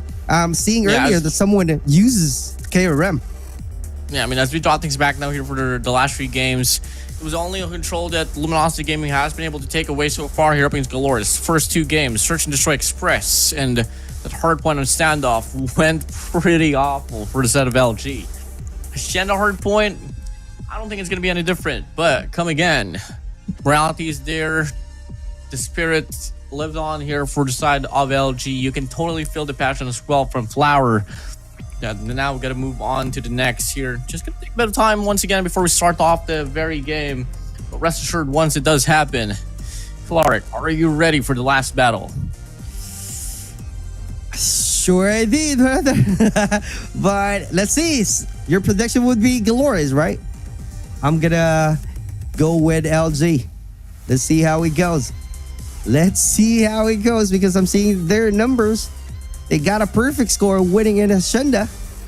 Galores only got 85%. So who knows? But let's see because you know well these players from Galores.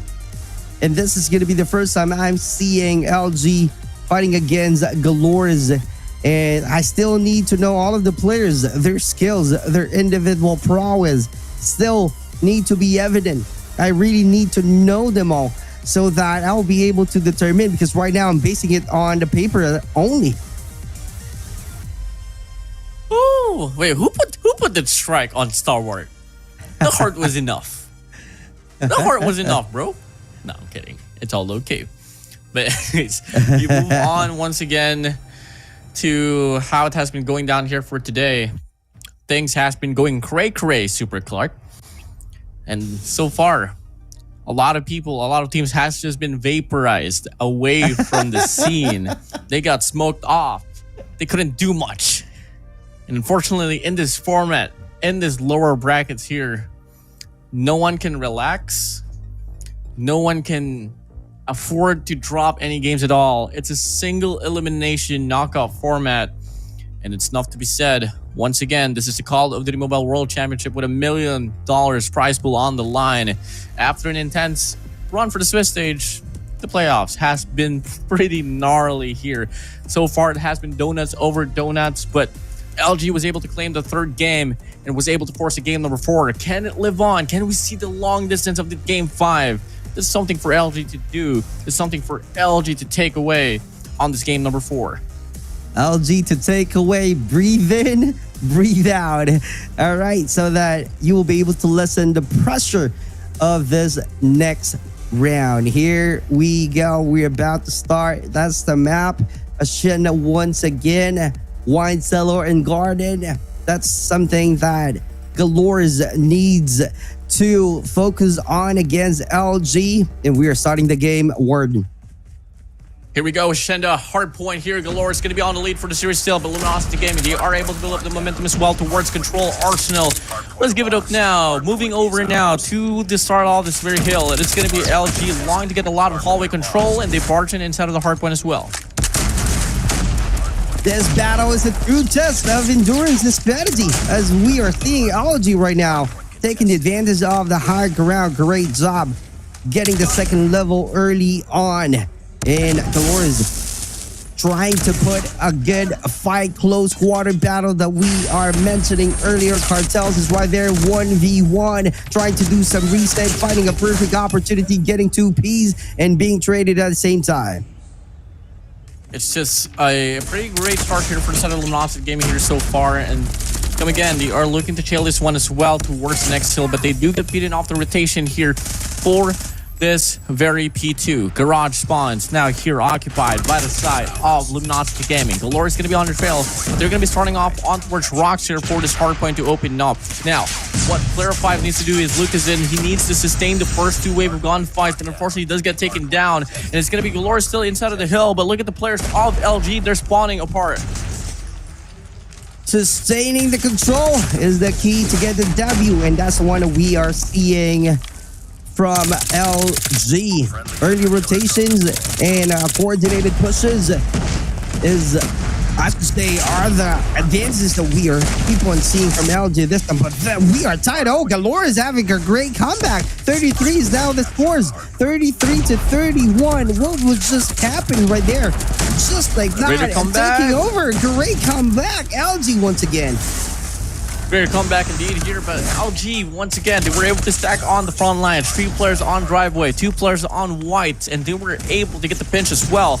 Dolores, though, they are still able to retain the spawns, but in return, the gunfights inside of the hill just not into their favor. We start things off now here towards P3 with Dolores actually not pushing up towards the right side of the map. They want to sustain well side here for this very hill. A good control of the side of the map. Let's see. Oh my God, Galore got the control. Is going to be depending on LG on how to retake the control of the hard point. Just like that, another close quarter that we are seeing. He is down. Hen is right there. King's getting that one piece with the War Machine is out. Can he get more kills by using the War Machine? Is this going to be significant? Is this going to be something that we are about to witness right here? Oh my God! Losing that score streak, not able to make it useful. Oh, this time on the side of Dolores, War Machine is being useful this time, getting more kills, and with the equalizer being significant as well, just to get the kill point. 66 is our score for LG. Keep on pushing forward. Dolores got the hard point retake for LG. What is going on? Clearly a chaos. Yeah, a lot more clearance here will be brought over to you by Luminosity Gaming. Glorious here on the trail, struggling to even get the scrap time. And we battle for the next hill as well, where Luminosity Gaming, they are already at. 3 players here from driveway, coming in from the side of Glorious. Could be a split, could be a pinch, but they need to move in quick. They need to really move in quick. That's evident from LG being ahead on getting the hard point. They got a good position. They just really need to close the sidelines right here, getting some good space, but Lucas getting 2 keys against our LG, but being caught up at the middle. King with Annihilator. Spots 1 here towards Seaside. Mihawk inside of the hill. Does have the Purifier as well, will be good for 3. And he still lives on here. The Purifier is still halfway through the duration. Can sustain another wave of gunfights here up against Luminosity. Goes for the spray. S-Tug finds the trade. Cartel's hopping in as well. It's double challenge here for the side of LG. The Glorious is just glorious inside of this hill. Glorious indeed. Great retake, but LG is not losing hope, even if they are losing 2 points right here. Still, Galore is taking control of that hard point, but let's see what's going on because they are also moving ahead on the next hard point. Let's see if this is going to be fall under Galore's or this going to be LG at the middle of the map. Close quarter battle that we keep on seeing. A good trade happening. Here we go. Who will get the control of the hard point? Another retake. Frag being thrown out. Huge Sam is getting the knockout coming out from Jez. What a play. What a good trade happening. 84 to 92 is our score. Still going to be the lead on here for the set of Glorious, but much more pressure here will be found over for the set of LG. Glorious here on the back end. Will not be able to get the contestant now up inside of the hill. Big clearance here for the set of LG, but they're lacking the consistency. AORAF now is turn here to make the play, but it does get denied. S-Tug inside gets denied as well. And it's going to be Glorious here, ensuring that at least if they don't get any points, LG will not have any free bits out of it. Oh my God, that's really interesting. Let's see how it goes because right now Galore is still leading in terms of scores, still trying to retake and being ahead on the next hard point, but this is going to be too hard for our LG if they're not able to rotate quickly against our Galores because right now 102 is our score. Just like that, a lot of actions going on. War Machine is out, getting that kill point, shutting him down, also being traded. Stock is right there, finding a good control, finding a good angle, but in no avail. Spawns now going to be split apart here as LG. They do get rock spawns alongside well side. It's going to be Folky here that has to make the play. Going to go for the spray down. Spots 1. Can't find a double up against Jez. Still, a spawn's going to be retained here by the side of LG, but they're lacking the pressure inside of this hill. Finally, they do get the breakthrough, but Annihilator here for Sir Lucas might just go on the spree. Spots 1, spots 2. S-Dog on the trail as well to get the trade. And so far, LG is playing this one down scrappy, but they're making the most out of it. making the most out of it. 104 is our score for LG, trying to have a great comeback. But Galore is having a great position at the same time, being ahead. And LG this time, they might be controlling this one. It's going to be depending on them on how great defense that they really need to activate just to sustain that position against Galores, because that's going to be the key in tying the scores from 126. This is going to be their chance. Claw is really being out. How long are they going to have this kind of situation? Is going to be depending on them on how to adjust and clear the hill. So far, LG having a lot more pressure instead of this hill. Now they got those operators. King said does have this annihilator, but might just preserve it as well towards speed number 4. But Mihawk here gonna be able to go for a spray on spots 1, spots 2. Purifier is out. A breakthrough coming in here for the set of Galores.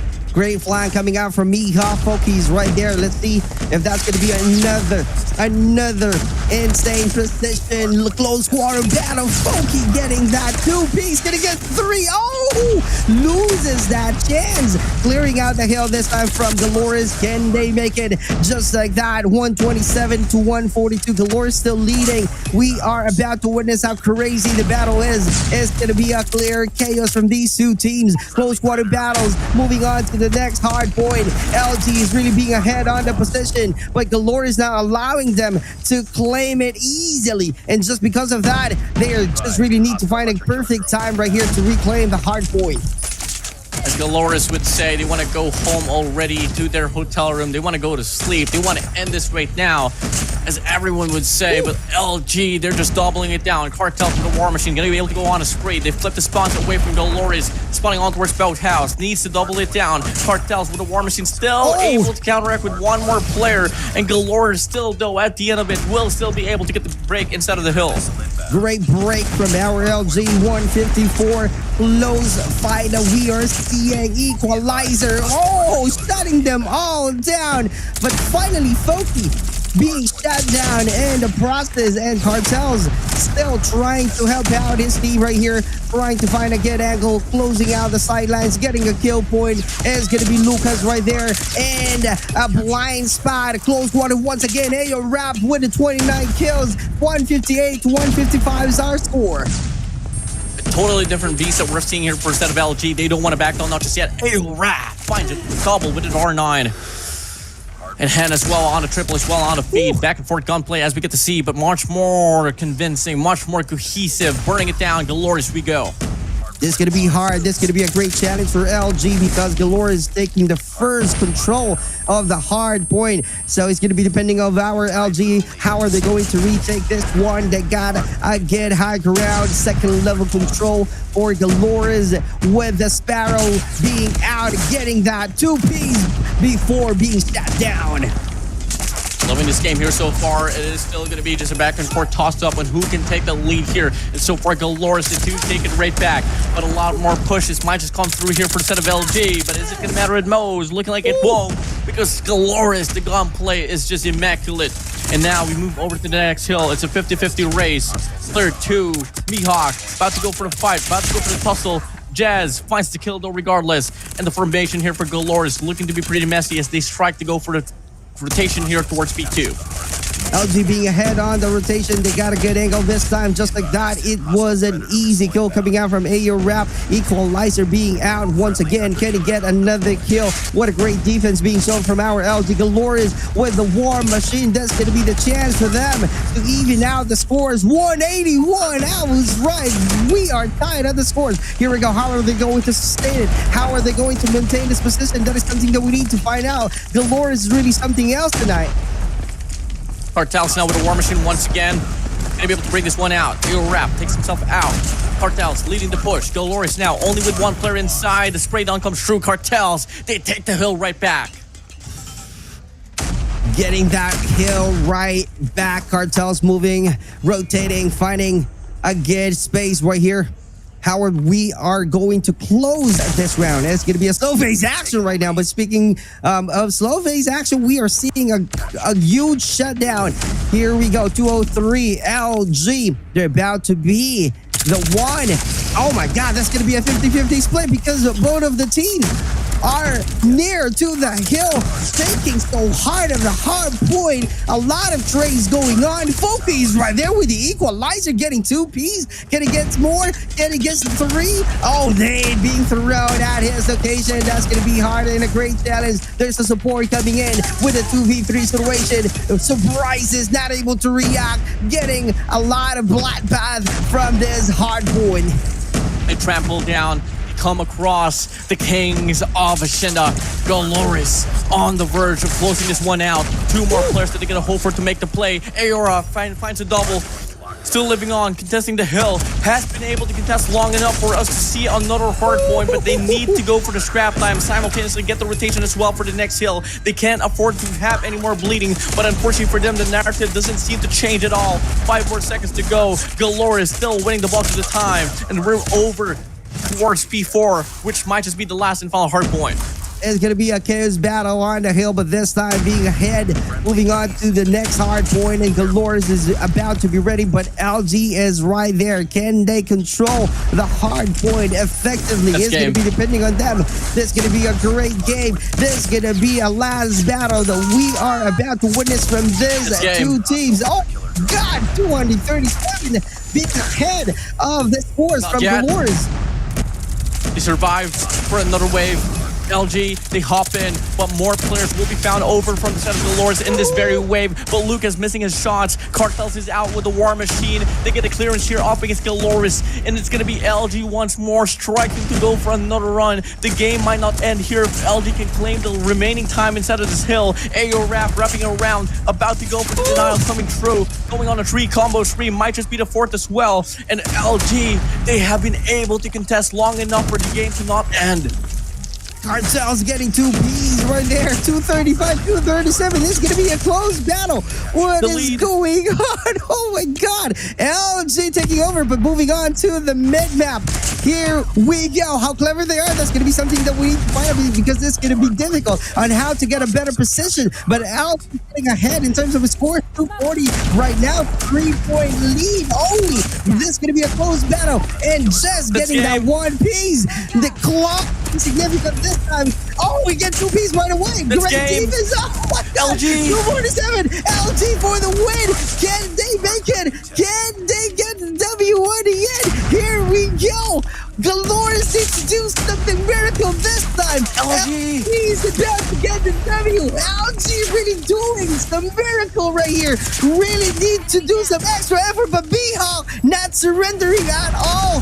LG still trying to make it to the top to grab the W, Warden. LG, they get wiped away. Hand with a Sparrow now up inside of the game. Galores, 3 more points, 1 more point for Galores. I mean, for Luminosity Gaming, 1 for 1. Galores, they deny the comeback. They eliminate Luminosity Gaming. Oh my God. That was a class. Oh my Insane battle, brother. That was freaking insane. That's clearly the reaction that you will see from all of the players. It was clearly a close match. Moment of silence for Luminosity Gaming, as they were so close from putting up that comeback. But the lurk inside of the smoke from the side of Galores was able to stall them down. And enough to be said, Galores is now waiting on the quarterfinals, and whoever wins against Wolves and Elevate right after this will be their opposition. But for this time being, once again, congratulations to the side of Galores. They're not able to sustain it. LG not able to hold on. I thought it was the end of the battle. That's why I keep on talking so much earlier, Warden. And the moment I realized that this is going to be a long battle, that's the only time that I passed the mic on you, Brad. But looking at the end, Galore is taking the W. Ayo Rap is the one that we are showing you. As Luminosity Gaming exit away from this very run, Glorious is the only team from West that will be representing that very part of the world. That was LG, the game, brother. despite the whole elimination, they will still be the #1 team in North America. Congratulations. But for this time, it is Glorious showing us that they have what it takes now here to reach the quarterfinals of this tournament. The numbers on paper prove us wrong. Glorious showing mechanical prowess and being focused on getting the W at the end. Looking at the scoreboard that we have so far, kudos to LG because they performed really well. 51 kills for SOG, and looking at to the winner of that match, Glorious 52 for Lucas, 46 for Hen, and Foki with the UZEL 46. S-Dog, 51 kills for him. Cartels with 43, 49 for side of AO Rap. Kings 36, 34 for the side of Chess. But it doesn't matter at the end. G to the G's well played. Glorious, Lucasin, the greatest of all time. Here leading the pack for the squad of Glorious. 195 impact rating. And in the process, getting the most kills as well. That is just on a different level here, Super Clark. It was insane, brother. It was clearly insane. I thought LG will getting the W at the end. This is why I keep on hyping out earlier before the end of the round.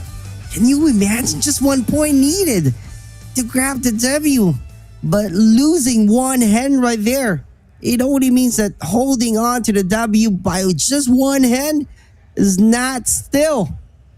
I'm here with It's not still the one that they needed, but right now, let's start with you first, though. let's listen to the interview. #1 player right now, especially for this tournament. You've been at the line of 50s this entire time when it comes to the kill count. How does it feel to finally be here and move on to the grand finals? Como é que você se sente estando aqui finalmente, ganhando tudo que você fez? Como que você se sentiu durante todo esse jogo? Olha, esse jogo foi sensacional. O que a gente foi da metade pro fim da partida foi insano. Nosso time foi absurdo e, cara, eu tô sem palavras até agora. Eu não entendi muito bem o que aconteceu. Só que, graças a Deus, conseguimos sair com a vitória e, finalmente no top 4. Depois de tanto tempo, representar o Brasil desse jeito, com essa seleção absurda, é um sonho. This was a great game. I'm still speechless. I didn't know what happened yet, but we're very proud of what happened, and we're very proud about all our team. For sure, a really good representative for the Western side. But let me talk to a teammate that has been so integral in this hardpoint matchup. 1 point to send LG home. Mihawk, you stood there in Fountain, inside of the smoke, by the way, littered with LG squads, with operators up and running. How did you pull that off? 1 point. O último lance ali da partida, você ficou por 1 ponto somente, ficou ali dentro da fonte, ali durante da smoke. Foi incrível. Conta pra gente como é que foi esse último round. Cara, sinceramente, nem eu tô entendendo o que aconteceu, só esbombuquei meu pé e fiquei comprando tempo pro time. Acho que uma qualidade nossa do nosso time é que a gente se mantém calmo em qualquer momento, então na hora a gente já estava se organizando, onde que eles iam vir, então eu consegui me organizar muito bem ali com a equipe. E foi isso, cara, sinceramente, nem sei o que aconteceu, só Deus estava do nosso lado e foi isso. Yeah, I still don't know what happened yet. The only thing that we prepared to stay there, it didn't matter from where they were coming. I knew that I was prepared to help the team. Beautiful stuff. I'm pretty sure both of you guys are still hot from the matchup, pretty much on autopilot at this point. But you know what? Last question. What do you say to your supporters here going on to the grand finals? O que vocês querem dizer para os fãs de vocês que vocês estão agora nas finais? Olha, espero que vocês continuem apoiando a gente consegue sentir toda essa energia, é sensacional estar aqui representando mais uma vez o Brasil e continue apoiando que, se Deus quiser, coisas melhores vão vir e vai ser totalmente diferente igual foi os últimos anos. We want to keep feeling the energy of you. We thank you very much for the support, and we will give our best. And I don't think we need a translator for this one. Boys, you deserve it.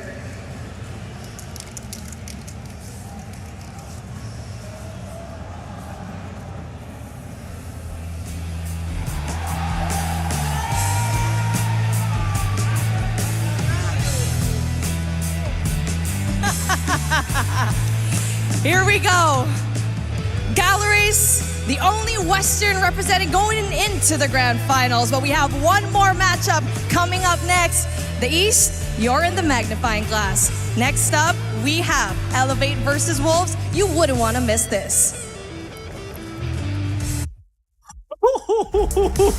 That wasn't one strike. That was clearing out the name of Luminosity.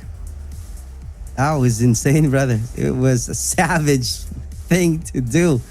And that's how it is. They got a W at the end. It was a team effort. It was a 1 point, a clearly disappointing loss from LG. Definitely. Well, I guess with that being said here, that is going to be it here for this very series, but we still have Elevate up against Wolves here, and I know for sure you guys are longing to watch that, so better make sure you guys are sharing the broadcast here. We are the English broadcaster for Garena, and I'm with Super Clark and SEKAIICHI, but unfortunately I'm going to be taking a sit back here for the next series. It's going to be SEKAIICHI and Super Clark up next. We'll be right back, guys.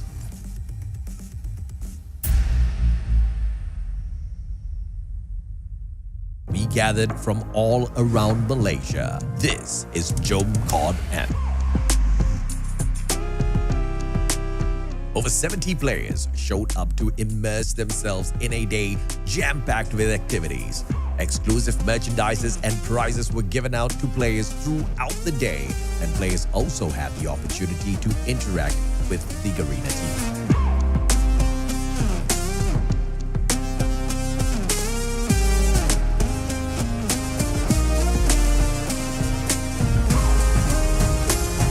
Of course, we had to give everyone a chance to show off their 6 skills and battle it out for some COD points too.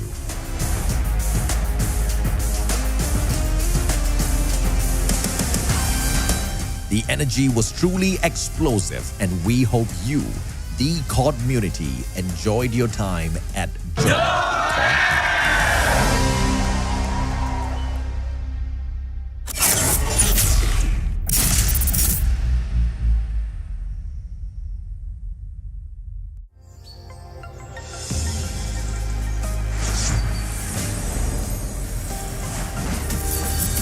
やはりそなたは私が選んだものわらわはとても嬉しいぞ。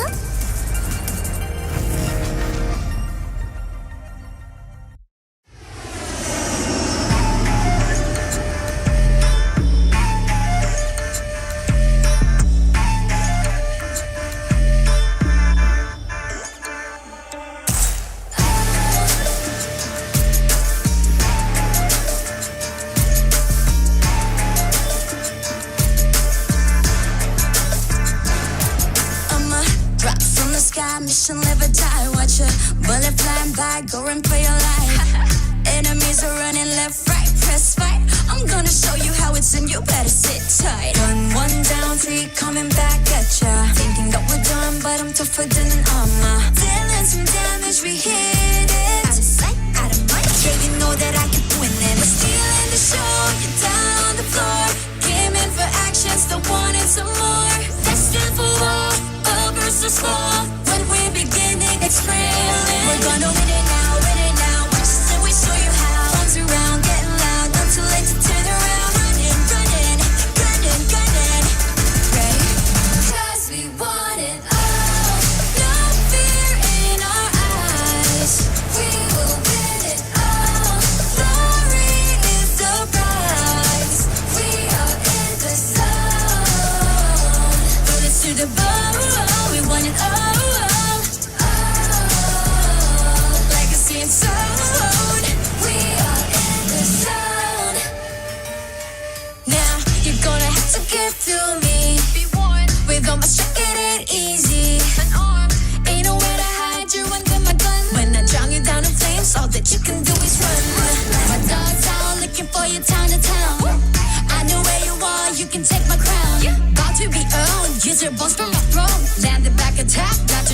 where you at, rookie? I see you in the show, get down on the floor. Came in for action, so what is some more? Destined for war, all versus 4. When we begin, it gets real. We're gonna win it now, watch us and we'll show you how. Runs around, getting loud, not too late to turn around. Running, gunning, ready, 'cause we want it all. No fear in our eyes, we will win it all. Glory is the prize, we are in the zone. And we are back. This time I'm with SEKAIICHI. And if you watched the last battle, it was clearly a disappointing loss from LG. They almost had it. And I was feeling confidently that LG will be grabbing the W. I'm just finishing the casting already for the LG side, but the moment I felt like that it's getting longer just to grab the W, because we only seeing, or 1 point is only needed just to get the W, but at the end, Dolores taking over. Wow, and what a game that was. I also thought that it might go into a game 5. I was preparing my food. I was thinking, okay, we might need to wait for another search and destroy, because LG, they are doing wonders, but Dolores, right from the brink of actually choking or bottling, they managed to get that 1 point, because they only needed 4. At 1 point they needed only 4. But then LG made the comeback, almost getting to 50, and then they managed to finally wipe out the last center. The last center at hardpoint was chaos, was total chaos before the side of Dolores finally get over the finish line. But that is going to be that story. That story closes, and after this is going to be the most anticipated one. It is the #1 in Garena going up against the #1 in the world for 2023. Elevate against Wolves. I believe this is going to top all the charts for the making of one of the best games ever. Elevate, the undisputed #1. They won the Garena Regionals, and they never looked back. They did not lose any of the Swiss round games. 3-0 record, and they have been immense in this World Championships. That is definitely true. They got no losses on a Swiss stage. It was a perfect run, just like a perfect run, just like X-Rock. They defeated Godlike. They won the game to Q9, and they also won the game against STALWART Esports, and clearly significant, showing their individual prowess just to make it perfect run for the series. Let's see what's gonna happen, because right now it's gonna be different. They're fighting against Wolves. What are your thoughts seeing the players of Wolves, brother? Yeah, Wolverhampton Wanderers, one of the esports team, one of the many esports teams that the English Premier League Football Club has, and they have been absolute huge monsters during the World Championships last year. Yes, this season it has been a little bit inconsistent if you watch them, but this season when they had to go hard, they really upped their tempo. So I believe it is going to be a massive match. It's going to be an absolute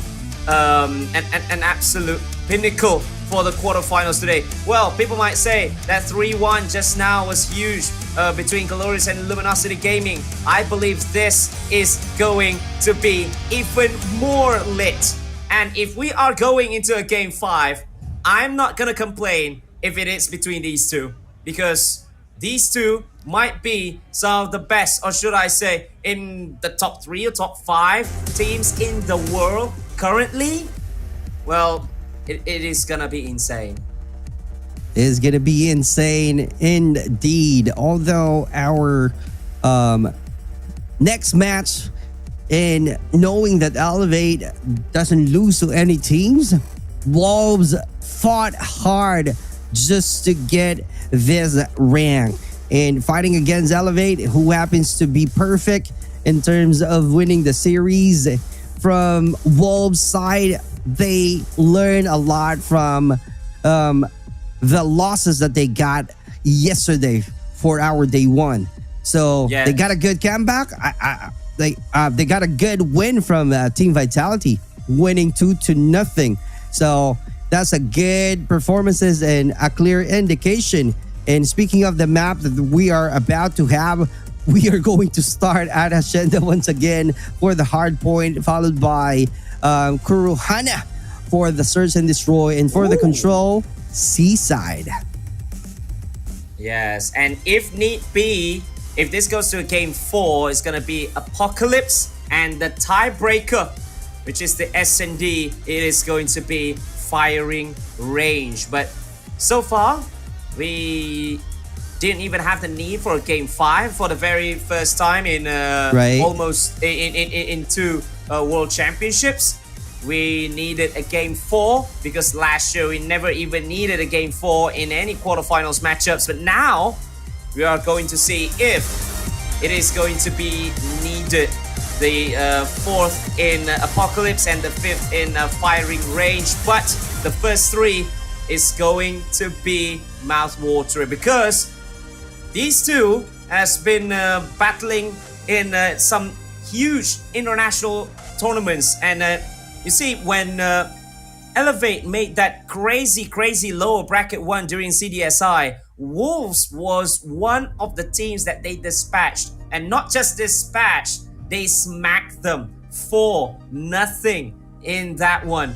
And going on to win the whole thing, I believe that is going to be one of the games that everybody will remember. And another was when Wolves actually won the finals of the Fall Invitational just last year, the year that they actually became world champions. They won 4-3. It means that Wolves won 4-3 against Elevate. It just means that this matchup in particular should not be in the quarterfinals.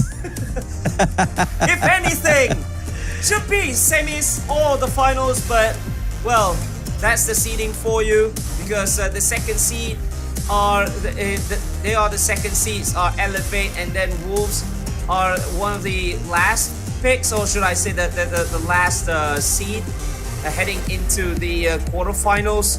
So yeah, they had to meet so early on. It's very unfortunate, but that's what happened. Let's see how it goes, because on paper, since we are about to see the matches on Hacienda, on paper 85% only for Elevate, but looking at the number of wins against the losses, they got 17 wins playing in Hacienda and 3 losses only. That's why they got the 85%. Checking out the Wolves, on paper we are seeing a perfect score of 100%, but only got a win for how many? 5 only. So if we're going to talk about the experiences in playing Hacienda, Elevate will still be elevating in terms of getting the debut for Hardpoint Hacienda. Do you agree?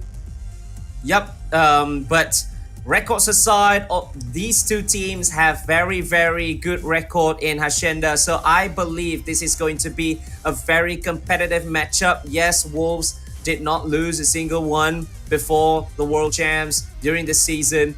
But for the side of Elevate, they look to be some on a crazy roll, especially in Hardpoint. They love the respawn game, and here is the interview with Elevate, the Garena Kings.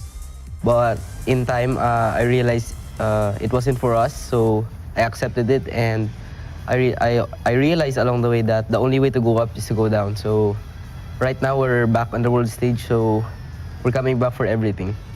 Love that. Susana.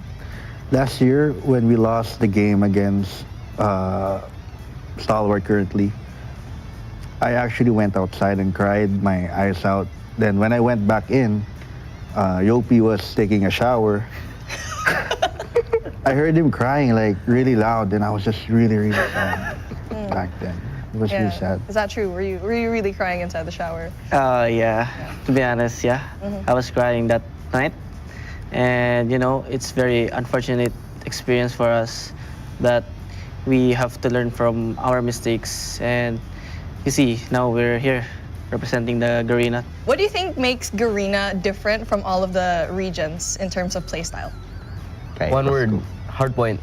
Hard point. Okay, well, actually, you know, can you expound as to why Hardpoint is the game mode for Garena? We don't have the patience.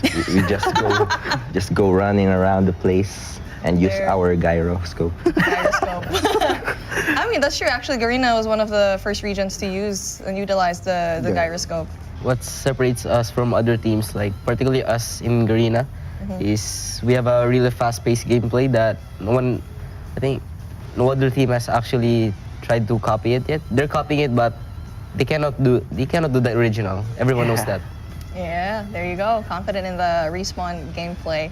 And speaking of, search and destroy is something that is always brought up, especially up against like Chinese teams. How are you able to kind of, I guess, clean up your S&D gameplay? Because you are very confident in your Respawn. Like Klaus said, we have no patience, and I think in SND we have to wait for the IGL calls.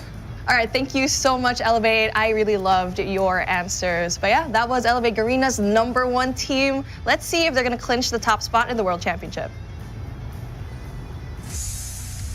Yep, like we said, Hardpoint, because they simply have no patience. Well, it's not only them, but I think that most Garena teams can say that, well, they all love Hardpoint. They love the Respawn game. They love the no patience game I can as well. attest. But they are, I think, one of the best, one of the very best in the world if we're talking Hardpoint. Well, it's evident that Garena players doesn't have a lot of patience. That's why they keep on playing the hard point. And just to give you some idea for BR mode that I'm currently playing, they adjusted the respawn time to 15 seconds. So the Garena really loving it right now because of the quick respawn. Same thing with the hardpoint. That's why they are shining in terms of having a phenomenal performances. That's your Elevate being confident enough that they can win the round at Hacienda for the hardpoint mode. And speaking of Wolves, let's see if we will have some shot or interview that we can watch for Wolves, or we're going to start the match right away. SEKAIICHI. Yeah. What do you think? Yeah, because Wolverhampton Wanderers, the way that they went all the way last year, and then to see that this story that they're having for 2024, the struggles that they do have as well, but anything, right? Anything, all the stories that they are having before the World Championships, people might tend to just put it away if they become the very first back-to-back World Champions. They still can do it, but they need to topple the untoppable. Can we say that? The defeat the unbeatable so far in this competition. Yes, Elevate had a little bit of shaky start, especially in S&D. They lost 2 S&Ds yesterday, but they did win control in both those matches. That's why they are 3-0. But it is going to be absolutely it is going to be interesting to see if Wolves can take that into advantage. If this goes to a game 5, I believe that Wolves might have some little bit of advantage, especially with that S&D, but they really need to defend from the barrage, the myriad arrows, not the arrows, the myriads of bullets that the side of Elevate are going to plant in their heads in the previous rounds. They need to survive that. But what are you thinking? What are you taking? are you taking this to a game 5? Are you thinking that this might go to a game 5, or will the respawn game be too much for the world champions? I'm not thinking that we're gonna have a game 5 because in terms of map choices, we saw that our Elevate is really having the advantage for Hacienda, for Hardpoint. Going to the S&D, they also have the advantage because they managed to choose Kurohana, which they got 75% win rate against our Wolves. They only got 66.67 win rate. So it's like 2 maps, 2 game modes. They got the advantage already. From the interview itself, that Elevate doesn't have a lot of patience, that they just really need to clean out their gameplays and strategies for S&D. That maybe this is the key. They just really need to play on the map that they desired so that they can excel in terms of performances, like making sure that they can win the S&D against Wolves. Yes, and then going to the third game, which is Control at Seaside. Elevate has some crazy. This is their best map in Control. Right. In which they won 13 out of 15 games that they have played in the season before the World Championships. Wolves did play 12, did win 8, and then lost 4. But I think on paper, Elevate might have the advantage. Right. But again, this is the World Championship stats. Well, it can be an indicator. It can be an assist. It can help it can help for us. But in game, when they step into the battlefield, well, you can put the stats away. It's all going to be about how they actually play, the nerves, the confidence, as well as the composure. Because Wolves have been here. They have won it. Whereas Elevate, although they are one of the best squads, this is the world champs. This is the big game. This is the land of the big dogs. So Wolverhampton Wanderers, the defending champion. So putting it into perspective, I think it's going to be open just because of the experience that Wolves have had, together with the addition that the roster that they're having. It has been there for some years now. It has been there for some time. And here we go. A lot of numbers that we are talking about earlier in checking out the stats already and having or knowing that Elevate would have a great advantage for this match. But like SEKAIICHI saying earlier, that it's going to be depending on the playstyles, because at the end, we are fighting on the golden trophy of the COD World Championships 2024. So it's still going to be depending on how they play the game. Yeah, and one thing as well is that 2 China teams have already secured their spot in the semi-finals. It's going to be an all-Chinese affair in one of the semi-finals tomorrow. It's going to be Extra against Q9. And Wolves would not want to miss the party. Believe me. I couldn't agree more. Yeah. Believe me, they wouldn't want to miss out on the party, on the Chinese party. Yes, we do have one Western team, which is the side of Galoris, but they wouldn't want to be left out of the 3 Chinese teams. Right. So let's see how it goes. Let's see how it pans out, because we are talking about so much for Elevate and Wolves being the underdog, but I love the underdogs already. And let's see if Wolves will be giving us a good fight. Bro, but we are having some problem at the venue. Galoris in the victory just now, they just broke the desk. So it means that we might have some. Oh, what? Is this for real or what? Because we're communicating with Kali. Kali actually is there. He is one of the coaches. for Team Vitality. Is it for real? No. Okay, no. Actually, actually did not happen. But we do have some technical difficulties that are happening. Wait. But breaking of the desk is real, isn't it? Let's Clark! just have a Am I reading confirmation on this right? one. I can't tell. I Oh don't know. my goodness me. Okay, they did smash the desk. They did smash the desk. At Oh the my heat of the God. moment, at the heat of the celebrations. So now, what are we going to do? The dance We want it all. Legacy and soul. We are in the zone.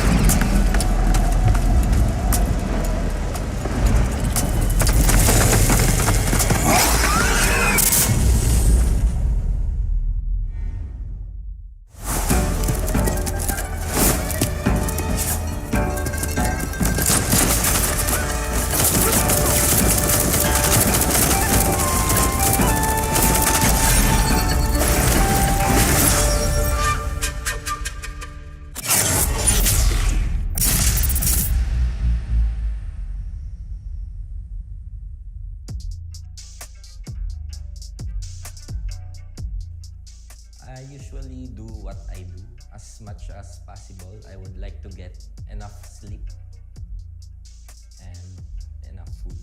Smart Omega, stop talking too much. You're not your hands. Stalwart Esports, you're all star players. So show us what you got.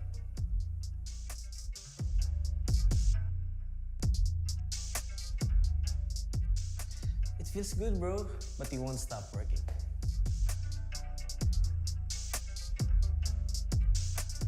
I think the team's biggest strength is we are family and we are stick together from day one.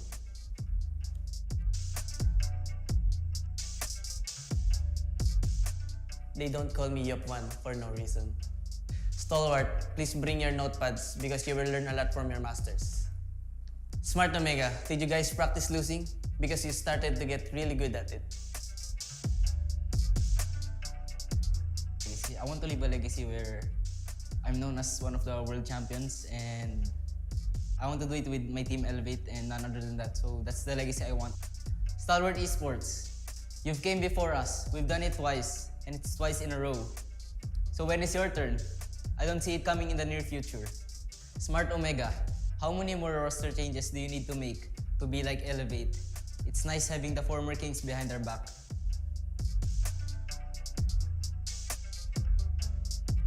I think For me, the first one is going to be Whoopi, where he tries his best to snipe, and it really doesn't hit every time. Just his former teammate Candy always just kill him every time. Then for the second weakest player, I think has to be Clove. Just because of the fact that he's also my idol the last 2 years, but the student has also become the master now. I'll show him how it's done.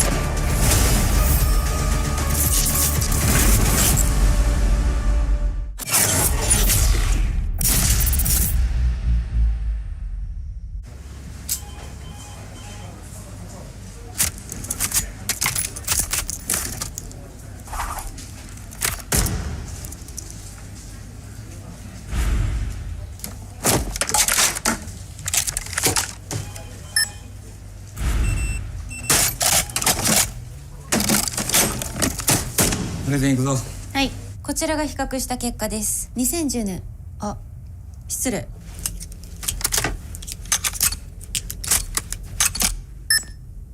かっけー。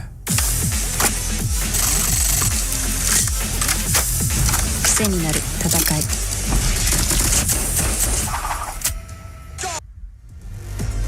Okay. I mean, yes, celebrations are one thing. Like, I've become a player before. No! Oh my god! No, our production crew is doing galleries dirty. I mean, yeah. I mean, celebrations are one thing, but to actually do that, it shows how passionate you are. Yes, but still got ways to go. Still got ways to go in this competition, in this tournament. So yeah, we are experiencing delays, ladies and gentlemen, because galleries in their celebrations, they proceeded, well, unintentionally of course, right, broke the desk, and one of the teams, of course they couldn't play because they have no desk. Are you going to just play like this? No, it's not gonna be ideal. This is the Worlds, you know. I was Super Clark though. I was Super Clark, and my goodness, I just don't know anymore. I just don't know anymore. I don't know how to have the production fixed that quickly because the two teams are patiently waiting right now for another good fight. That's going to be between Elevate and Wolves, but right now I think it's going to be a long extension before we start a game. Definitely it's going to be hard to fix the table if the problem is all about the wires itself, the cables itself, right? Yeah. Just to have a great broadcasting. Also be needed and essential to check all of the gadgets if it's really working fine, just to make sure all of the fairness and integrity of the game. Okay, if anything, from what I've seen from the main feed, I think we are good to go. But these are the 5 maps that are going to be contested by both these teams. Elevate as well as Wolves will be starting Hardpoint at Hacienda, and then Search and Destroy at Kurohana Metropolis, and then Control at Seaside. If needed be, Hardpoint at Apocalypse for Game 4, and if the score stays level at 2 apiece, then it's going to be Search and Destroy at Firing Range. And I think Wolves are there on their desks from what we see here, just wanting to see how Elevate is doing. But I think that was the desk that Galoris actually set on before. So I think, if anything, they're already good to go. I think. I hope so. All right, so if everything is okay, we will be starting in the hard point mode on the Hacienda map. And between Elevate and Wolf, both teams are highly competitive, as we all know that. Although on paper it shows that Elevate got the advantage, but still, at the end of the day, it's going to be depending on the play styles of each teams. Who knows that Wolves will be able to get a win from Elevate, because playing Hacienda is a really different story. Having or seeing it, the stats is also a different story. Play styles is also a different story. Yeah, and especially as well, Wolves being the defending champion. They are here to defend it. They are here to be the first ever back-to-back champions of the world. But they're going up against Elevate, which sweeps them during the CDSI. But here we go. Hardpoint at Hacienda, Elevate, and Wolves Esports for the last quarterfinals of the night. Great control right away on the second level. Great job, great start for Wolves, rocking 4 points right away. So how are they going to beat some counter? That's going to be the question from our Elevate, and see and find the answer right here. Great control on the mid part of the map. Yeah, Wolverhampton Wanderers, Wolves Esports. They are starting well over here, although Elevate, they are trying their level best. Yopi with a 2-piece. And Klo as well coming in with the challenge, and they are going to lose that. Klo getting taken away by Exchange, which the challenge is still going to be that PJ with a 2-piece, but Ekia coming in as well. It's so hard to defend this hard point though, because you are always prone to attacks. You are always prone to being attacked from up above, and then as well from all corners or all the flanks. So Wolves are going to have the lead, but by just 10. Only 32 out of 16 points that have been taken by both teams. Flangs are being effective on the side of Wolves. Elevate still need to do something. A quick rotation to be needed to have a better position. Surprising our Wolves player. Flo getting another shot down. Can he be denied, or can he keep on getting another kill against Wolves? Because right now Wolves doing their best to penetrate the hard point, controlling, retaking, but still at the hands of Elevate. Yeah, Elevate defending well with the challenge from Wolves, but Kendi with a 2-piece of his own, successfully defending that side, tries to come in together with King. King gets taken outside as well. Susano with a good frag, but Kendi is going to come in as Wolves already has secured a hard point. But Yopi with that nade over Nian. Klo as well with that kill. Challenges all round, and we see yet another low scoring hard point after 2. It's just 47-28, but Elevate having the better in that second hard point. And now they have secured the third. Well, just when I said it, Wolves already taken it, but challenged and won back by Elevate.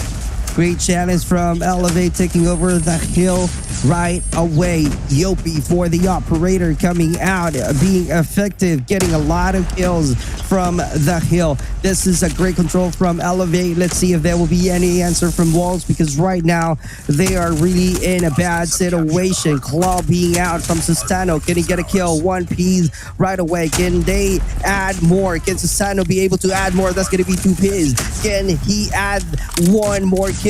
Right now Sustano still having the great angle, closing out the sidelines, getting more kills, but King in the counter, taking over. A quick retake from the hard point. Oh, look at Candy though. Elevate having the better against Wolves once again in this hard point. They'll get 81.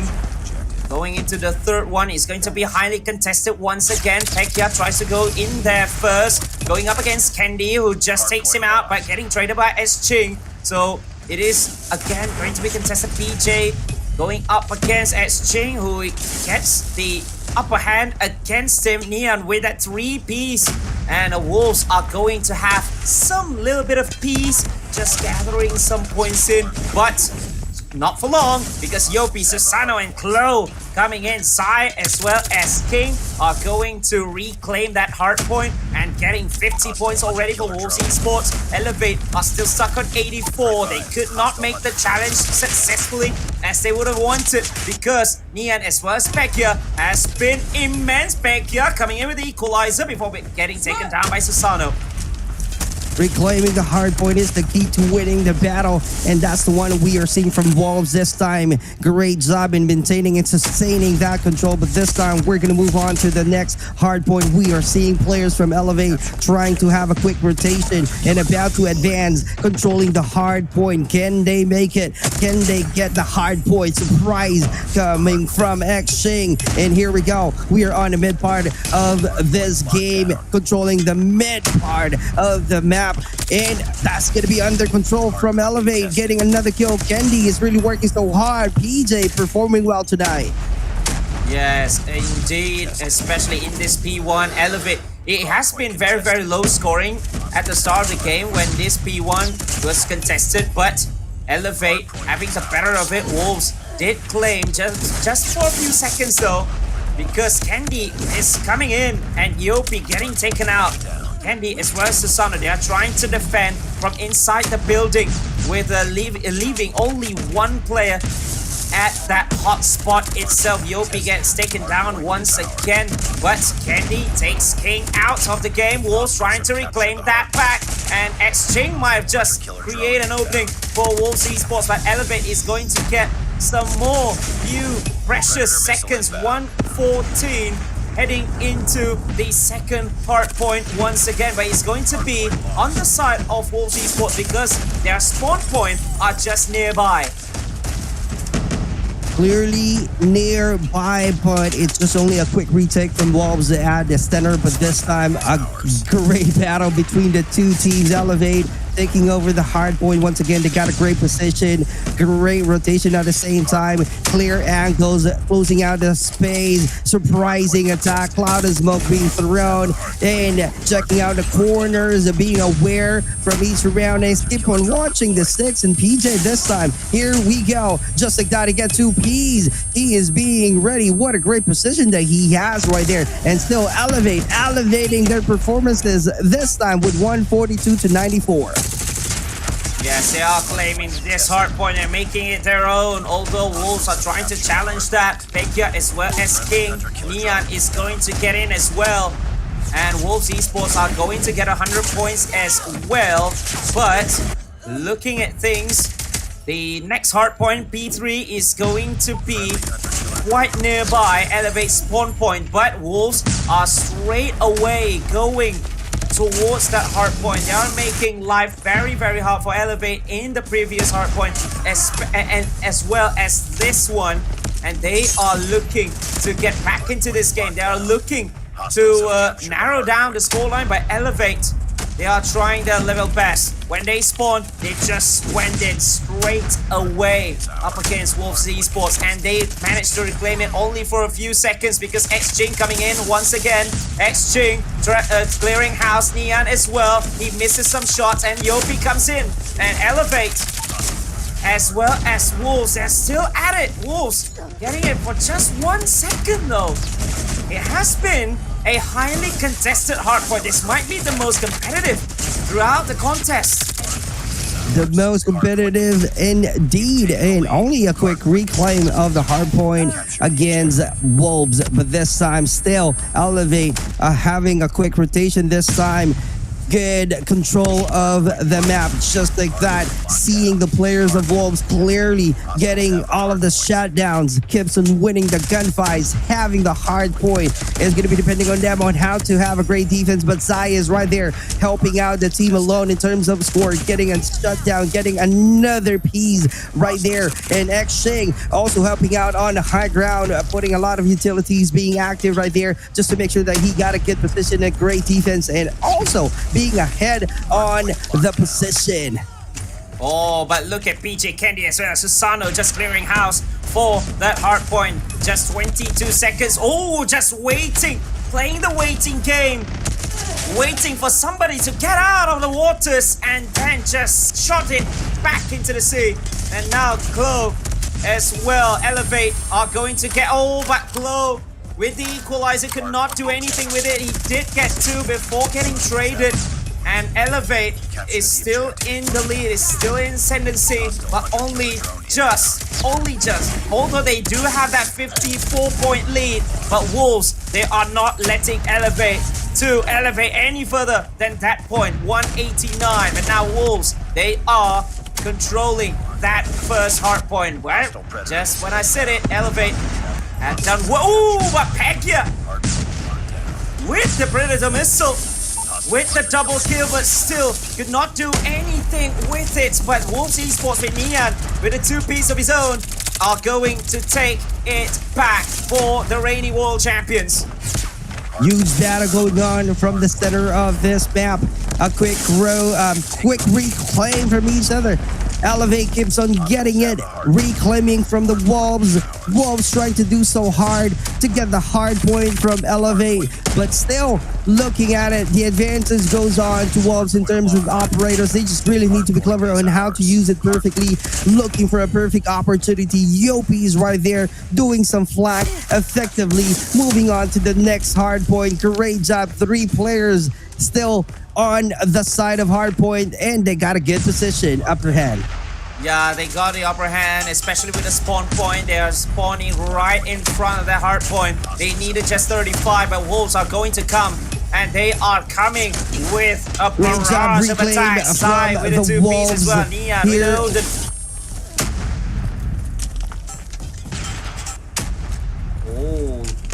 215. The Wolves, they are trying to come back. Pekia with the equalizer. Pekia getting 2. Pekia, King as well is getting 2. And I believe Wolves, this is going to be their turning point if they are going to make this comeback here.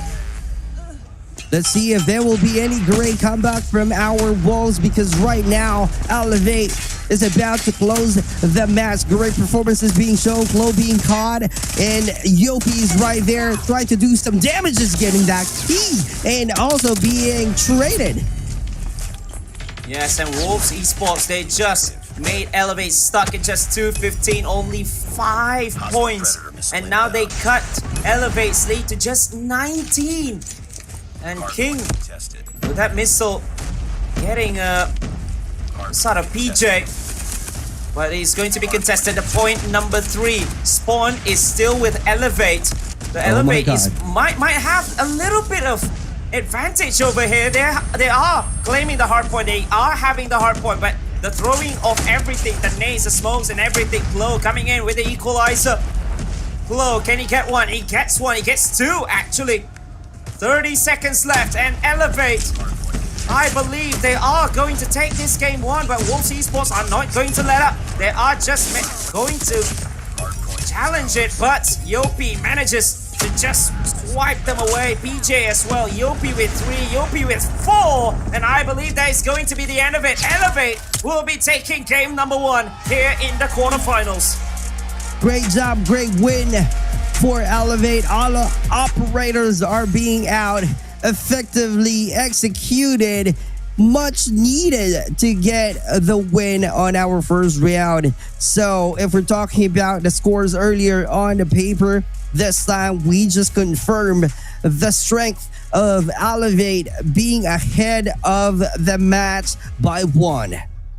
Yeah, Elevate, they have been absolutely massive, although Wolves Esports trying to come back from that. They did have the second last hard point. They managed to just restrict Elevate to just 5 points at 215. But Elevate, right after that at P3, they just edged it, and then they just went at it with all the OUS and then everything that they have, just to swipe the entirety of Wolves Esports and then just get over the finish line and have a 1-0 lead. The equalizer, the last one coming from Glow, 4 kills for himself. Everyone of Elevate having 40 kills and above. That is huge coming from Elevate. Speaking of the performances, here's a scoreboard. Hello being the MVP with 44, but looking at it, all of the players from Elevate got the 40 plus kills. 43 for Yopi, Kendi got 46, 40 for PJ, and 43 for Susano. Yes, and Glow, especially with that equalizer, with that 4-piece, and then being helped on by Yopi. I'm sorry, Yopi was actually with that 4-piece, and then Glow helping to clean house as well. Wolves Esports, they do have an answer. They did have an answer just before, but they don't have that many chances because this is a respawn game. This is a spawn game, and Elevate thrives so much. Garena teams thrive so much in these kinds of matchups, and especially at Hacienda, where they are one of the best at it in the world, not just in Garena, but in the world as well. So after this, it's going to be S&D, but it's going to be massive because how Elevate actually won was actually with their firepower. But now it is going to be absolutely different because this is where all the strats and shot callings are going to be immense, and then waiting for the ideal time to actually make the plays. Making out the plays is one of the key factors to grab the W at the end. But playing on S&D still at the advantage of Elevate, but still going to be depending on the play styles of Wolves. If the stats that we're looking at will be proving as wrong. So it's going to be depending on Wolves on how to play things out. We will be playing at Kurohana map for our SNV. It's going to be a high stakes battle between the two. Kurohana is known for its close quarters combat. As we recall the interview from the Elevate, they don't have a lot of patience to keep on having a good respawn, but respawn is not needed for S&D, but it only means that they are also good in doing some close quarter battles and long sight lines that they really need to take, and making sure that they got a perfect angle to somehow get a good kill, which makes strategy and comms critical. Yeah, so Elevate has got Hacienda, has got the hard point victory, a chance to make it 2-0. But Wolverhampton Wanderers, surely they do not want to just surrender just like that. This is the Call of Duty Mobile World Championship Finals.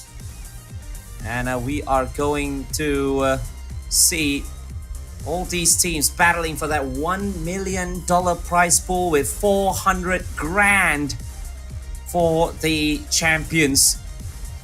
Best of fives for all games today, tomorrow, semi-finals, also a best of 5, but the finals, Superclar, it's going to be a best of 7. Wolves did win against Godlight by 4-2 last year, but now they are 1-0 down against Elevate. Right, so this matchup, this next match will be crucial for Wolves, because if Elevate will be winning this one, they will gain a huge momentum moving on to the next match, which is the third one, the control one. So it's going to be depending on Wolves on how to get a good chance of winning this S&D against Elevate. Yes, the Garena representative, the kings of Garena against the kings of the world. The attacking side will be Wolverhampton Wanderers, and Elevate will be the defenders for the first 6 rounds. Here we go, starting the S&D match. Wolves, looking at it, they are scattered around the map right here. But looking at the defense from the Elevate, they got an A, they got a B. So they're just closing out the sidelines. Great job checking out. And they got a good defense. They got a good look. They are just patiently waiting right here for all of the players of Wolves to see if they're going to pass through that angle. And that's going to be the end. And that's going to be a sure kill point from our Elevate. Now 4-man push towards B by Wolves Esports. Bomb is with Ching, who might be contemplating on planting Klo, as well as while the Wolves players are so nearby. It's going to be a little bit of a throw, but 40 seconds left, so the bomb plan needs to be done. But Sai finally finding PJ. Klo tries to make the trade, but didn't connect, and Sai will have the double kill. 3v4 this time after Susano takes down Neon, but 45 seconds after the bomb has been planted at B. A lot of pressure being put on Elevate this time. I think that's going to be a sure win for Wolves if Elevate doesn't have any answer for the remaining seconds that we are seeing for this match. And here we go. They are being forced to get closer. Close quarter battle this time. Let's see if they can get a win. Let's see if they can get a kill. They need to try harder. Good sidelines, good close. Oh, and you can listen to the roars, you can listen to the cheers as well from the side of Elevate. The close quarter combat is what they thrive on, and when they really needed that, it was a 3v3 battle, and they have just done it. And 1 point to nil, 1 round to nil for the side of Elevate for the first round. Wolves tend to play it very slowly. This time a 2 and 3 split push. With the bomb still with Ching. 2-1-2 for the side of Elevate early doors. All of the sidelines right now are being covered by Elevate. They got a view from the mid, though it's open on the B, so it only means that they are giving out that space to Wolves on the B side. Looking at the map right here. Oh, wow. Right now, someone is out there from Elevate, checking out, finding some good intel. Oh! Zai being out. Yeah, that's a good opening kill for the side of Elevate. When Zai, who always will get the frags, the man with the 2 kills in the first round, getting taken out first by Susano. Susano got 4 already. Ooh. He's got Neon, he's got 2. Both Wolves players who died on the hands of Susano, but getting traded. Then PJ gets Pegya as well.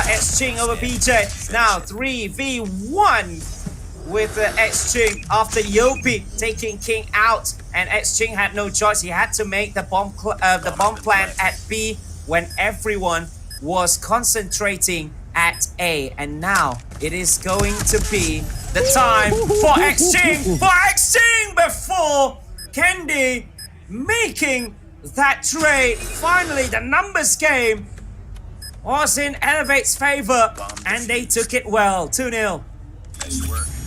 Great job from Elevate right there, seeing the map. If you're going to check out the map, they keep on doing the same thing, closing out the sidelines, which is very significant from Elevate.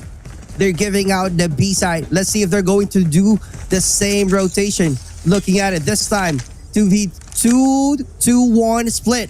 They changed the plan this time, but also they got a good info that they can get right now from that alley.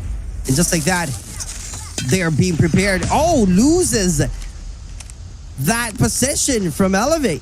It's a 4v5 situation over here. Oh, good nade from Klo. Finding Ching. 4v4 situation, still open. Yopi finding one, getting traded by Pegya. Pegya actually getting both BJ as well as Yopi, and now Klo and Candy are left. Going up against Pegya, King as well as Zai. The bomb is on the ground. Candy getting both, and Pegya had no choice. He had to make the kill. Now it's a 1v1. Pegya has the bomb. Oh no, Candy did not connect with that, and he gives away his position to Pegya. Now it is going to be open. Candy with a sniper. Candy with a Tundra. Can he find Pegya? He's trying to be closer. Pegya making the move. Pegya, look at your left! And Pegya saw that and takes Candy out. I thought A it's going to be... huge point for Wolves. I couldn't agree more. I thought it's going to be an effective lurk from Kendi on the side of Elevate because, as we saw from the map, it was a long turn, a long rotation from Kendi. This time, I think since the plan didn't work from the last match, this time they're doing the same thing from the last 2 rounds of this match. They gotta win. And this time, the only open space that they're allowing to give to the Wolves would be the B side. And just like that, they got Neon right away. It only means that it's still effective. Another kill, just like that from PJ.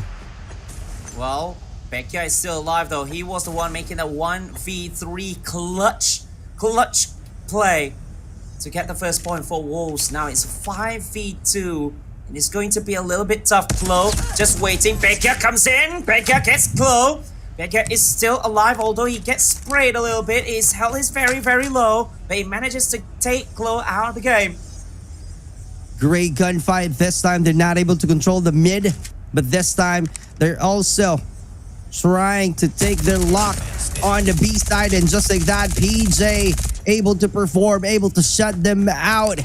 It's still 4 players from Elevate. X-Ching is the only player who got the Fennec, who got the sniper from his bag. X-Ching with the Fennec, 1v4. Everybody's concentrating on B, so he might have the opening to go at A, but that will leave himself right in the open, giving away his spot, but he needs to make the bomb plant right now with just 15 seconds left. And then here we go. Elevate will be forced to split from that B side and then making the chase, making the move. Susano takes down X-Ching in an instant. 1v4. That is going to be absolutely tough. Elevate 3-1 up here in this matchup. Consistency is the key that we are seeing from Elevate. First 2 rounds got the W with the same strategy. They changed a little bit on the 3rd round, but moving on to the 4th round, they did the same gameplay to where they got all of the angles. If that works out well from Elevate, I think they're going to repeat it. Oh, this time they changed a little bit. They're not... Oh, they left the mid open. They only got the angle of A and B. This time, they lost the position right away. And Klo finding one. Pekka, huge damage. Let's see what's going to happen. We still have the remaining players. 2v2 situation, brother.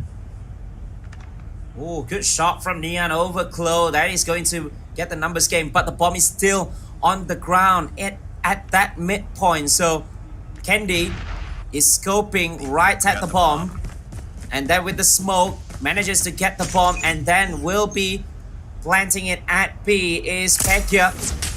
Susano trying to scope. Oh, he gets King but gets traded by Neon, so he's going to be Kendi against Pekka as well as Neon. Kendi with the Tundra. Oh, almost getting Neon. He gets Neon. He needs to get one more, but Pekka again with the final kill. These 2 points came from Pekka and Pekka alone. Great clutch from Wolves. I think Elevate needs to go back to the same gameplay. They're just gonna left the B side open. This time the mid is open, but Wolves not taking it. This time they're closing out the B side. 3 players from Wolves going heavy on the A side. Let's see how it goes. Zai is right there. Neon also right there. King finding some intel and no avail. Just like that. That's a quick scope. Watch out, flash. Oh, Yopi. It did hurt Neon, but getting hit instantaneously, which gives the opening for Exchange to just plant it at A. Now, a nade towards Klo and getting taken away by Exchange. And just like that, 3-all after 6 rounds. And we'll be switching sides in which I believe Wolves might have a little bit of advantage over here, because Elevate now is on the attack for the next 6 rounds. I'm interested to see how Elevate will plan things out by changing the side. Looking at it, the mid is open, the B is open, A is not. It's going to be hard to take just like that. Kill right away for Elevate. Oh, everybody from Wolves are just going down. A shot into the smoke by Sai, trying to find his luck, and he gets Yopi, who's just slid in. Oh, but look at PJ as well as Candy with the final strike. 4-3. Elevate leads. They do not need to actually play with the objectives, just wiping away Wolves players like what they did, as all the chaos were at A just now. A quick rotation and a massive aggression being shown by Elevate on the last match. Here we go. Let's see. This time they are going heavy on the mid side. A is open. Just a 2v1 situation right there. Still not getting the bomb on Elevate. Here we go. How are they going to penetrate? They are just patiently waiting. They got a good position. Keep on rotating on the side of Wolves. Candy. Oh, he scoped. He saw that. And he got hexing before getting traded by Sai. He actually wanted to hit Sai, but he just mishit it. 4-3 after PJ getting a picker out of this game. And PJ for the second up against King. They have 4. It's a 4v2. Finally, the bomb's up. And it will be with Chloe, who is at A side. Sai tries to come in. Manages to find PJ. There are 2 players on the other side. Almost getting there. Yopi as well as Susano. 30 more seconds. 2v2. The bomb has been the bomb was there. Neon wanted to scope Yopi. He finds Sai though, so Yopi is all alone. Oh! Or should I say Neon was all alone, and Susano making him pay. A great diversion being created by Elevate. I like that. I thought they can only excel being on the defending side, but right now they are showing individual prowess. Great job in closing out the angles from the side of Wolves, but this time, here we go, going heavy on the B side. This time, just like that, that's the 2v1 situation. Chloe getting another kill. Yopi gets Zai and Neon from Kendi. Chloe still alive and kicking right here. One close quarter battle gets the W from that gunfight. 3v1, King all alone with the Chandra, and then getting flanked just like that. Elevate has a chance for 2-0. We have been talking about Elevate's struggles early on in the World Championships in S&D, but it doesn't look like that at all when they are the attacking side. 3 rounds in a row in which they were on the offensive. They managed to take it. Now 3 match points that they have. Going heavy on the B side this time, just like that. A lot of aggression. This one that we are talking about. Losing a lot of patience on the side of Elevate. Trying to have the win quickly from Wolves. Maybe that's the reason why they show a lot of aggression. And just like that, this time taking some time. 3 players, 3v3 situation, just like we are seeing this time. Here we go. Close quarter once again. Oh, 1 player left. Whoa! Nice, a 2v1. Neon all alone with a Tundra, but he has got a panic player in Chloe for company, and Neon is down, and Elevate has a 2-0 cushion. Garena represent, and they might be representing Garena into the semi-finals. 1 more match to solidify their performances from the series. And I love seeing Elevate clearly thinking and well-executed gameplay right there. I love the S&D because they are allowing all of their opponents that they are having some weakness in playing S&D, but this time it's a different story. If you're going to keep on checking out the map, they're just giving out the B side alone as an open space. It only means that they're just allowing their opponents to move on to the B, so that it's going to be a quick for them to rotate on the B side. But checking on the on the mid, on the A side, they got a good angle. So if the Wolves decided to pass through on the mid and to the A side, that's the time that they can get a kill. And true enough, that's the outcome of the game. Wow, that has been the game for Elevate. They elevated themselves 4 attacking round wins when it was 3-all after the first 6 rounds, in which Wolves was the attacker. And they never looked back, and I believe so. Elevate. Look at that. Every kill was a shout. Yeah, we saw that as well. Great performances from Elevate. 9 for Yopi and Tosano. Oh my God, almost all of the players got the same number of kills. Kendi and PJ and Chloe being the 7 kills right there. And on the side of Wolves, brother? Yeah, on the side. Although S-Ching has got 9, but well, it was absolutely tough, especially with some insane strats as well from Elevate, especially when they were on the attack.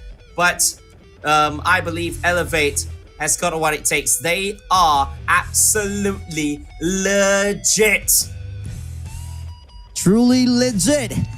Getting that S&D. It's kind of like they're making a jokes right now that, confirming that they are lacking in playing S&D, but seeing them play right now, they're freaking smart. They cleverly transition to making a great plan in S&D. Yeah, but they no longer struggle. They no longer struggle in S&D now. They've won 2 S&Ds in a row, and for Control, they've won 100%. Wow! In the Control games yesterday. That's why they are here with a 3-0 record in the Swiss. So now it is going to be the Control game, in which could potentially be the end. And I might say that it might be an anticlimactic ending to something that everyone will want to watch. Elevate against Wolves. It could have ended in a rather, dominant 3-0 scoreline, because that's what we've seen from Elevate, especially in Search and Destroy. They are cooking the world champs. And now Control at Seaside. Elevate. Wow. Absolutely true. This time playing on Control. Seaside as the map. Checking on the paper. Elevate got the advantage, 86.67, 13 wins to 2 losses, compared to Wolves that got 66.67% only, with 8 wins and 4 losses. But still, depending on their hands, how are they going to prove the scores wrong that we are seeing on the paper? It's going to be depending on how they communicate, on how to handle or control the map and have a quick rotation. Every point, every A side or B side that they really need to control, it's going to be depending on them. Yeah. And to think of this, right? Just last year, they had a huge heartbreak of not making it to the World Championships. And now they come in as perhaps one of the very best in the world. Let's hear this from Elevate.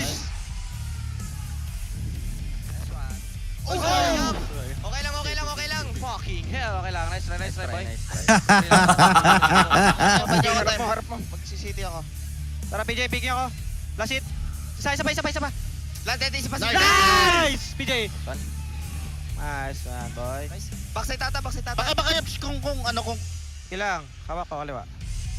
Go side. Yeah. Nice! Last 2. Let's go. Mamay na. Nice. Last. Niyan lang yan. Sige, plan nyo. Pag kayo matay. City. Plant mo. Kaliwa.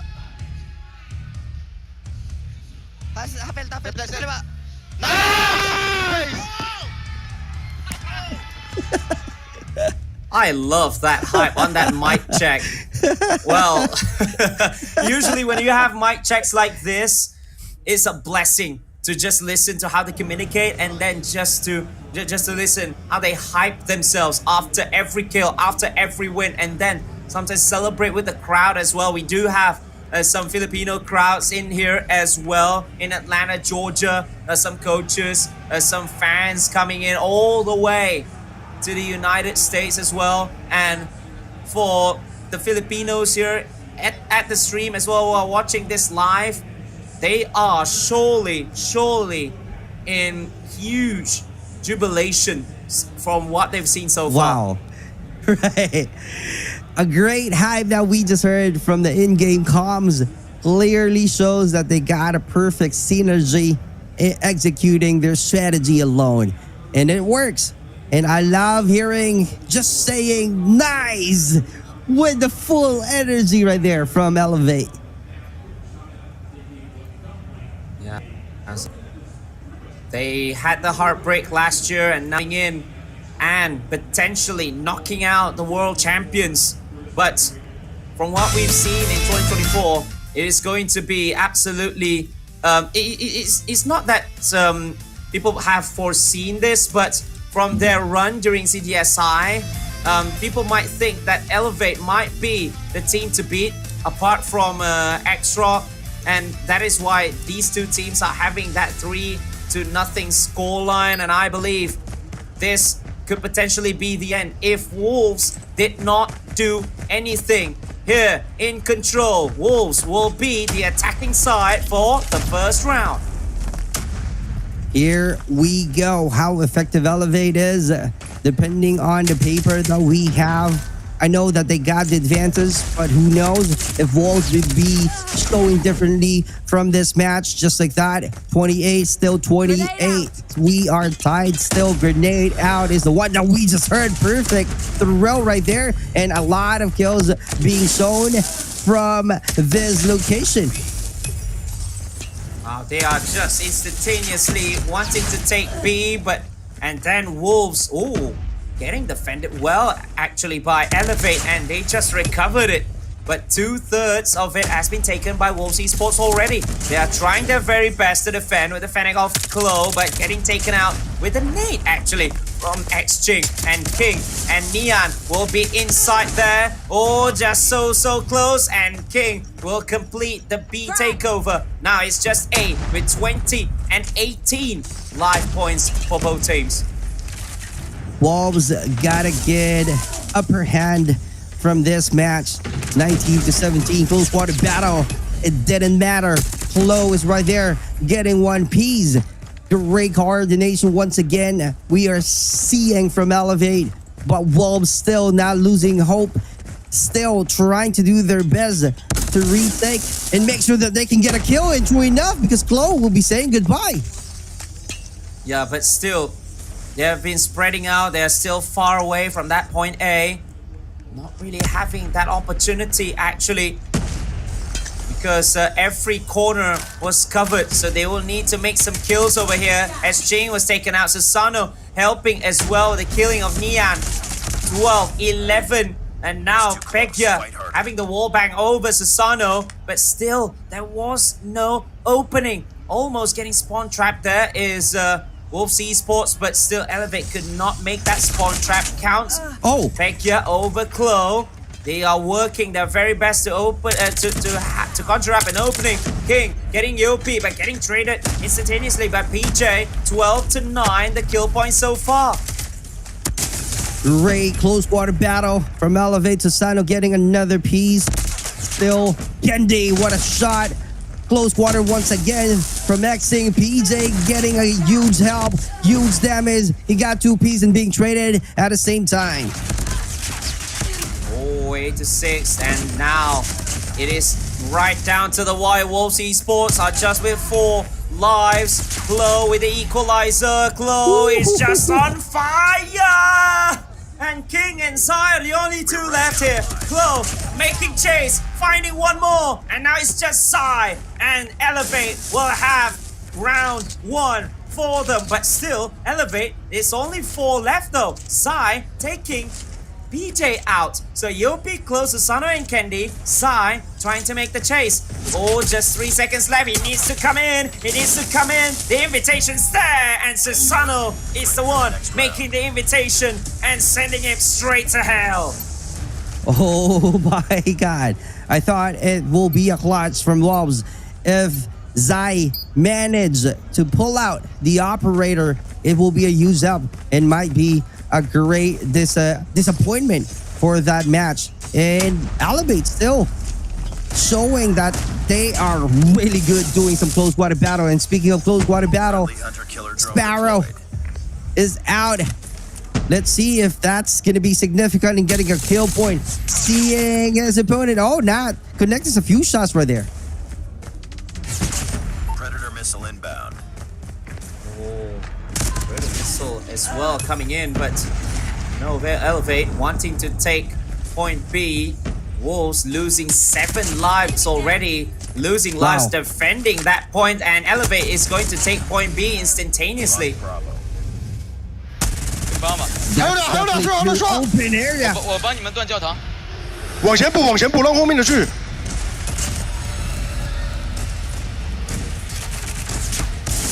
刷不成了 ，A 去了。我走了，我走了，能不能省个大招？咱家注意死角，咱家左边死角。跟他掰吧，哥们儿。咱家左边死角死了。在家等着呢。就架着，就架着，就架着。别了，别了。给我狙了。跑。去个吧台吧。等滑箱应该快好了。我去吧台。等滑箱应该快好了。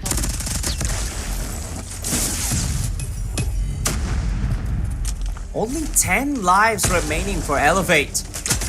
They look to be cruising, but Wolves Esports, they are not letting Elevate to just toy around, play around with it. They are the world champions. They do not want to get disappointingly knocked out in this manner, especially with a 3-0 scoreline. And that is why you are seeing them in an enraged mode. Sai especially 2-piece. And then there's just 4 lives left. 4 against 12 is going to be absolutely tough for Elevate. And I believe Wolves are going to have points on the board.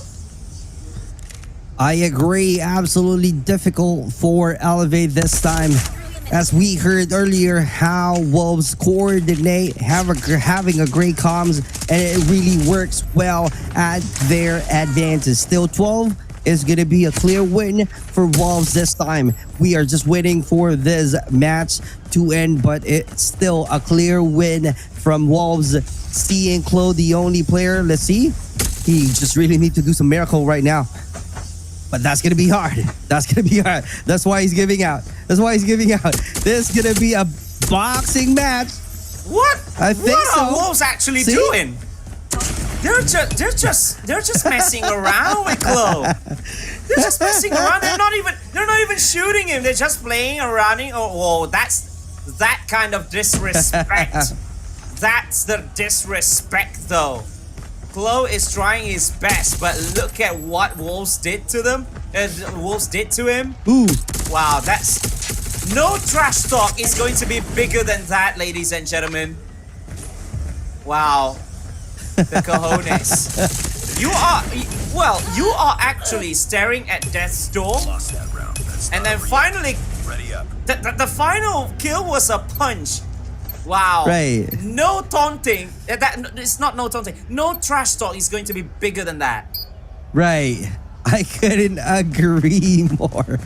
Oh my god, that was savage on the side of Wolves. Let's see what's going on, if there will be any answer from Elevate this time. Great start. 29 right away. Just like that, another kill from X Sting. Another one, War Machine. Let's see if he can get more kills using that War Machine. Neon got a good position. Zai is also right here. Not moving a lot. Not showing a lot of aggression. Being proactive. Provoking the opponents.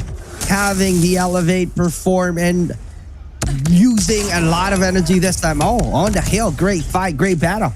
I think I know what's up with Wolves. Just buying time.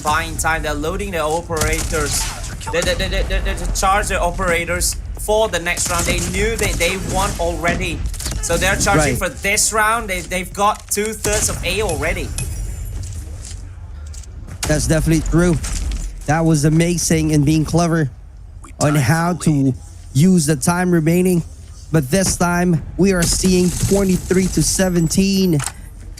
Elevate on the lead. Oh, that's a 2v1 on the hill. That's going to be too hard for Chloe. Grenade out is the one that we are hearing still. Trying to get a good control from any side. Going heavy on the B side this time. Losing the battle just like that from Wolves. 19-13. Close quarter battle once again. PJ on the hill. Let's see how it goes. What's going to be the next move? Now Wolves 2/3 of B as well. And they are going to complete their takeover of B with only 1/3 of A remaining to be taken in more than 90 seconds. That's actually quite genius, quite a good strategy as well coming from Wolves. Although they have less. But Chloe letting them taste their own medicine of what they did to him before, and Yopi as well getting Neon. Grenade out. A good preparation right here. Yep. A good preparation. Close right there. Close quarter battle. He get that W from that gunfight. Another close quarter, but this time Peg, getting 2 Ps and being traded at the same time. Here we go. We're about to finish this round. 12-8. It's a close battle. 7 remaining lives for Wolves. And just like that, Chloe is definitely on fire. Absolutely insane. After becoming a Manny Pacquiao with a punch, now just now with that wowee with that equalizer as well. But Yopi gets taken out by Zai. It's 10v3. Only King, Zai, and Neon. Zai is carrying the team massively for Wolves, but Elevate are going to have the victory, I believe so, although it's just 1/3 remaining. But Chloe, I believe for that round, Zai with the war machine, getting 2. Just 7 seconds left, 5 left. Still no opening, and BJ as well as Candy is just 1 remaining, and King is going to get taken out as well as the time running out, and Elevate are on semi-finals point. They are now semi-finals bound. Great pressure putting on the line from Elevate. And they got no choice but to get close from each other because of the time. Here we go, another start, a fresh start from these 2 teams. Elevate leading the scores just like that. 30-27 right away. A quick kill point coming out from Wolves. And here we go, great push that we are seeing this time from our Elevate. Quick rotation, moving heavy on the B side this time, taking control of the mid. Oh my God, here we go. PJ getting caught up. This time we are seeing Chloe having a good angle. Yeah, Chloe, they are trying to get B. Chloe is inside all alone. He's got Yopi for backup. Candy overside though, that's a good scope coming from Candy. Hostile hunter-killer drone inbound. A former, it's not really a former, but being the first one to represent Garena before in 2020 with NRX Jeremiah 2911. Rolling back the years with that snipe just now. Candy again, this time on Neon. Susano coming in with the Odin and taking down Sai. 18-20. They've got B. Now they've got A left, and Chaos will be over there. 3 players are inside that A point. Neon trying to just lower down all the life points of Elevate. Neon taking Chloe, taking Candy, a 3-piece for him, just securing, but Elevate has got 1/3 of A already. Elevate after activating all of the operators, Wolves got the answer for the same strategy. They got the operators out, they got the war machine, they got the claw at the same time. So the score's pretty close this time. 16. Oh, what a insane precision. We saw another one. Fennec being significant at the same time. 14-13-9 is our score. We are about to close out the match once again. Yopi rotating. Let's see if he can get 2 kills right here. That's usually needed. Oh, losing the battle. Zai with that war machine is trying to drag Wolves back into the game. Elevate with just 5 lives left. Yopi getting back here, but there's still some more killings need to be made. Glow with that equalizer. Equalizer getting 2. That's 8 left for Wolves Esports, but only 4 for Elevate. Oh, Glow, Yopi, PJ as well. It's now 4v4. It's now Glow as well. Oh, but he gets taken out. Yopi gets 2 though. It's a 2v2 situation. There's just 40 seconds left over here. Wolves are spawning. Pekia, exchange. What can they do? Or will Elevate? Will Elevate do it? Oh, Pekia, it's a 1v1. Pekia takes PJ out. Right to the last. Wolves saving themselves. And we take this to a round 5 though. Elevate so close to a huge clutch in just 5v10. But Wolves Esports exchange as well as Pegia with the 2 remaining forces just now, just saving Wolves at the brink of elimination. And now Wolves are on the attacking side. That was so sick. Clearly insane. It was a close battle indeed. But moving on to the next match. Here we go. Do they still have some energy? That is something that we need to find out. Yopi being caught up outside of that hill. Great job. Great rotation. Objective loss. Here we go. Close quarter battle 1v1. 24-25. Respawn Gaming once again. Kenny getting 2 Ps. Being ready for that spawn. Oh, PJ getting traded after. He took down Pekia Zai with a 2 Ps of his own. 22-22. Wolves have already taken B in an instant. Early on in this round just now. Now it is very much open, but all the kills are going to happen. Glow becoming Manny Pacquiao for the 3rd time. For the 3rd time with a melee kill, with a punch as well. 20-18. Pacquiao with the equalizer. What can he do? He takes down Candy just now. Will there be a spawn trap coming in from Pacquiao? Actually taking Candy for the 2nd time. Glow gets King, but look at Pacquiao just spawn trapping Candy. He's not letting Candy getting out though. He knows that Candy is going to be the guy for Elevate. If they are going to win, Candy needs to elevate. But he just spawn trapped him. Savage game getting 2 Ps, being traded. Trying so hard to retake the A side. Controlling this location from the Wolves. But Elevate having a great defense, taking the lead in terms of live count. Here we go. Oh my god, that's going to be a lot of close quarter battle. Clearly significant with using of that war machine. Wow.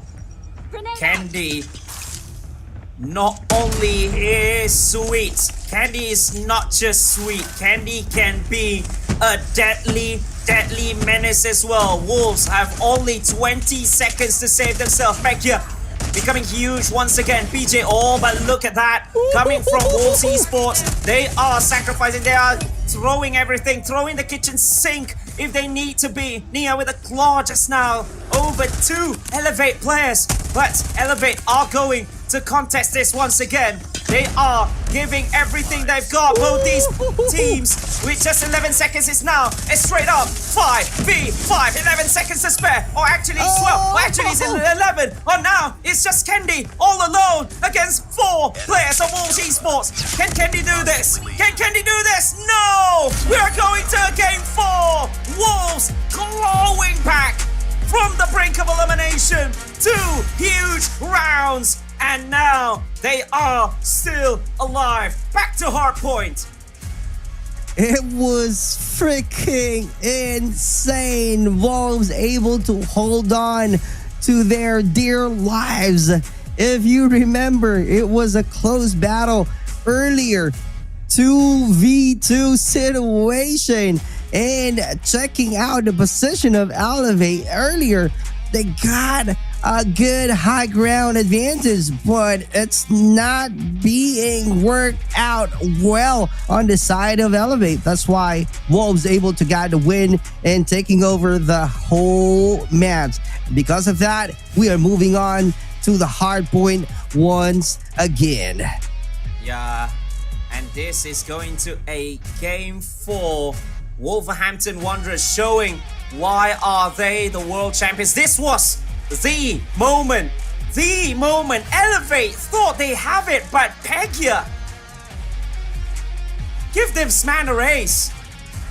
Wolverhampton Wanderers, the football team or whatever, give that man a raise so that he won't get snapped up by any other team, because he is just that massive. Although Zayo is the MVP, but Pegia was the man behind it all. And now they are saving themselves for at least one more game. But they will need to make this reverse sweep, and that win could potentially change the tides of this game. But for Elevate, they still have that match point still, and hard point, in which they are one of the best in the world at hard point. And if you want to know about Garena, about Elevate, about most teams from this region, it is hardpoint. So I believe Elevate might think of this, okay, just calm down. It is a little bit of a mishap, but we still got hardpoint. Just don't take it to Game 5, because it might be all too open. That is definitely true, because they're using Snapdragon Elite Gaming. All right, and Elevate still thinking about it, what just happened on that round. 2-1 is our score. So they just really need to compose themselves and go back into the focus mode so that they can execute the strategy perfectly once again. 参加亚特兰大的使命召唤手游世界锦标赛，这一次我们是来拿世界冠军的。Yeah. The Snapdragon Pro Series is brought to you by Snapdragon Elite Gaming, Monster Energy, Call of Duty Mobile.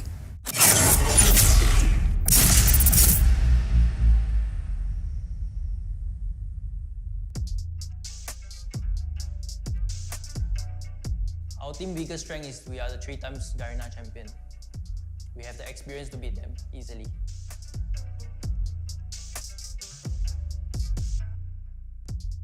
I want to show the world that this team is really capable of being the world champion.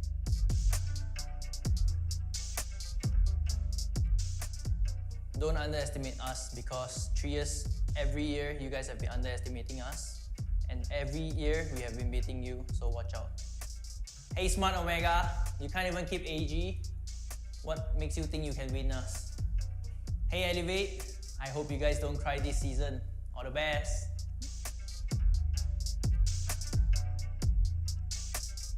I don't even care about the threshold, because you guys know who is the real champion of Garena.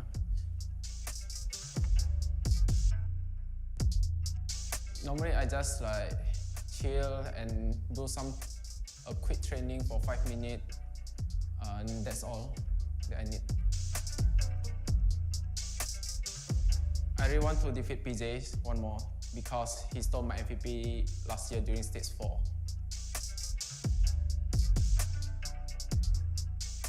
I learned that confidence is important, but overconfidence is dangerous.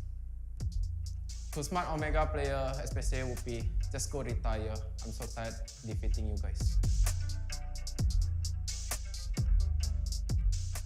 For me, we're really confident with our gunfights. I believe that between individual skills, 1v1 gunfights, they can beat us. So that sets apart from Stalwart to Omega and LB. Whoopi, because he's been crowned the best sniper, and I don't believe it. It should be me. For me, their trash talk is just all talks. They don't show it in game. As you can see, we dominated them in second week and third week. They only won one series against us. We won both. So for me, let's just see in bank who will win. Yeah. For Smart Omega team, Whoopi is the best sniper in the Philippines. Well, guess what? Mustacho doesn't love him anymore. He loves me, FTX. For Elevate team, I already made Luffy cry. Candy, you're next. Make sure you don't quit, okay? It's just me, FTX.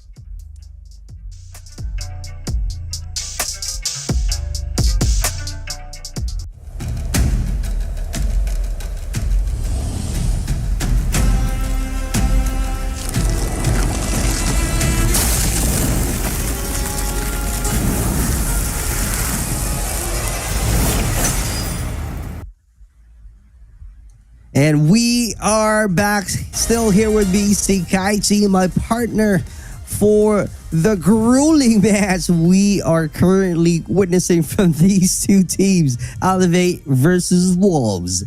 Yeah, and Wolf just clawed back, just howled back into this one with some clutch rounds, some clutch performances, especially coming from Pegia. He has been a crazy man together with Zai. I love seeing those two, and I think things are just going to get better and better and better in round 4, because in S&D it's going to be all too open, and you know about Chinese teams thriving in S&D. Although yes, Elevate did win in S&D just now in game 2, but the last one is going to be at firing range, so I don't think it's going to be all too ideal if you're going to let it go over to a game 5, because because like I said, it's going to be all too open. So if anything,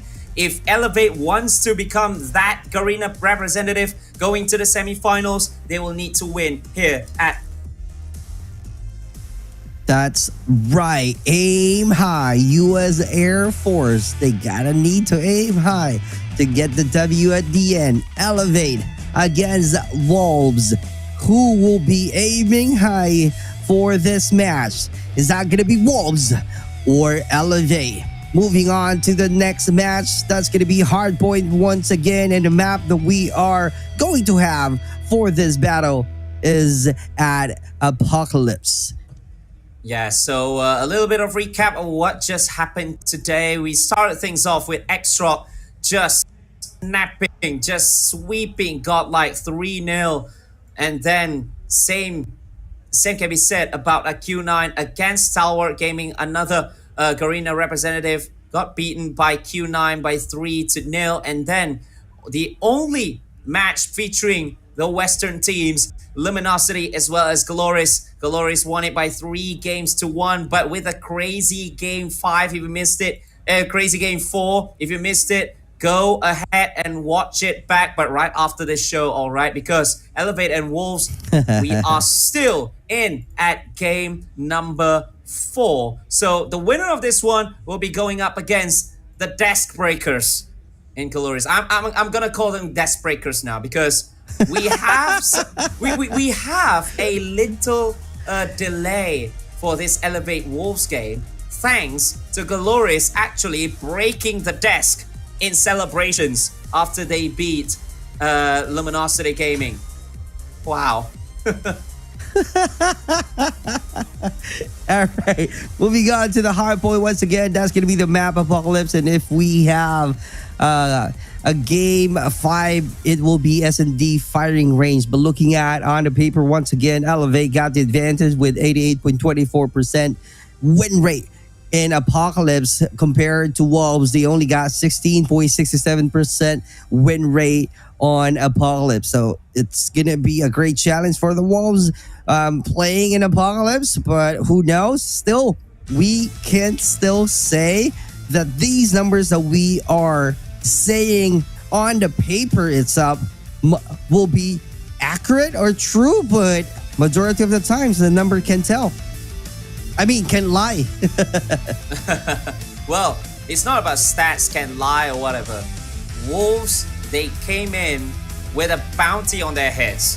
Anyone that beats them can call themselves, oh, well, I beat a former world champion, I beat a reigning world champion. But for Elevate, this is the opportunity to eliminate them.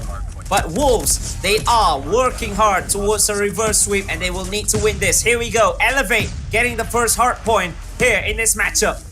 Great start right off the bat from Elevate. Great control at the same time. Let's see how defensive they are against Wolves, because right here Wolves trying so hard, can get another kill right there, and that's gonna be an open space hard point. So it only means that you just really need to have a great defense and working as a team at the same time so that you will have an upper hand. So Elevate having 30 points, the first 30 in this game. Wolves not having a sniff whatsoever. They're not letting them. And the spawns are not really helping Wolves as well though. Elevate are going to dominate the first hard point in this match, in this game number 4. Candy, look at Candy though. Whoa, rolling back the years. He has been absolutely huge. Predator missile coming in as well from Yopi. Just having 2 out of the board, and now Elevate having the second hard point as well, and they are trapping Wolves Esports with that 3-piece with that Predator missile. This is going to be a huge problem from Wolves because they don't have any scores yet. We are seeing Elevate elevating the scores to 64. War Machine operators being used effectively this time. 70. What is going on? There's no answer from Wolves. Yeah, they look to have been a little bit disjointed, a little bit disengaged, especially when Elevate just hit them and hit them and hit them on the break, hitting them one after another. Look at that. Look at that. They're not even letting them sniff. When they come in, look at PJ, look at Glow. Although King gets it, but Susano is going to take as Ching. And if anything, if Wolves are to get back into this game, well, I don't know. They might need to have like some scrap points, but even scrap points as well. Yopi is not letting them having even the scrap points. Oh my god. This is a clear savage, but this is going to be an early to tell. The target is 250. We're about to reach 100 score points to nothing. That's a huge gap. What is just happening right now? Elevate really dominating Wolves this time. What's going to be the answer? Operators keep on keeping significant, getting a kill point. Just like that. It makes it easy. This time they got a first blood. No, Wolves did get a point, but it's just one. Before Elevate just comes in back, and then with the Fennec of Susano comes in. Glow with 3Ps as well. Susano tries to has a little bit of kills for himself, gets Zai, Pekka over Candy, Pekka with a 2-piece, but 4 getting taken out by PJ. Wolves finally having some points, but they got restricted to just 5. Look at that. Even the scrap points. Even the scrap points. They're not letting Wolves have it either. And although Wolves are trying their level best to go on the rotation first, but Elevate are just going at it with close combat, with mid-ranges as well. And then now with some nades coming in. Pekka coming in with the equalizer. King with 2-piece. Pekka with a wallbang kill of PJ. And finally, there is some opening for Wolves Esports. There is some opening for them to finally get some points. But Elevate 136 already. That's even more. That's more than even midpoint. Savage performances, phenomenal score points we are seeing. Great uses of utilities from Elevate.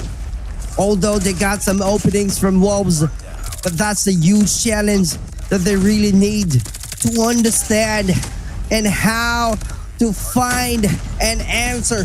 How are they going to do some counter from the offensive side of Elevate? Right now, 35 to 142, huge gap. We are seeing it's kind of like we are not in the World Championships 2024 for Call of Duty Mobile. This is not even close battle at all. What just happened? Let's see. Elevate, they just really need to keep to keep being consistent. Yeah, but the Wolves, they are trying their level best. Xing and Nian helping each other very, very well. Nian with a 2-piece as well, just to shoo away, elevate. But they are spawning on the western side, so it is going to be them having to make that long walk as well. Wolves, they are trying to get back into this game, and they are finally having their defense intact. Candy taking out Pegya, but Xing having Yopi even before, but PJ finally gets him out of the way. PJ with 2, PJ with the Fennec, Xing with a Predator missile, finding 2 and opening up the space for Wolves to actually get some more points. Now they are halfway there towards Elevate. Wolves, they are trying their best, and then Elevate will get only 2 points, only just that scrap points for them, but they will need to do it again, Wolves, and they are doing it again actually. Glow, although with that nade, but Pegya, he is carrying the team alongside King as well as Xing, but Susano coming in, the challenge is there. Yopi opens up with that 2-piece, opens it up with that 3-piece, and Pegya, although he takes Candy out, but Elevate is going to be there. Glow with that equalizer in his hands, but getting taken out. Glow is still with that equalizer. Glow with 2, Xing with 2 as well. Glow, Glow on fire. My goodness me. Great job. Operators are out, being significant. PJ, Sustano, Klo helping out each other to put up some scores. Kill points keep on coming just like that, having a good position. It's a bit slow earlier to go back on the groove because Wolves able to retake the position, able to find some good answers from Elevate, but this time Elevate still trying to prove that they got this map that they own, or this is gonna be their turf for this round. Elevate approaching 200, but Wolves with Pekya as well as Zai. Pekya with 2-piece of his own. Xing helping out, Zai helping out as well. PJ getting traded, and Wolves just clearing house. Elevate tries to come back. It's the respawn game. It's a never-ending battle when you're up against a side like Elevate, who will always get in your face, even when they lose the hard point, even when they are just so far away. Even if they're respawning, they'll just come in again and coming in again, and Elevate are edging ever closer, getting challenged by Wolves Esports. Wolves are not even in the hundreds yet. Elevate with Glow with that double kill. Yopi is all alone inside just to ensure that they get the maximum points as much as they could. 27 left for Elevate here. Oh my god, they're about to finish the series. Oh, operators are out, but not enough to add more scores on the side of Elevate, but 98 for Wolves, not reaching out. 100, just like SEKAIICHI is saying earlier. And War Machine finally still somehow add 3 points from the hands of Wolves. And here we go, Purifier coming out from PJ. 230, 231. Wow. How much more scores needed for them to prove that they got the series already? Yeah, PJ with that Purifier on fire. At least 6 or 7 kills that he's got in a row. PJ with that Predator missile as well, taking out 2. Elevate will need to wait. They will need to have the next hard point, but they are almost there. Elevate 248, 249, just 1 more to go, and they are going to the semi-finals. Elevate Lang Malakas. Oh my god! A clear domination on hard point from Elevate, elevating their performances. That was a huge gap in terms of scores. Crazy battle. A job well done from Elevate. Wow. Wow, that was absolutely huge. For the side of Elevate, they are dominant. They are dominating the world champs in Game 4. And although some people might say, oh, okay, Wolves are going to make it. Wolves are going to make the reverse sweep. But, well, at one point it was like what? 100-0, 115-0 before finally Wolves getting that 1 point. Wow. Right? It was really hard from Wolves to come back, though they tried so hard. Props to Wolves because they did not surrender early, but still managed to somehow get more points and making sure that they're putting so hard, putting all of their best, but their best are not enough to get the W at the end. That's why Elevate able to move on to the next series of this tournament. Great job and congratulations. Wow. Garena represents. Well. Sleep well, Garena. This is your representative. This is your rep. Elevate, ladies and gentlemen. 3-1 win over Wolverhampton Wanderers, over Wolves Esports, the reigning champions. They're just toppled the kings of the world.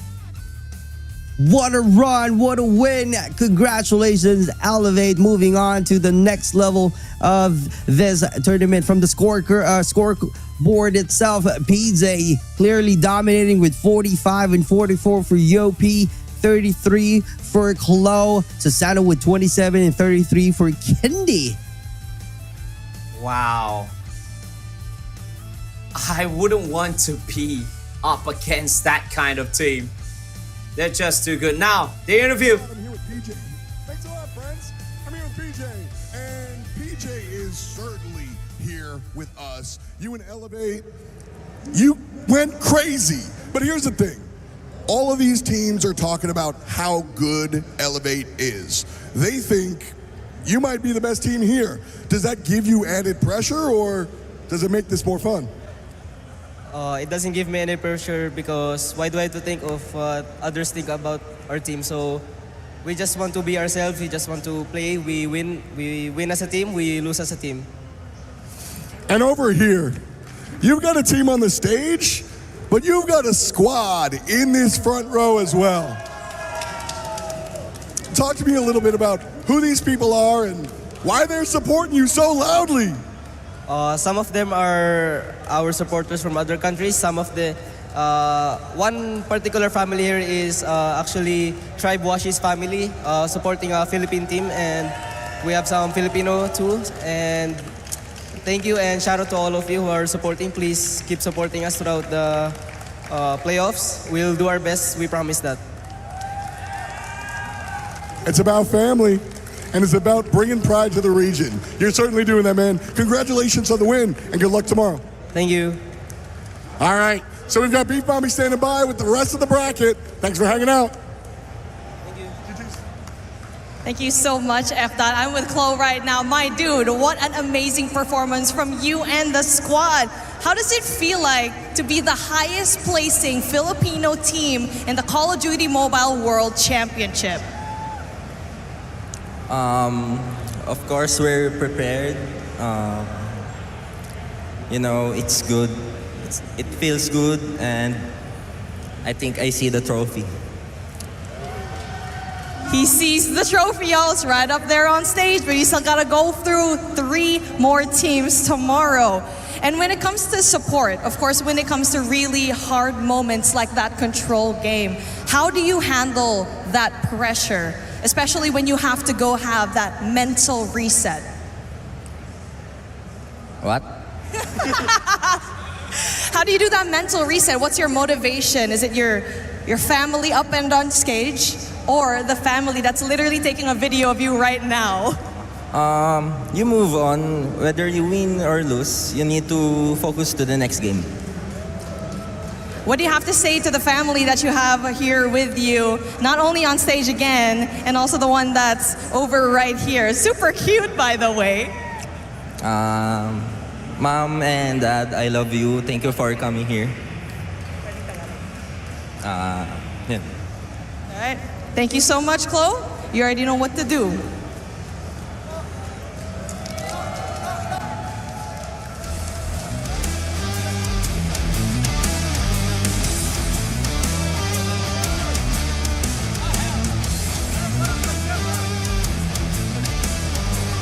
And there you have it. One more team heads up to the grand finals. I mean, we already know what's gonna happen. Glitter, shift, proper, up to you guys.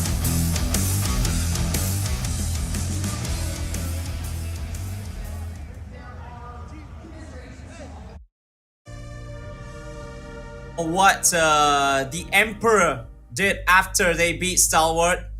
Well, that's exactly what Kalo did. What Chloe did, but he's got a double. Maybe okay. Here's one thing: Elevate came in.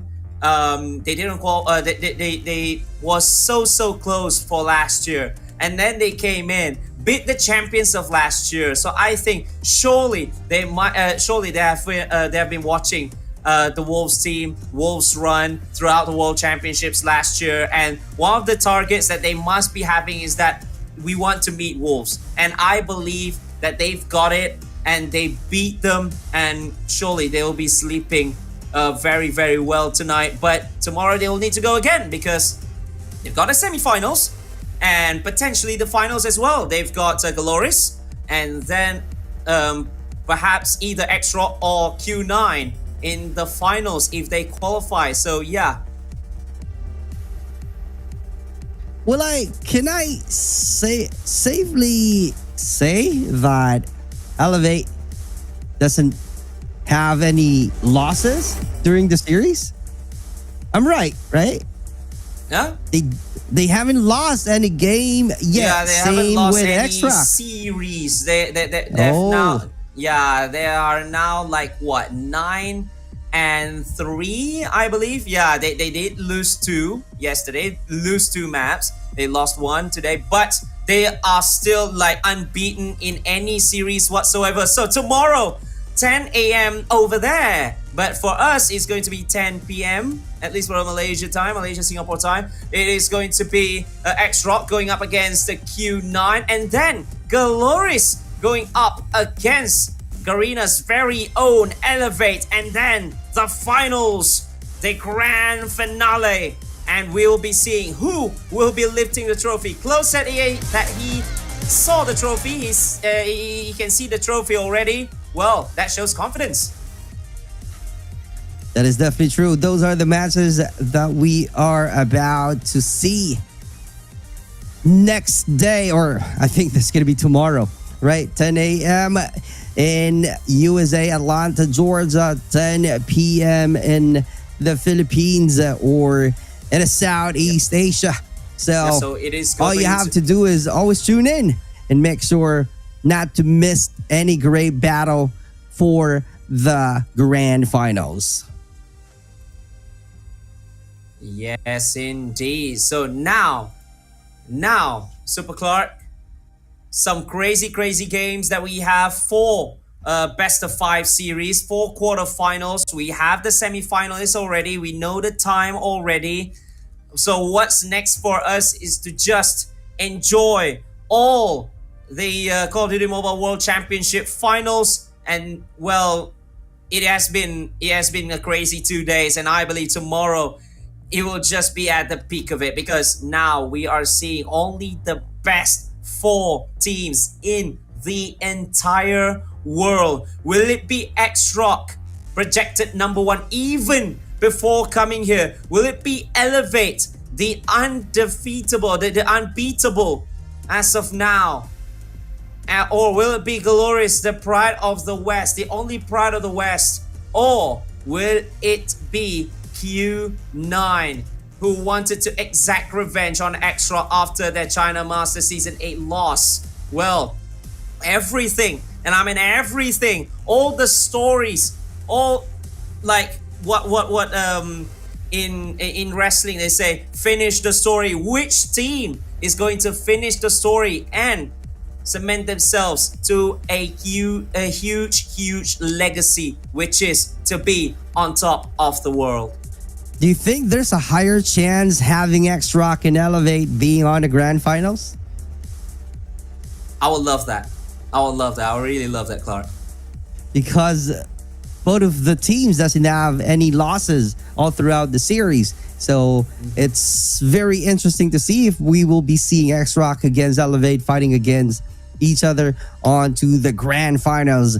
It was really a great day today, seeing them perform semifinals. X-Rocks against Kunai, Galores against Elevate tomorrow, and to the grand finals. I really appreciate Garena for having me for this series.